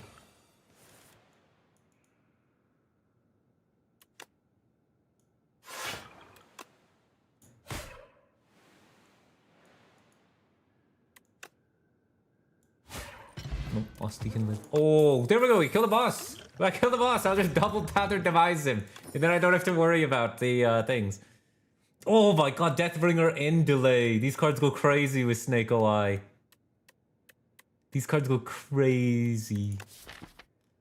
On the one hand, more weak is really good. And on the other hand, Delay just lets me chain mana like crazy. And then the mana cost of everything becomes free. So I think it's gotta be Delay. But this also, Deathbringer's crazy with my Sleight of Flesh too. It does 26 damage, puts weak on them, and puts doom on them. These are like 2 of the cards I want the most out of all the cards in the game right now. They're so good. And I have to choose. Why? Let me have them both.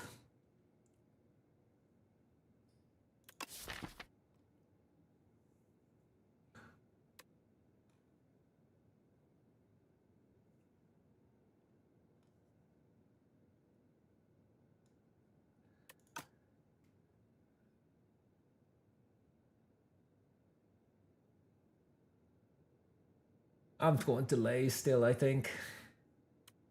I have cards that do damage with Slide already.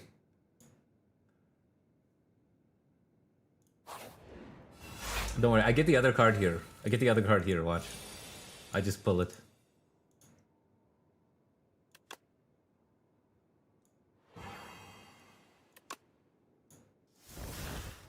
Alright, got my block up ready for next turn.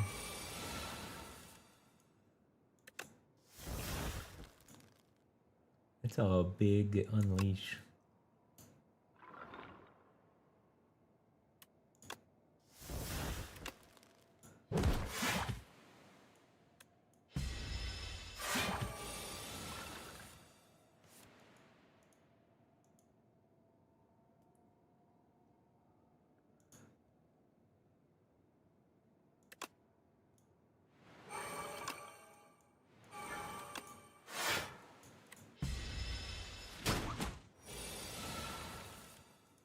Oh, look at that free mana! Absolutely free.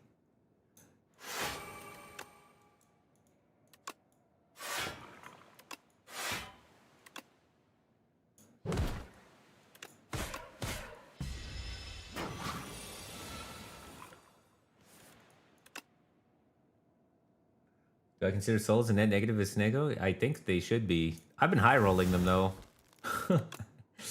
I think they're probably a net negative. But I've been getting... My last 3 souls, I think, costed 0 somehow.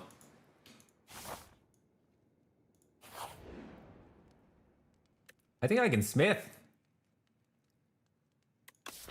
I'm not afraid of dying, I'm afraid of getting eaten. This card goes hard when you upgrade it.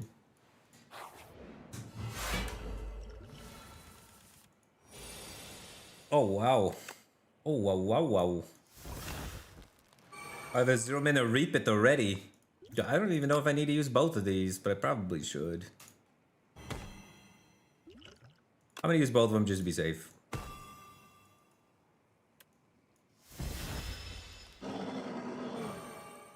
Just in case the Frantics really screw me. What is this?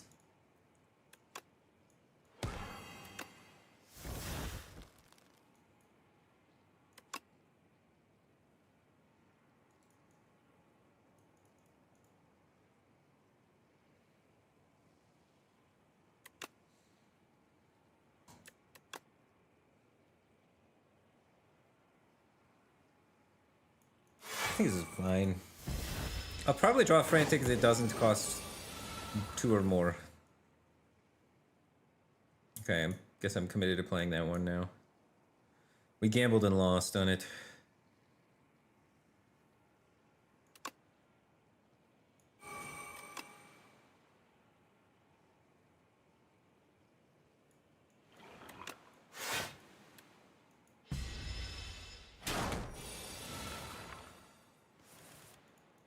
Oh, there we go. I mean, he's almost dead. It's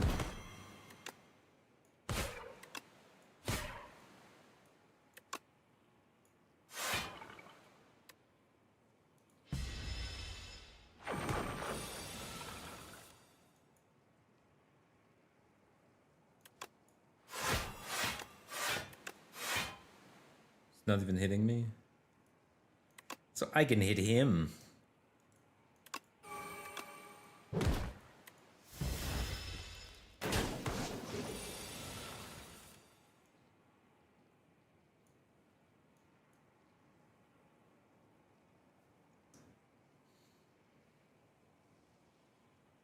I mean, Asti just hits him and kills him, right?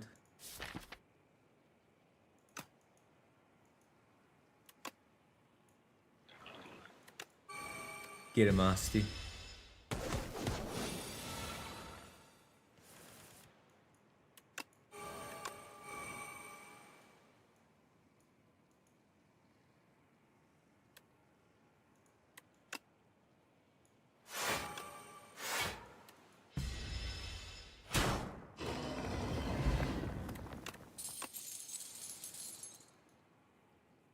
Exhaust my hand.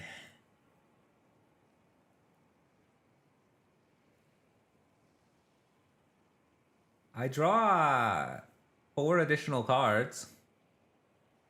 This is close to being active just turn 1.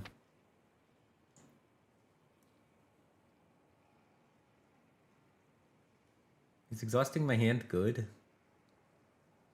It's good against the robot guy, and like that's it.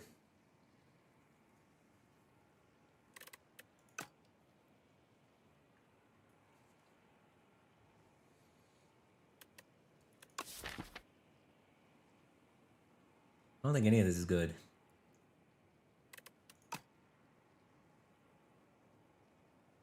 The Scythe. It's way too late for the Scythe. That's a floor 1 card. I'm on floor 3. Yeah, this doesn't even upgrade well. Ah. It's fine. We'll find our berry.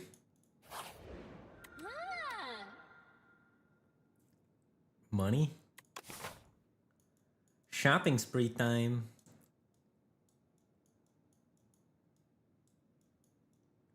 Oh, we don't have to verse Aeon! Let's go!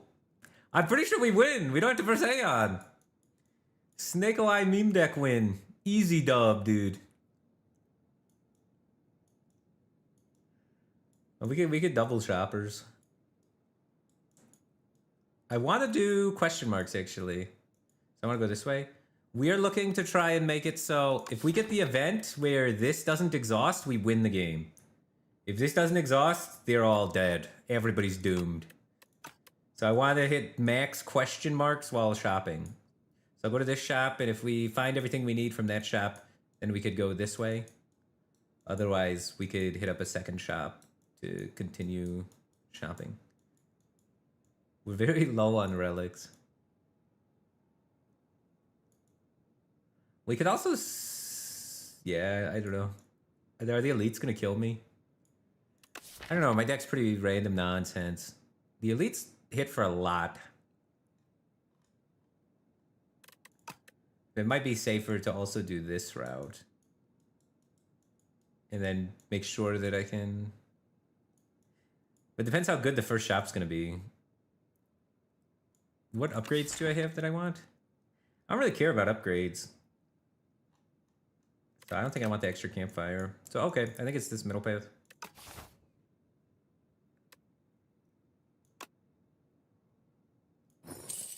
Let's go.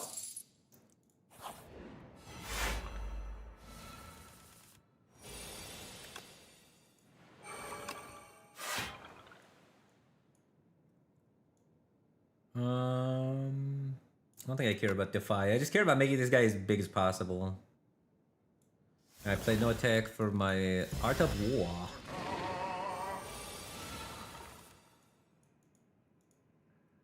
Oh, huge delay.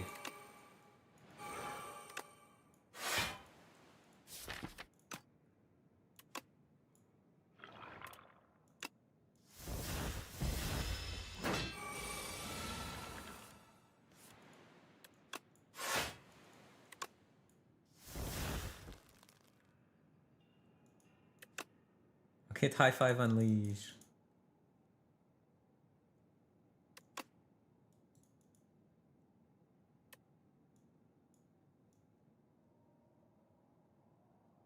I maybe should do something different so I could high 5 unleash.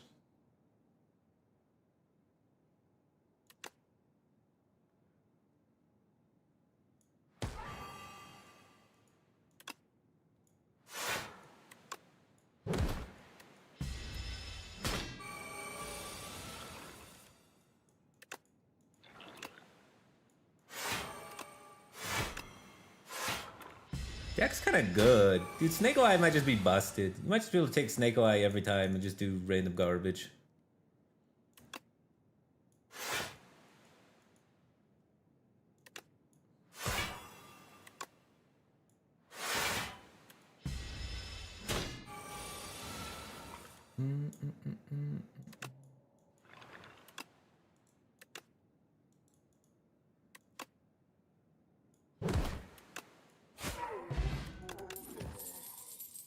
Oh, Dance Macabre.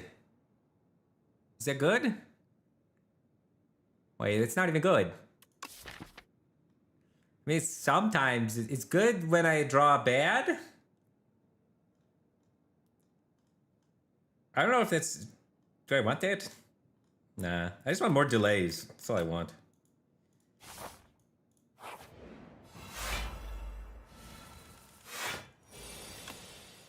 Ho ho ho!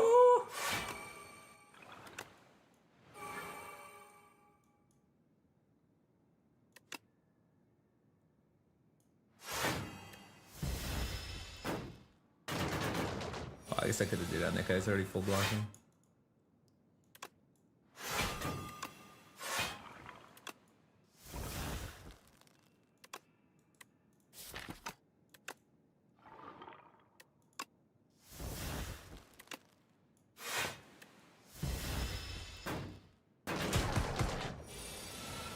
Yeah, I don't know if I want insurance though.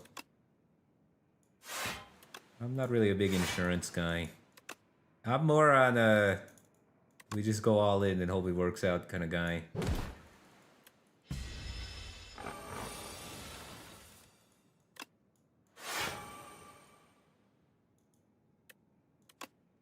So I said I declined the insurance policy on the deck.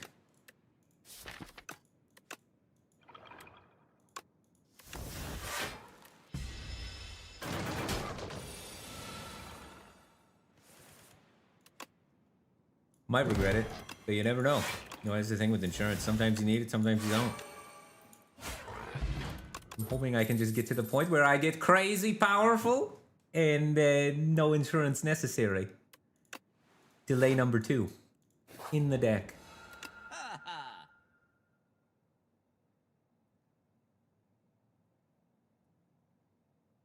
Oh, innate. Innate reanimate. Innate delay. I want innate delay so that I can still enchant reanimate later.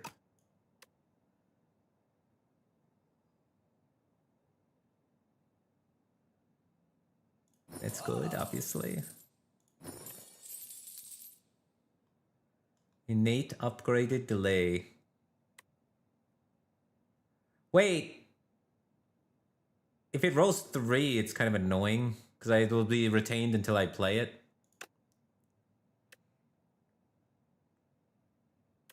I don't know. Maybe it's not good, actually. I don't know, Lobster. I don't know. Or Lobster. Sorry, I don't know if you're a lobster or not. But in my head, I read Lobster. Amazing Lobster, I did, but... Yeah, so I don't know. I don't know if innate's gonna work or not. So I guess we're gonna find out. This could either be insanely good or mid to bad.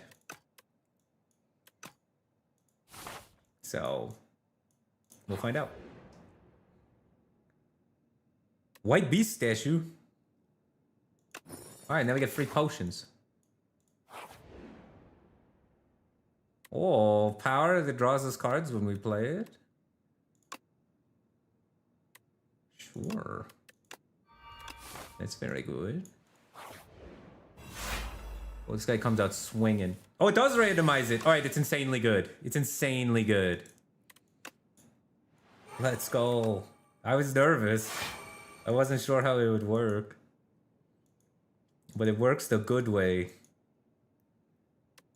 This guy has a multi-hit. He does 1 in 3 times.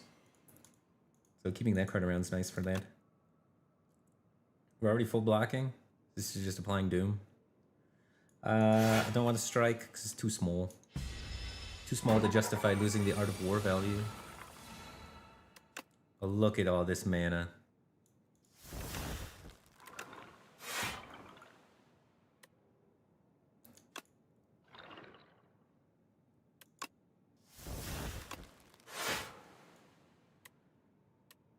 I don't have delay next turn, so I don't want to high five.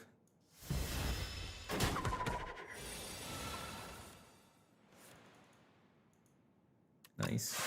I want to get this down.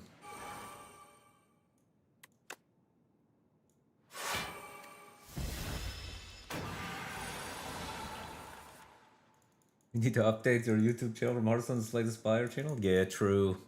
True. I don't know. Do people even watch me?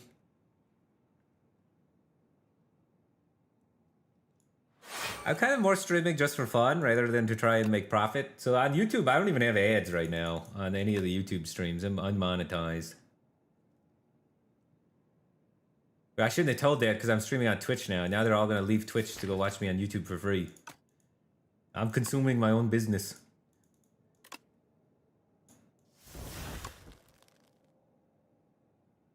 Well, I'm more just streaming just to like do something. Less so than to get rich, you know what I mean?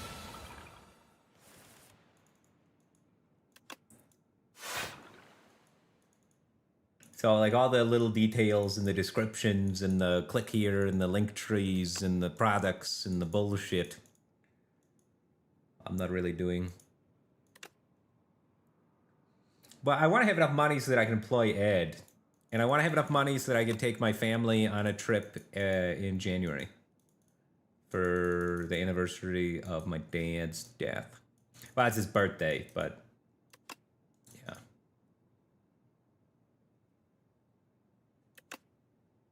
So this would the streaming profits go towards hiring Ed for video editor work. Because he's a longtime friend that kind of built the entire YouTube channel in the beginning. And taking my family on trips. We're going to Mexico in January.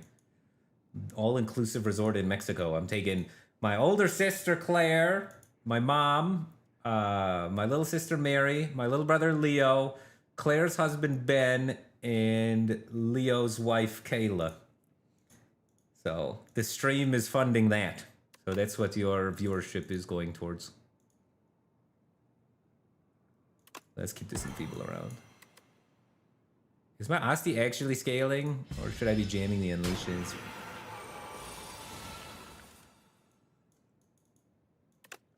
Doxed. What do you mean doxed? It's just their names. I guess I don't know. They're scary people on the internet. Sometimes you don't want to tell people your name. Dude, the Snako is not the snaking. What is this hand, Snako Eye? I should have got the insurance policy. Oh no. Wait, am I dead?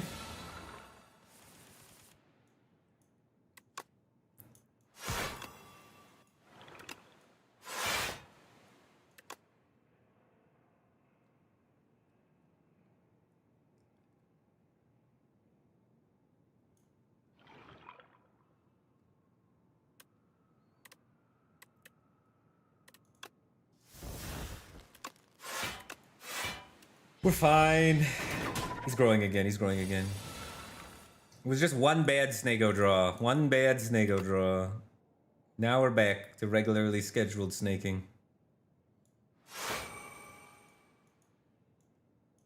At a certain point, I gotta start trying to kill him.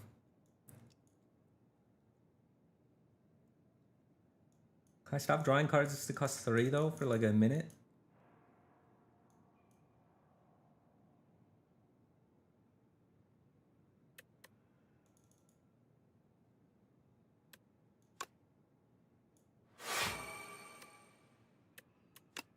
I have enough mana next turn, so I think I can push this 14. So I'm getting 3 bonus mana next turn.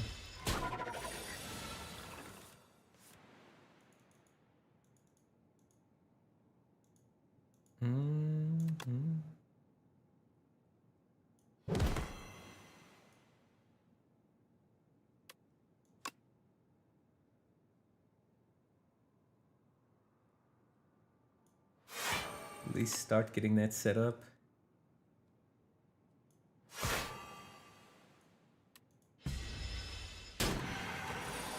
Oh, not 40. Not 40. Wait, he's dead. He's dead. He's dead, right? 30 plus 29. Oh my god, I'm dead. Snake, why?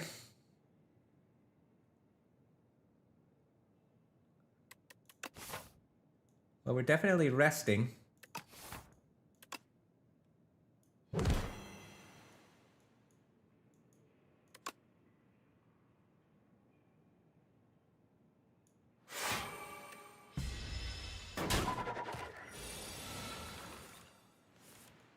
There we go, he's dead.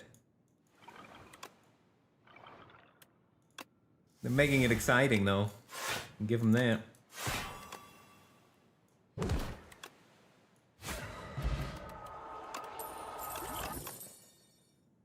No, no, no, no, no.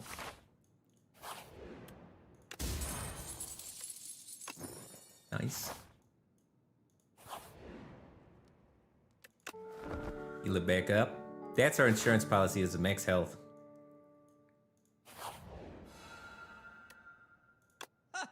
Full HPs. That's not good. That's fine. That's not good. What is this shop? This shop sucks.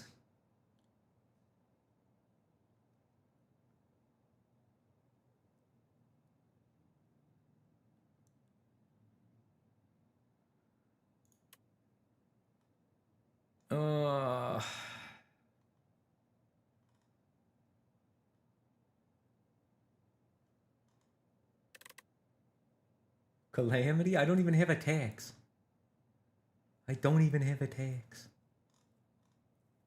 I did also have an upgrade. I have delay I need to upgrade. Whoops. Whoa. I'm buying a letter opener.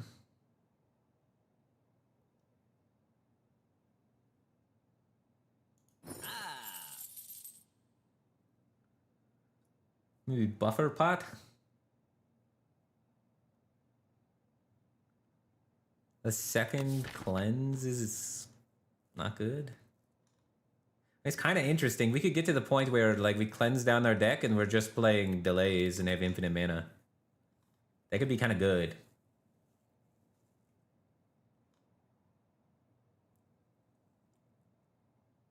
You know what I mean?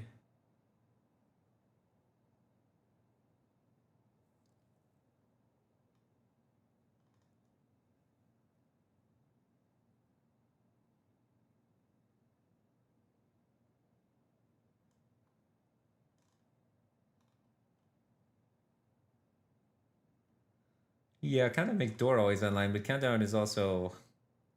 I mean, I guess it's fine because it's so slow our fight. Eh. I'm thinking of like refining my deck down and then looping my good cards more so than adding powers to it. I could see how like adding powers could be good.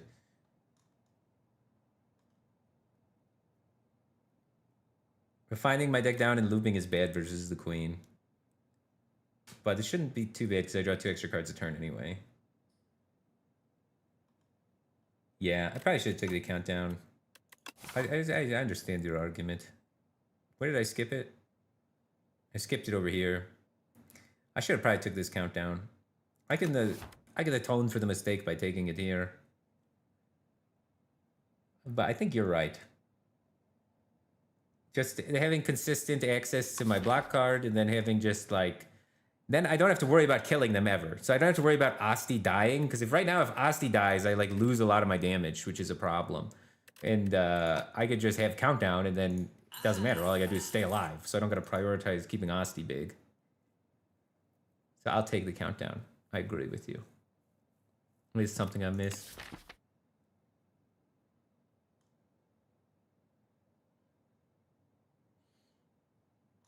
And do I want cleanse or something? I still don't think cleanse is too bad to help just make my deck smaller. There's so much crap I gotta get rid of. Let's see, there's one. I mean, this retains, so it's fine. There's one. Because if countdown is gonna be my lethal, then I can get rid of all the attacks. So I get rid of 1, 2, 3, 4, 5, 6, 7. 7 cards. I guess I could have only one then. Okay. 8 cards because Grave Warden. And then they're gonna add things to my deck.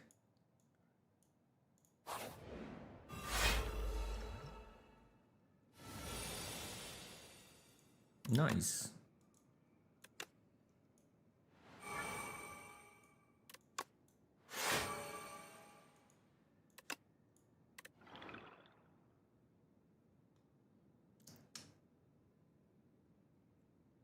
I'm just gonna get rid of Sender's Vein. I don't think we're looping that much in this combat.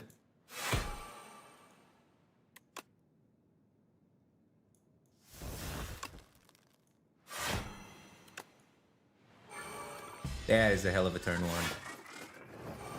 Against 74 defensive stat.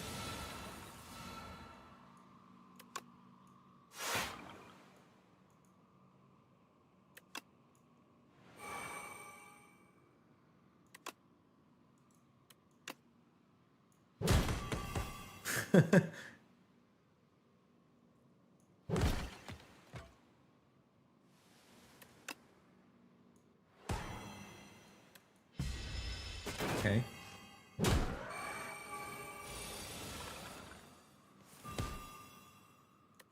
High five.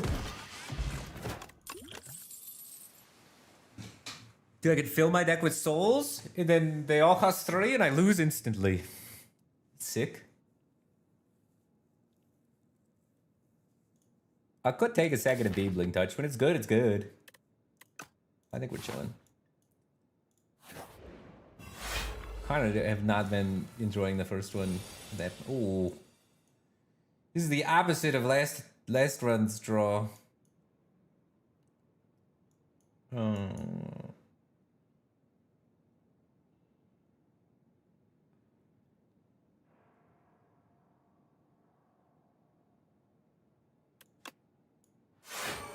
Okay.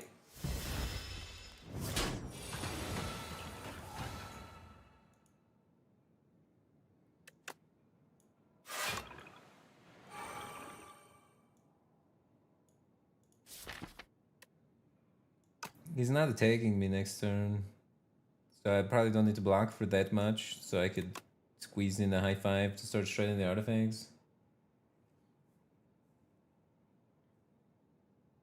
But it really doesn't do a lot. The countdown will shred the artifacts pretty soon, but...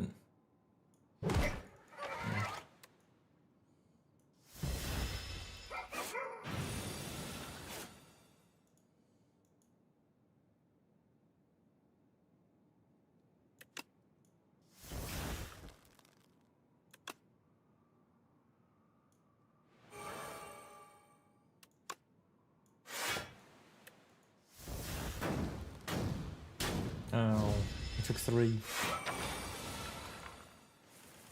There we go, Snake OI. Let's go.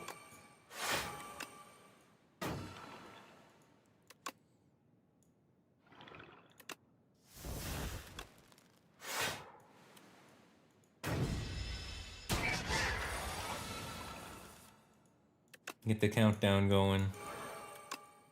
Yeah, I like... Countdown's gonna be good, I feel it. I can already see this fight is just gonna do so much damage. I just, for some reason in my head, I didn't think it was proccing Sleight of Flesh every turn. And that's like so good. Do I want to play this? Probably. We kind of need to kill him. He's polluting my deck with crap.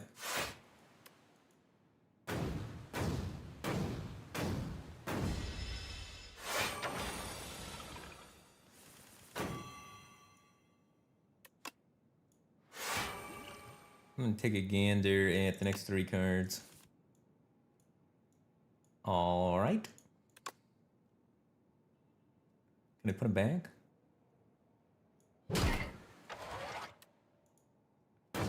Goodbye, Asti. He's gonna be in like reap range now, at least.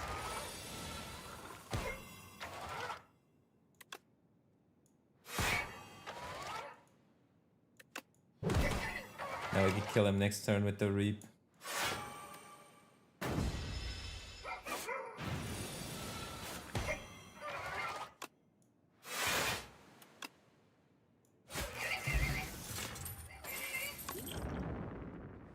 The first time you play a card that debuffs, double its effect. We got any good debuffs? I guess for weak, that's nice. Or the Enfeebling Touch doubles. None of this. The boss. Start the countdown.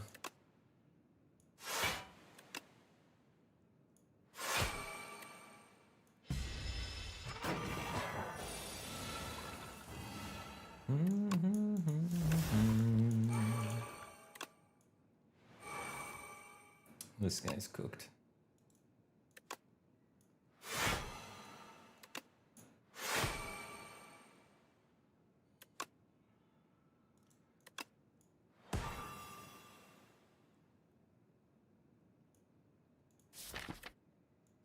Calm down, just to jam it.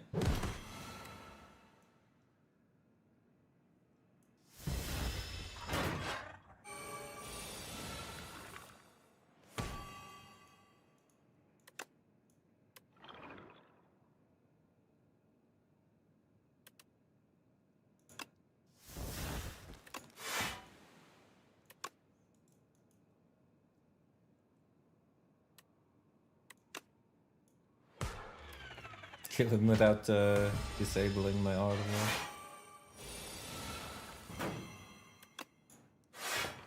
Oh my. Sweet, sweet delays.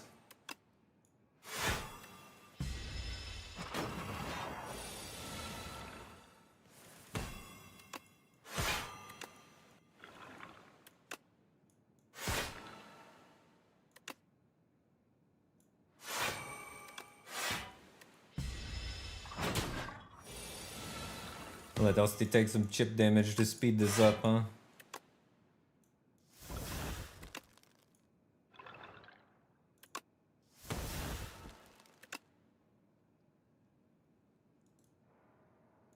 Yeah, probably not the best you can say turn, but whatever.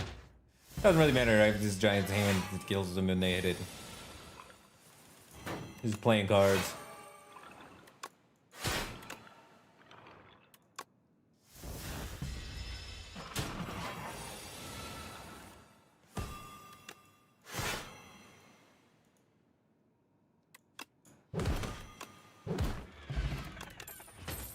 Colorless? Probably better than AoE damage. Second Reap. Ah, we're off that. I think I just want to rest. Being full health for the boss gauntlet's nice. Upgrading the second delay would be pretty good too, though. Oh, perfect. Dude, perfect.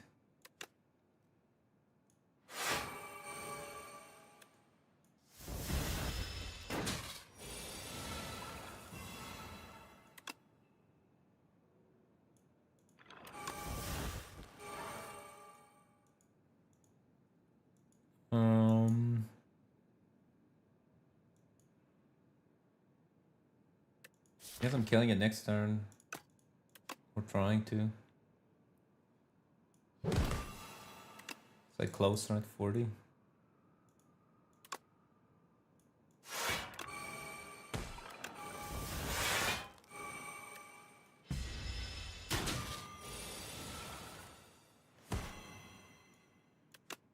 $64.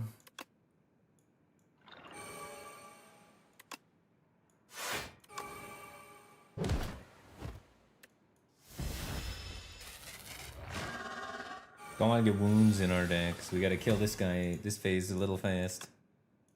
It's a nice time for Snako to roll nicely. What the heck?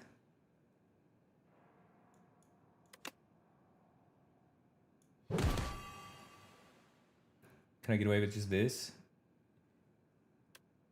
And then Asti takes damage from him.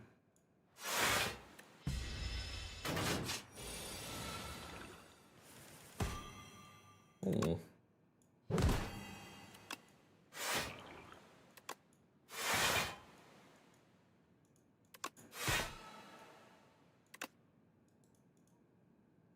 $44.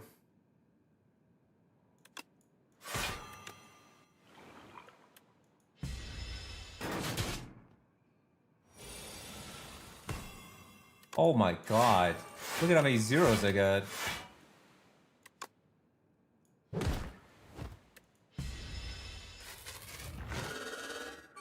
Alright, Snake Eye is an instant win. take it every time it's offered. It's an instant win, dude. What? I don't even feel like I played... I didn't have like a great spot for it, and I don't think I played it particularly well.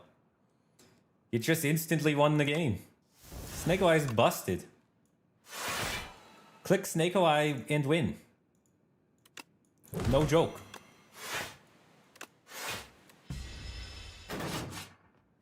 I had no relics, too.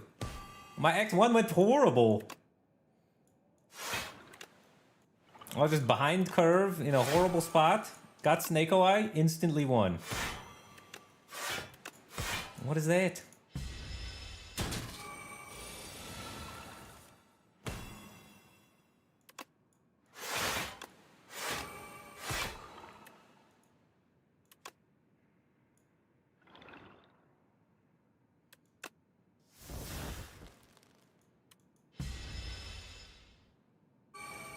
Meteor Strike Snake Eye? That sounds epic, dude. I didn't even have a delay or anything. What did I have to make Snake Eye good? I hit a Reap and a High Five and a Necromastery, and I was like, screw it. Sending Snake Eye for the memes. And it was just insanely good. That's kind of funny.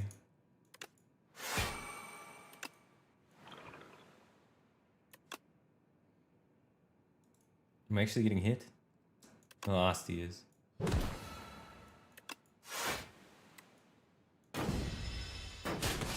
And Asti's hitting him back. Holy smokes, I've got a lot of burns going on.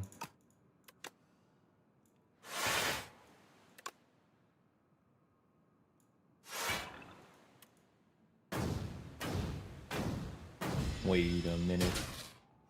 Are we actually good?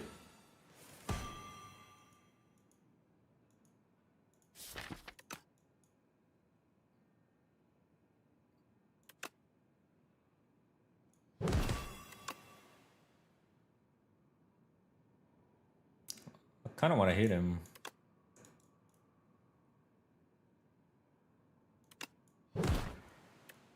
I take 4 though.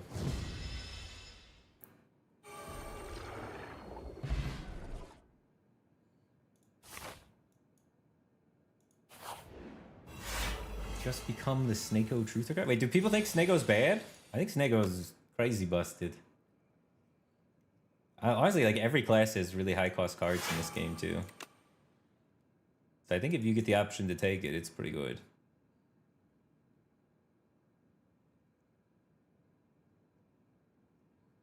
I don't think I care about Defy. I just want to get my deck thinned down to the good cards as fast as possible. Get my powers in play.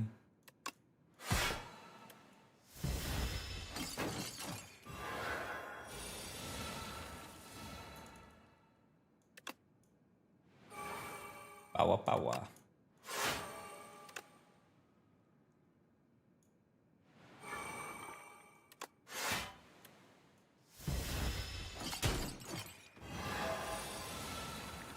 Oh, Enfeebling Touch on his multi-hit turn. Hell yeah. Look at that. No damage for you.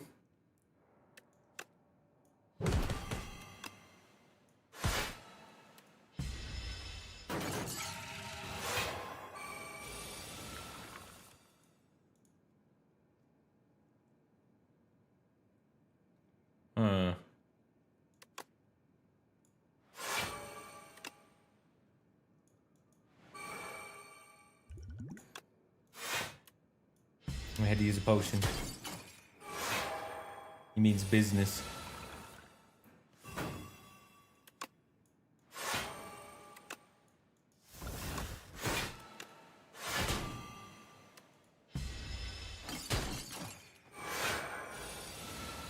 Enfeebling Touch? Nice. Oh, whew.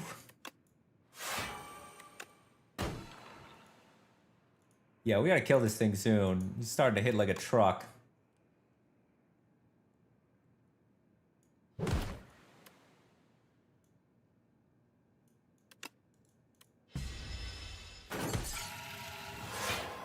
Before he gets to his next multi-attack phase, I want him dead.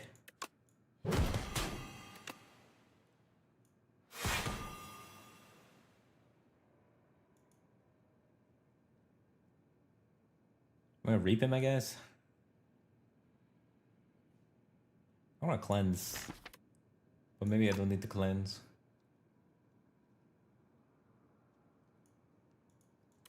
Explain the benefit of Doom. It seems like a worse poison where you still have to tank the hit and it provides 0 value if the enemy doesn't actually die from it. I mean, it's a different mechanic.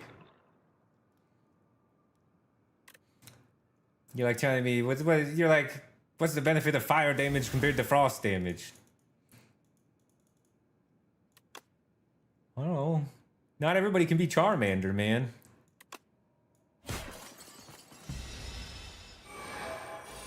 It triggers debuff things in this deck. I don't know. Each character has different ways to interact with in mechanics to, you know, power up and highlight different things. So this character has a bunch of different stuff that works with Doom to make Doom better than what it first looks on first glance, etc.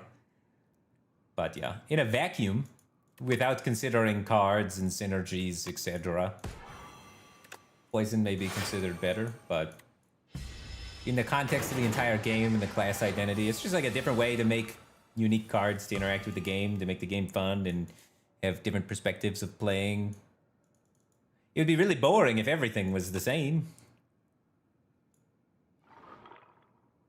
So I don't think the goal was to make one better or worse.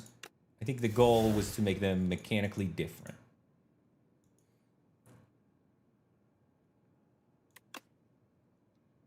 It sounds like they achieved.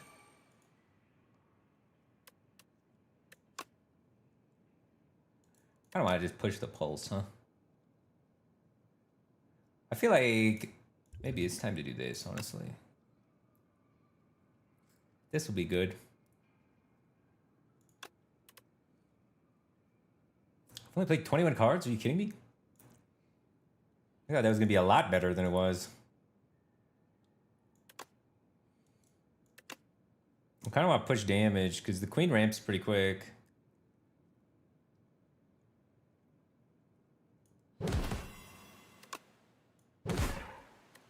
Well, maybe I'm pushing too early.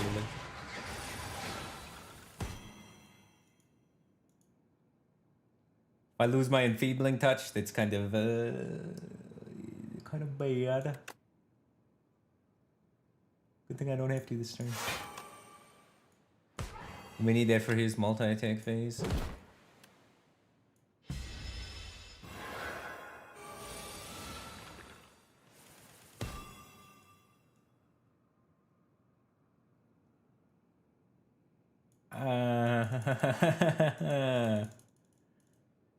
The queen is angry.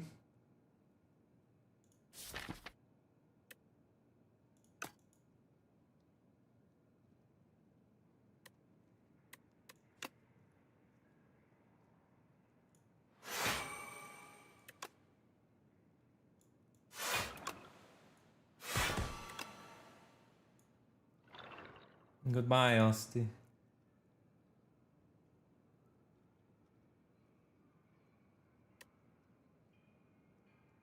Maybe Unleash is done then.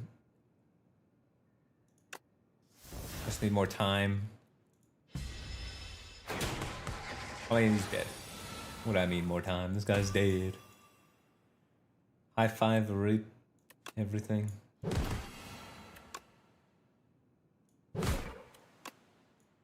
Easiest Snake Eye dub of my life. Yeah, the queen is not a real boss. I feel like the queen is by far the easiest boss. It's not even close. Test subject at least has some interesting phases that are kind of tough, but the queen maybe needs a rework or a buff or something. It's cool, but it's not threatening enough.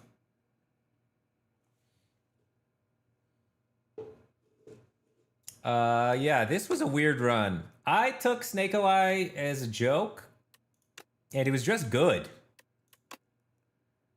At the point when I took Snake Eye, like it's after this and I'm taking Snake Eye here, my deck had like Sleight of Flesh, and I didn't have Pull Aggro yet or anything. I had High Five, Sleight of Flesh, and a Reap, were my only cards that didn't cost more than 2. So there was like nothing it even synergized with it really. And I was like, all right, I'm just gonna hopefully get lucky and get bailed out because my Act 1 went horrible. Look at my Act 1, like this is your starting thing, this is my Niao bonus, and then I got 1 relic in Act 1 from an elite, or this is my chest relic, and then this was my waffle from the shop. So it's a no elites floor 1. I'm like, oh god, I'm screwed. There's no way out of this. And then the game was like, you want to try and get lucky with Snake OI? And I said, all right, screw it. Because there's no way I'm taking Dusty Tome here to try and thin my deck down, because I don't even have good cards to thin down to. And there's no way, I don't know, Calling Bell was kind of interesting maybe, but it's like too fair. It doesn't keep me up with the game. So I'm like, I got to take something desperate. And Snake OI and High Roll. And then I took maximum fights to try and pray to find cards that could actually work with Snake OI. And I didn't get any. Like literally none. But my deck was just working fine with just Snake OI. But I still had to heal, so I was taking some damage there. And then we got Reanimate, and then we were chilling. And then I guess we got to pull aggro. Then once we got Bag of Prep, then we were really online, because then my turn 1 was just always good. But the part of it, I missed... I didn't take this countdown here. I could have had 2 countdowns and been even stronger, because the countdowns are actually crazy. It pushed so much damage. I can look and see how much... It's most of my damage is just Sleight of Flesh. It's all going to be grouped into Sleight of Flesh damage, not in countdown damage. But the countdown was sick. I've missed it. A chatter let me know.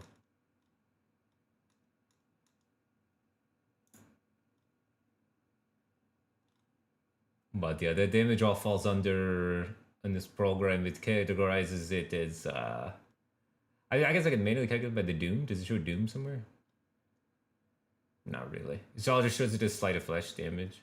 Which versus the Queen, 300 of my damage or 44% of my damage was Sleight of Flesh. What was the rest of my damage? Just random nonsense. High 5 pushed a lot. Necromastery pushed some. That's crazy. 92 Necromastery damage?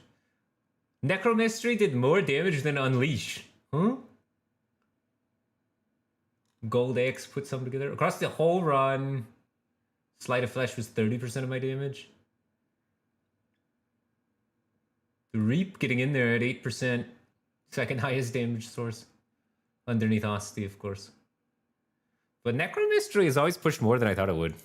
I think I always kind of underrate Necromastery, dude.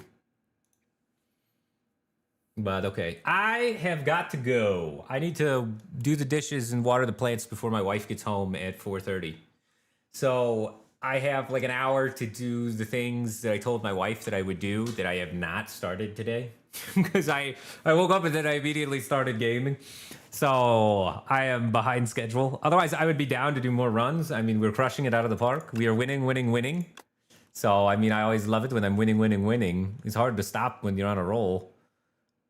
With 3 streak Silent, 3 streak Regent, and 1 streak Necrobinder, 1 streak Defect now, that's what? 9, 10, 11, if you add them all up, but it's not all together like that. But yeah. But I think I'm improving, and it feels good. It feels good to improve, dude. I think within a couple months, I think I could be in contention for going for real streaks. Like top dog sort of stuff. I think I could get there. I feel like the rate I'm improving has been great. I think I feel like my win rate's gotta be 80s at this point, which is fantastic. So I predict that this is gonna be a future channel of a Slay the Spire 2 world record holder. So it's gonna happen. We're improving. We're doing it. We'll get there. So anyways, let me find somebody to host, though, so you can keep the content flowing, so you don't have to be alone with your own thoughts, and you can watch somebody on the internet say things to your face. Let me find that really quick. Who is somebody in Slay the Spire 2 that I know? Oh, VM streaming. Dude, let me host a VM service. I co-opted with him earlier. He's a cool dude. He very polite and very educational. He is one of the best tournament record holders in Slay the Spire 1.